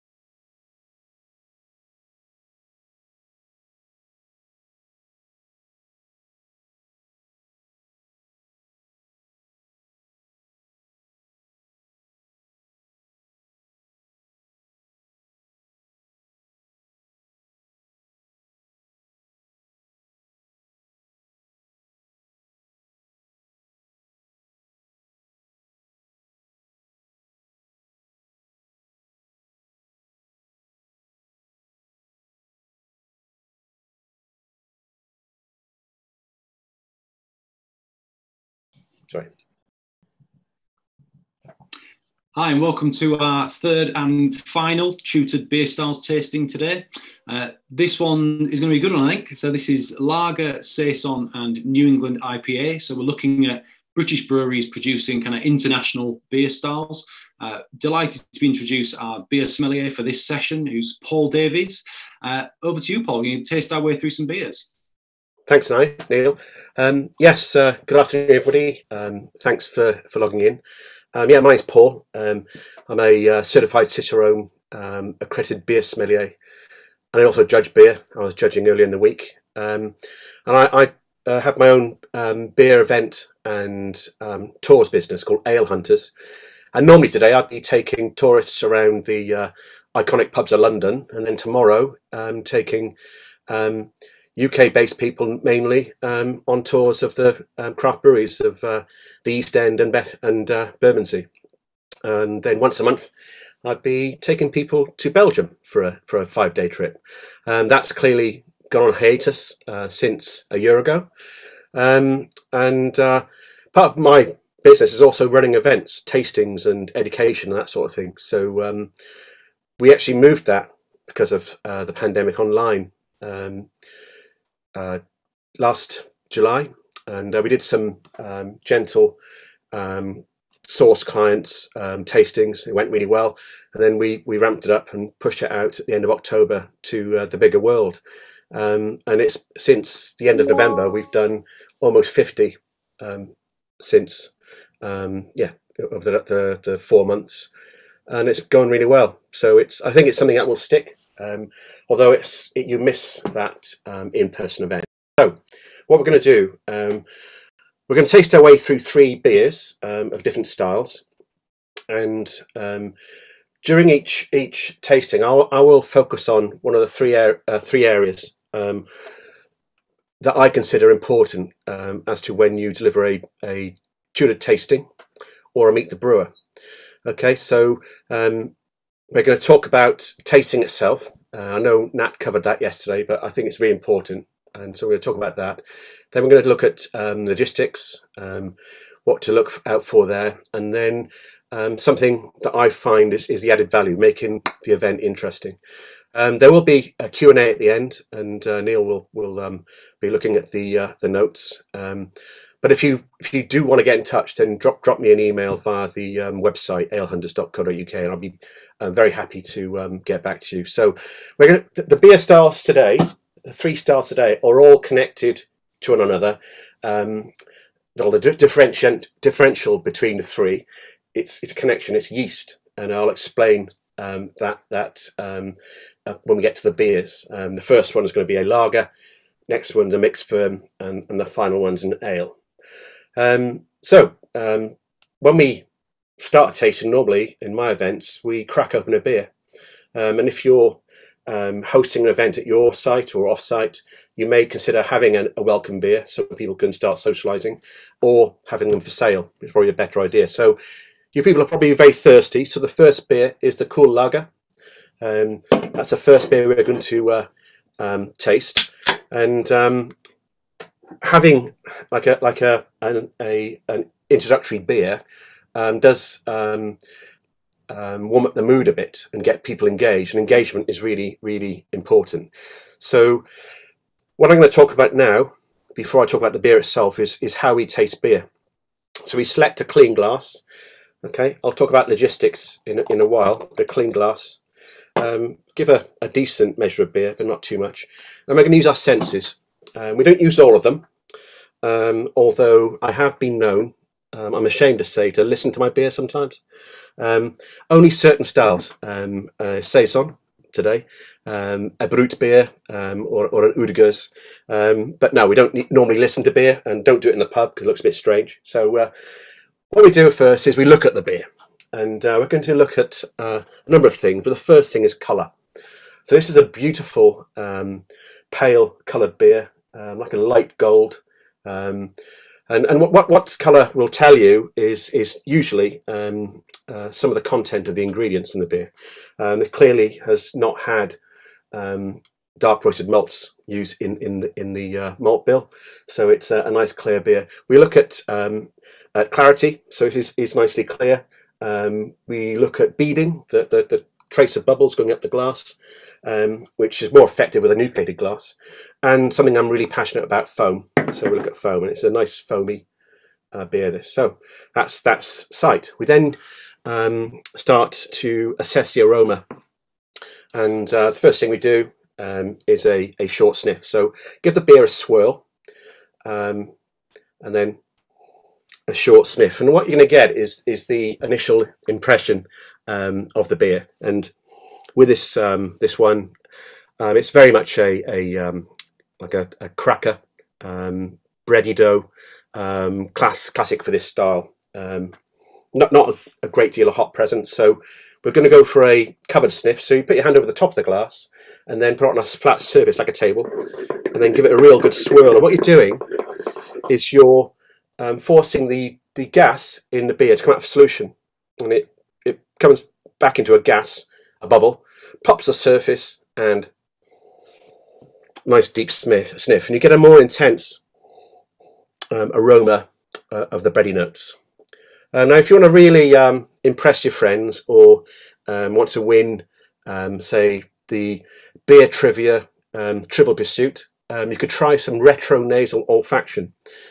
Oh, if you want me to repeat that, don't ask me at the end of the tasting, because I might struggle. But we've been doing orthodox sniffing, orthonasal. Retronasal is where you take a breath, you hold it, and you get a mouthful of beer, and you let it sit in your mouth for about 6 to 8 seconds. And what happens there is that the beer will warm up in your mouth, and those enzymes in your saliva are going to start pushing out more aromas. You swallow the beer and leave it for a couple of seconds, and then breathe out. And what happens, all those aromas get carried over the palate and across the olfactory bulb, the nasal senses behind here. And it's quite good, actually, when you're trying to ease out aromas, and also quite helpful if you're doing some off-flavour training. So that's what we do there. The third technique is taste. So we're going to taste the beer, and you'll be pleased to know, folks, that beer tasters taste and swallow. We don't spit out like in wine, and we do that because we need to see the overall impression of the beer, and we want to check for bitterness. The mouth is full of lots of taste receptors, and all over, but right on the tongue at the back there's a lot more. So we always taste our beer. And what we're looking for is the flavour. Is the beer sweet? Is it salty? Is it sour? We want to see use our sense of feel. Is it flat? Is it really well carbonated? Something in between. And we let the beer wash over our tongue. So yeah, refreshing. Again, it's more upfront with malt. It's a lager, this beer, and a cool lager. It's made by Wheatwood Brewery. It was a regional gold and national bronze winner last year, and it's classic German Munich style pale lager. So a Helles, where they're using quality German ingredients like Carapils, Munich, and then softening that with the classic Saaz and Pill hops. And their I guess uniqueness is that they use soft Cheshire water alongside an authentic German lager yeast, and like you would do in this style, it is then lagered under cold temperatures for a month in tank. So you get that classic flavour. And what I love about this is it says chilled in Cheshire. I really like that. That's really nailing your colours to the mast. Lovely beer. Cool. It's means cool, so it's a cool lager in German and English. So I really like it, and I've not had many of these guys' beers, so it's a real treat. Now, what I would do when I'm organising a tasting for this, I'd do some research in advance of the beer and of the style and any history and any quirks. It may sound a bit strange if you're introducing your own beer, but take it from me. I've been at tastings in my old company, Fuller's, where one of the brewers has been giving a tasting, and they got the ingredients wrong. And if you are presenting to beer geeks, they may well pick up on that. So it's important to still do a bit of homework. If you're producing loads of recipes, it can be quite easy to misquote some ingredient. These guys also sell variants of this lager. They do a juicy version, which is slightly stronger, 4.5, and then a super cool, which is 5.2. So not only it's cool, it's super cool. So again, I think that's pretty cool. So there you go. So that's the cool lager. It's a classic, in my opinion, Helles. It's part of the 3 all malt pale lager styles, including German Pils and what I'd call Bohemian Pilsner, but the official terminology is Premium Czech pale lager. So moving on. Beer number 2 is the Rustic Table Beer by Burning Sky. So we've moved away from a lager beer, so a beer fermented with a lager yeast, to an ale that is from Burning Sky. Now before I go through the beer itself, I'll give you some pointers regarding logistics and practical considerations. Working with a tasting online is quite in general similar to doing something in person, but there are some considerations. The obvious one is that you have no control of the tasting environment because you're delivering to a workplace or to people's homes. So whereas in an event site like a tap room or a bar or your own brewery, you have a level of control. So you can dictate whether is it going to be seating or standing. You can dictate the numbers. Actually, a benefit of doing things online is that you can have a lot of numbers. My ProZoom account is up to 100, but I can go beyond that if I needed to. But yeah, so would you have seating? Would you have standing? A lot of tastings do it standing only, but really some do benefit from sitting because you're able to do the swirl on a flat surface, and also if you want to take notes, it's much easier to do so rather than standing up. You need to consider glassware. Do you give a clean glass with every pour? Personally, I think that's essential, but it may not be practical or may not be possible. And a proper glass for the beer, you're going to be giving a small shot in a pint glass, so something that lends itself to nosing and tasting, and also consider, do you have to wash glasses during the tasting? I remember doing an event for a local retail outlet where the team on site didn't check, or they forgot how many beers we were tasting and hadn't washed glasses between the 5th and the 6th beer. And that was a bit embarrassing. So, but if you can't clean the glasses or have clean glasses, then make sure you have fresh water available, so people can rinse out their glasses, and then a slop jug or a slop bucket for that. It's really important to provide water during tasting, not just for cleansing your palate, but also for sensible drinking. That the more water you can take in during beers, the better your body's equipped to absorb the alcohol. So you should have a less impaired head in the following morning. Now I'm not good at that. I do have some water today, but I always forget, and I'm not good at practicing it when we could go out to a pub or a tap room. but it is important. Also, you may want to provide some neutral wafers like water biscuits, etc., to again help cleanse a palate between beers. So it does. There's a few things to consider. You may want to use some audiovisual, which is fine if you want to do a more educational presentation about the brewing process. But if you're doing it off-site, get in there early and give it a run through. We did a launch. I'll say, I can tell you what the beers were. It was an ESB made in collaboration with Goose Island in Chicago. We launched it, myself and my friend from Goose, in London, where we had it available just for that one evening in that one pub. And the AV didn't work. Even the microphones, we couldn't get them to work. And it was a very busy upstairs mezzanine room, which had all the noise from downstairs. So it's something to check and do a run through at least. There may not be time for AV, and it might not be appropriate. So, but if you do it, check. It can be a bit risky. The experience of the presenter is important.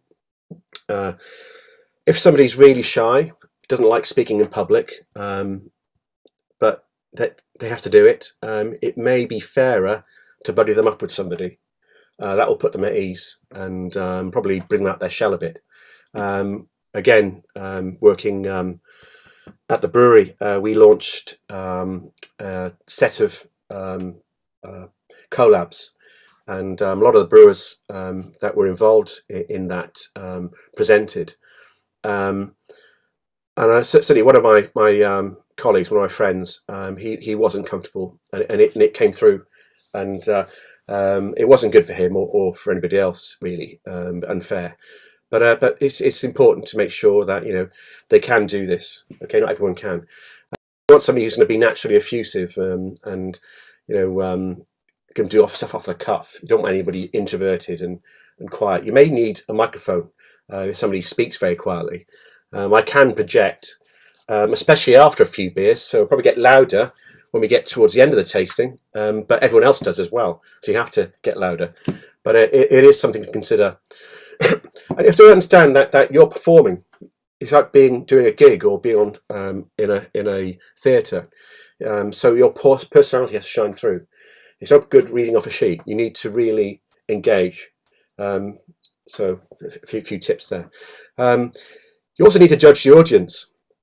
Are they just beer enthusiasts, or are they have technical knowledge? Are they looking for something that is really detailed in terms of the brewing temperatures, the mashing in, the ingredients, that sort of thing, or not?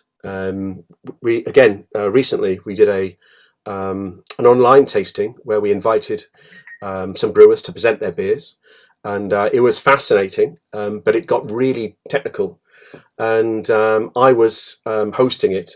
I did a tasting at first, and I hosted the rest of the event, and I was keeping an eye on the participants, and a couple of people that I knew actually left, and I asked them the next day, what happened. They said, they found it boring. So bear that in mind. You don't want to waste your opportunity, because this is your chance to really showcase. And I mean, be fair, beer people are good people. Okay, they're not forced to go to an event like this. They want to go, so they want to be entertained. So they're not going to be overly critical. They're friendly and warm, but don't miss the opportunity to showcase yourself and your product. You may want to consider food. When we send out our beer boxes for our online tastings, we have little envelopes with 6 tasting packs, flavour packs in them. 5 of them are the classic tastes that we can taste as a human. And there's one other, we add spicy as well, because that goes quite well with quite a lot of beer styles. And they're only small, but it helps further engage the customer, a bit of fun, and it's like an introduction to pairing beer with food, and it's really cool when somebody tastes a beer and then they have a certain food, taste it again, and the flavour changes. That's something you only experience by doing it. You may want to do something more elaborate. You may want to introduce cheese. Or I remember when I ran my weekly tastings at Fuller's when I worked for the lab team. At Christmas, I had Christmas cake for the older people here, matchmaker chocolates, some lovely cheeses, and it was great fun. It was very warm, very enjoyable day. And you may also want to have some merchandise. If you're wearing your flagship hoodie or sweatshirt or t-shirt, have them available. Even the glasses, if you sell glasses, it's an opportunity that once tasters have had a few drinks, they may be a bit more interested in spending their cash. So, a bit of a hard sell there. So, rustic table beer. This is made in the Saison style, and Neil and I had a chat earlier about it, that possibly it could have gone in before the lager, but I thought it having a mixed firm beer sat quite nicely in the middle. The reason being is because the ABV is 3%, and there is in the BJCP there is a table Saison style now, and this sits right at the bottom of that. So a lovely fresh, pillowy head, carbonated, refreshing beer, and more to the going back really to how this sort of beer would have been historically, because you certainly wouldn't have been giving Saison de Pont to your workforce when they were ploughing the fields at 6.5%. They wouldn't get any work done if they had a couple of those. So the beer would have been much weaker. So this is a nod to that. So it's a mixed firm beer. So again, as I said earlier, the differentiation between three beers is yeast. And this is brewed with an ale yeast, fermented, with an ale yeast. But then it's put into tank and for further fermentation with their own house culture yeast, and you get that classic burning sky character from the beer. Yeah, it's got a lovely aromas of sherbet and pepper. Not sure if it's white or black pepper, can't tell, but certainly peppery, and then subtle, very subtle grassy and earthy hops in the background, and as it should, a nice carbonation. Oh yeah, I mean, if you want a cheeky beer after work in the summer, but nothing too alcoholic, this is perfect. Really, really excellent. And I like the malt bill too. I mean, they use the classic traditional Saison malts, where they would use grains that were local to that area around Tournai in northern Wallonie. So you got malted barley, you also got some wheat, you've got some spelt, it's heavily used around there, and a bit of rye, so it's quite interesting. It's also dry hopped, which is nice, because again, I have referred to it, Saison de Pont to be dry hopped. Not anymore. They've updated their technique there. So yeah, lovely, a classic beer.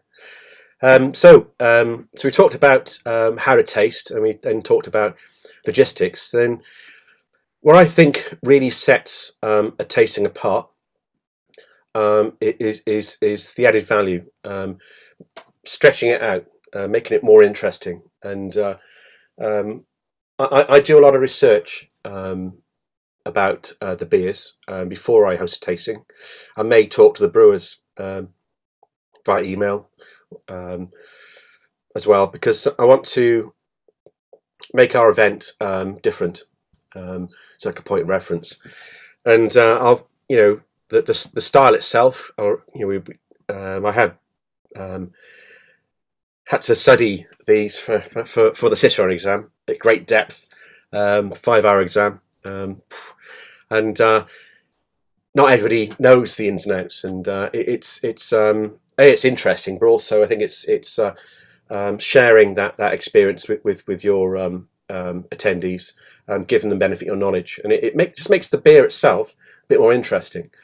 talking about the brewery. So you'd be telling your guests, what makes your brewery different, where is it located, what's different about it, what techniques to use that are perhaps not your traditional techniques in the UK.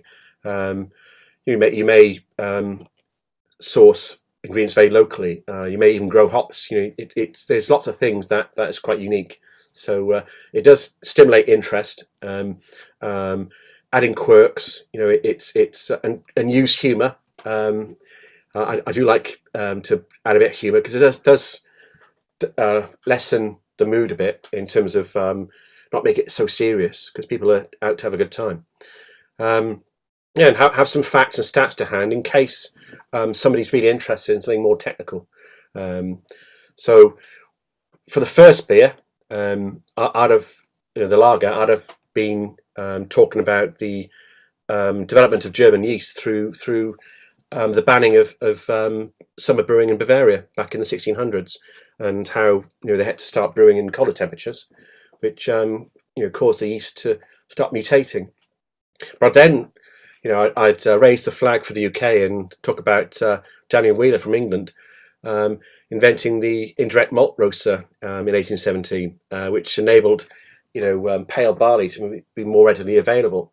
And people again may not know that. And I think it's another interesting piece. And then we'd talk about the first pale lager from Pilsen in 1842, and about how we think that the architect who designed the brewery did a research trip to Germany and the UK, but that's where he may have come across pale barley for the first time and brought it back, and that's why that brewery's beer became a pale lager.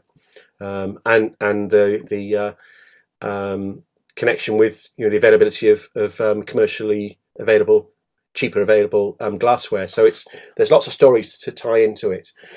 And then with this beer in particular, talk about the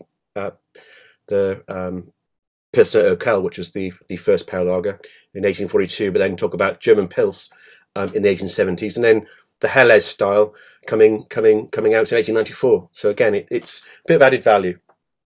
With the Saison, we talk about the fact that sometimes they have a bit of tartness. Okay, and Belgium had a history of using acetic acid to help prolong the life of beer, and so your Oudbrun, Roodbrun, your Lambics, and then in Germany your Weiss and your Goza. But some of the Saisons over there can be quite tart, and then there's it's going back to a historical reason.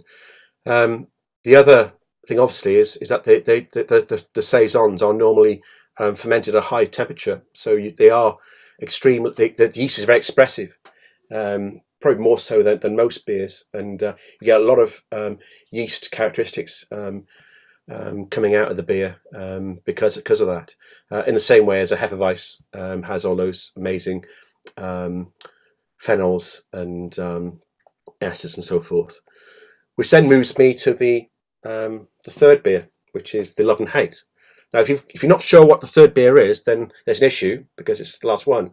But we're going to taste the Vocation Love and Hate. And again, this is a New England IPA style, but you can broaden the presentation by talking about the history of IPA. Was it Hodgson's that developed the first beer, or was it Bell's and Burton? Who knows? But certainly talk about Burton because of the when they started making the beer. Talk about calcium sulfate in the soft water, and how their beers tasted better than the versions in London.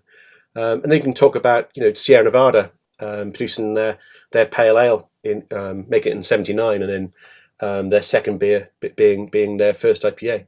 And then talk about the difference between the UK and American IPA.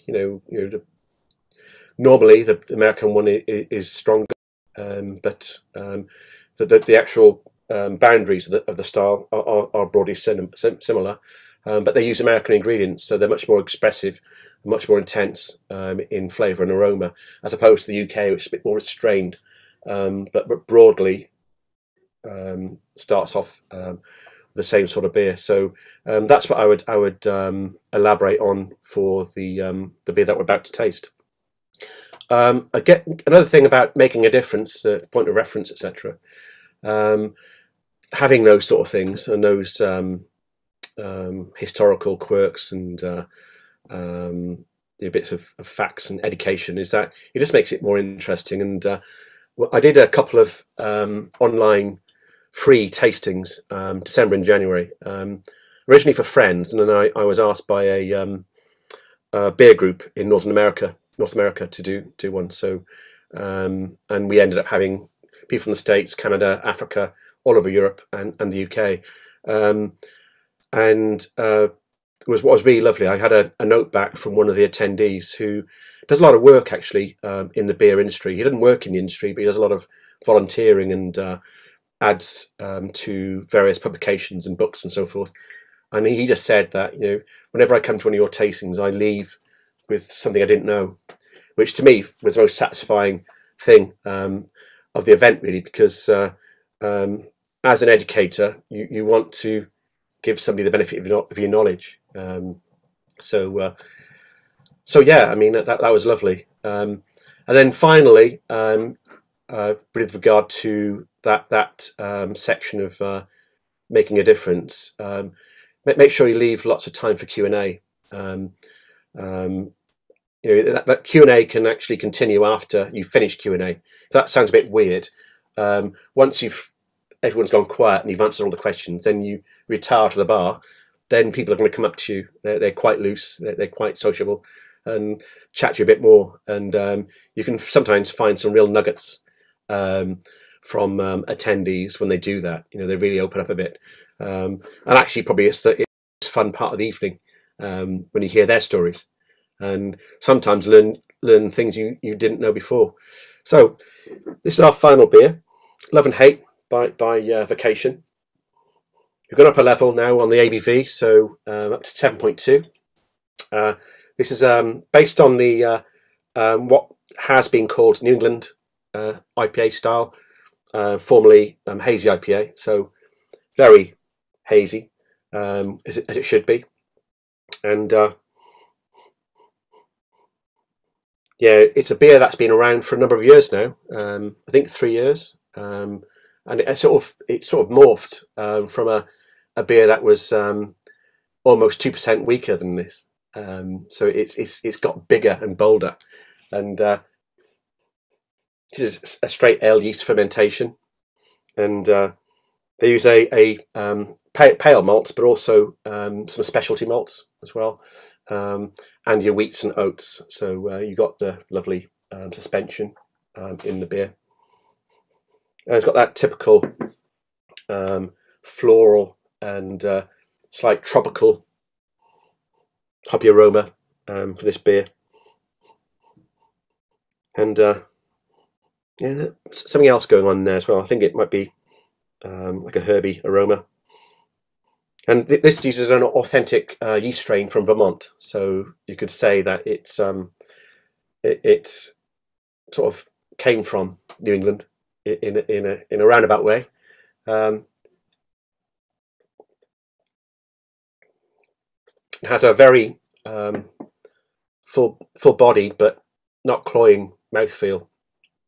Quite smooth, quite silky, and it's those lovely fruity, sweet but balanced out with bitterness flavors. It's balanced, which is key with the beer. It's not overly hoppy, not overly sweet. There's a nice balance between the two, and I think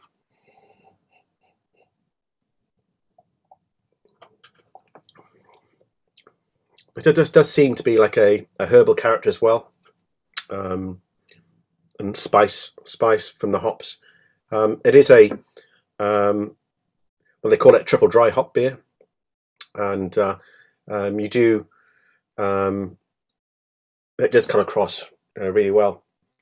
Oh gosh, yeah, quite a decent beer to. Well, they're all decent beers, all great beers, but a good one to finish on. Yeah,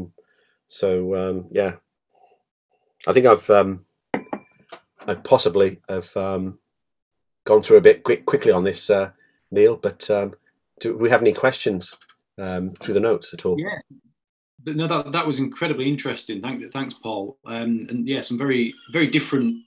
3 different beer styles there. Quite a bit of chat of people talking about the beers and asking a couple of different questions. And while we're on this beer, Pete Rossborough was saying that he gets a slight kind of burnt rubber on the nose with the Love and Hate.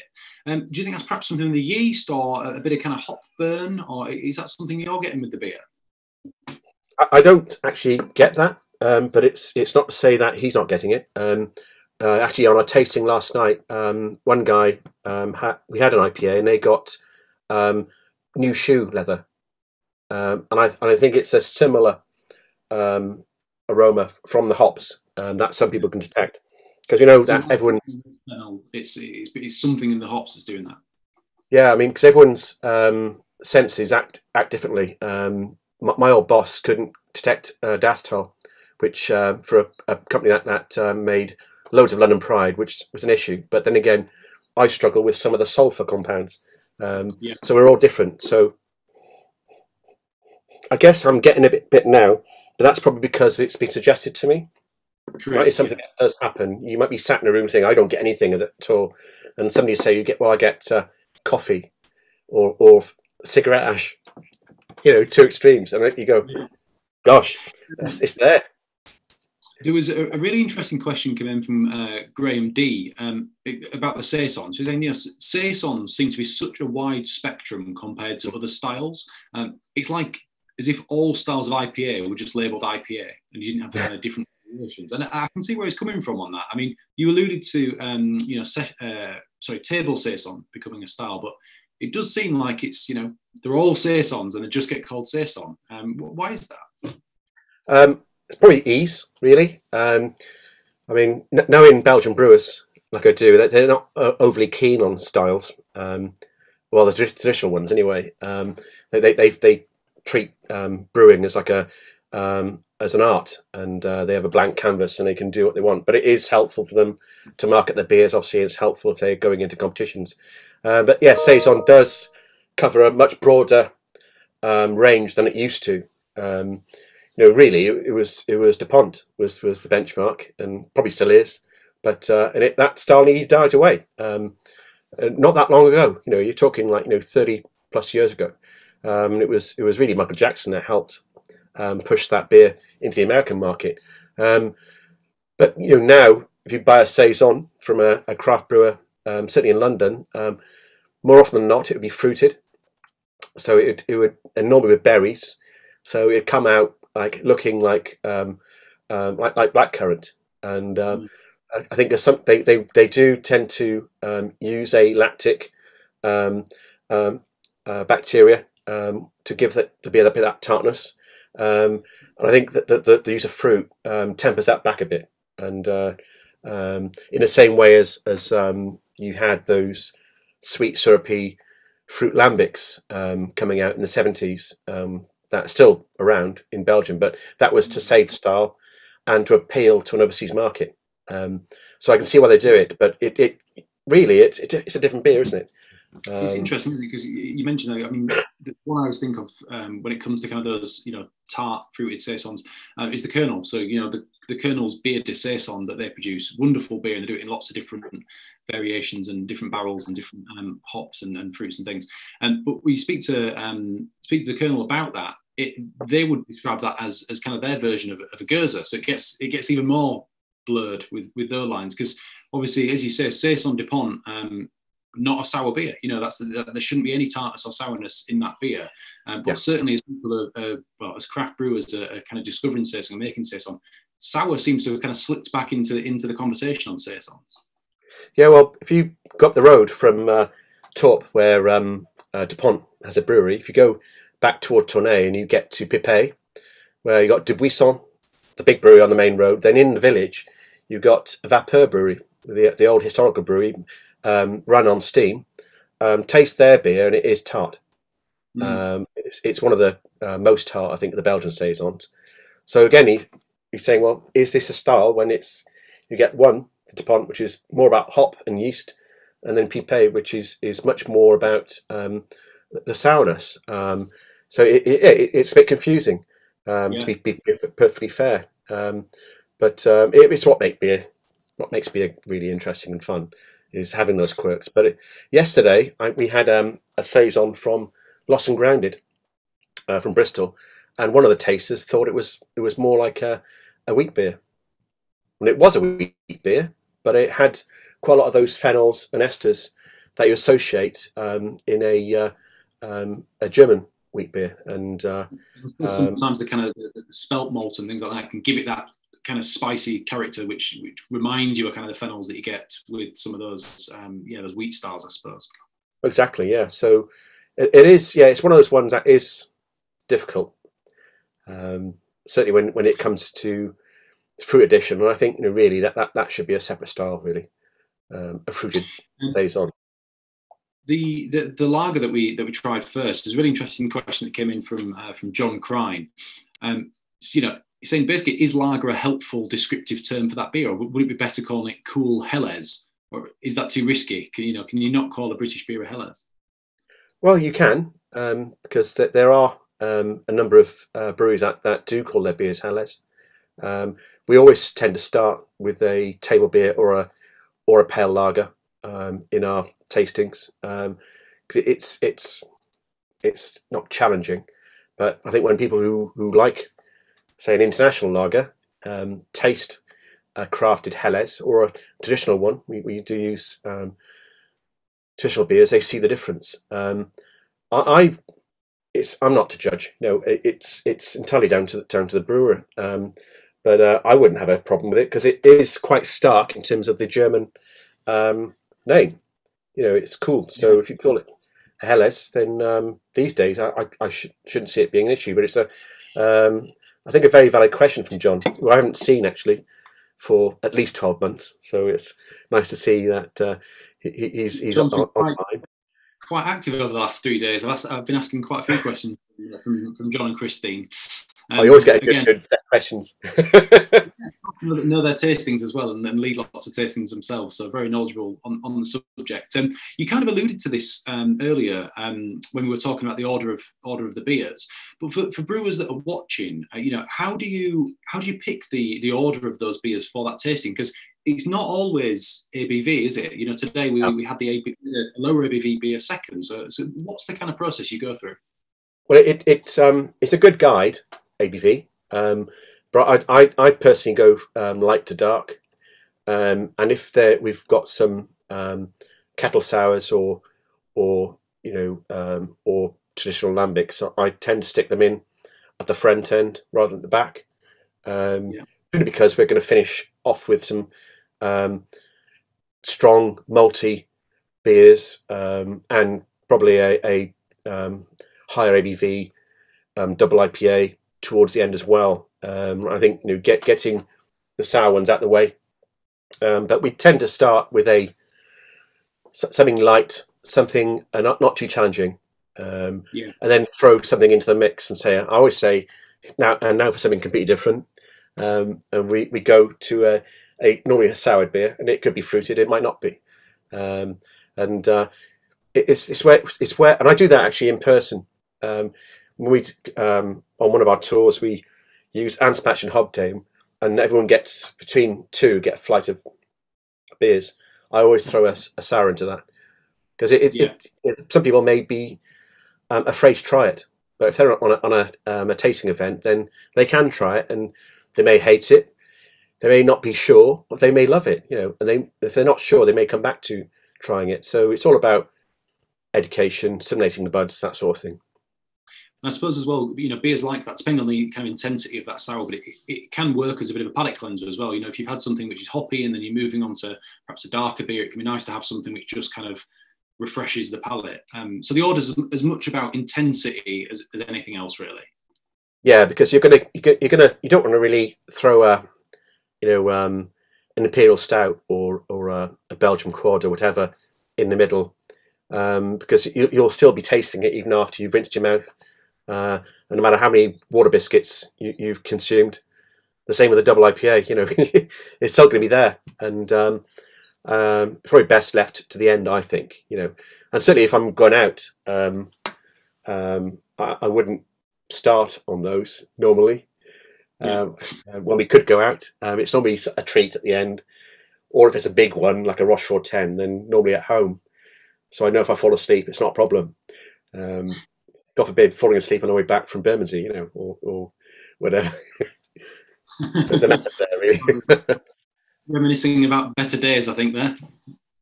I guess. I'm sure. I think you know, there's light at the end of the tunnel. So this format I think works excellently, and I don't think it'll go away. But it's not quite the same as in person. I think it's a good substitute. And what it does do, though, it broadens your reach. So I never ever thought I'd do online tastings just over a year ago. I certainly never thought I'd include people on my tastings from the US, from Canada, from all over Europe. You know, that's really surprised me that we do that, and I think that's a bit that's going to stick. I think because there's no other way of doing it. Yeah. There's no other way of doing it. Lovely kind of lovely thought to finish on. Really, we've had lots of brewers, but lots of industry people from around the world actually tuning in and actually in this tasting as well, which is brilliant to see. Thanks so much, Paul, for talking us through those beers. Oh, it's a pleasure. Always like to talk about beer. Thank you very much. Well, I'm just going to do, we've got a little break now. So we've got about an hour and 15 minutes. That's the official end of BeerX seminars, but we have got the Business Awards coming up. So the SIBA Business Awards 2021, we're finding out the winners at 6 o'clock. We've got Johnny Garrett from the Craft Beer channel that's going to be manning that and handing out the awards digitally for us. Just remember, you can obviously watch the awards. Anybody can come and watch the awards on YouTube. There's a dedicated link. We'll share that on our Twitter. But if you are a finalist or if you're a sponsor of one of the awards, you should have had a link to the Zoom, so you can get in on the actual ceremony, and we can get some video reaction of you guys winning your awards. So yeah, if you've not got them, drop us an email. We'll sort that out for you. But if not, see you all at 6 o'clock. Thank you very much. Cheers.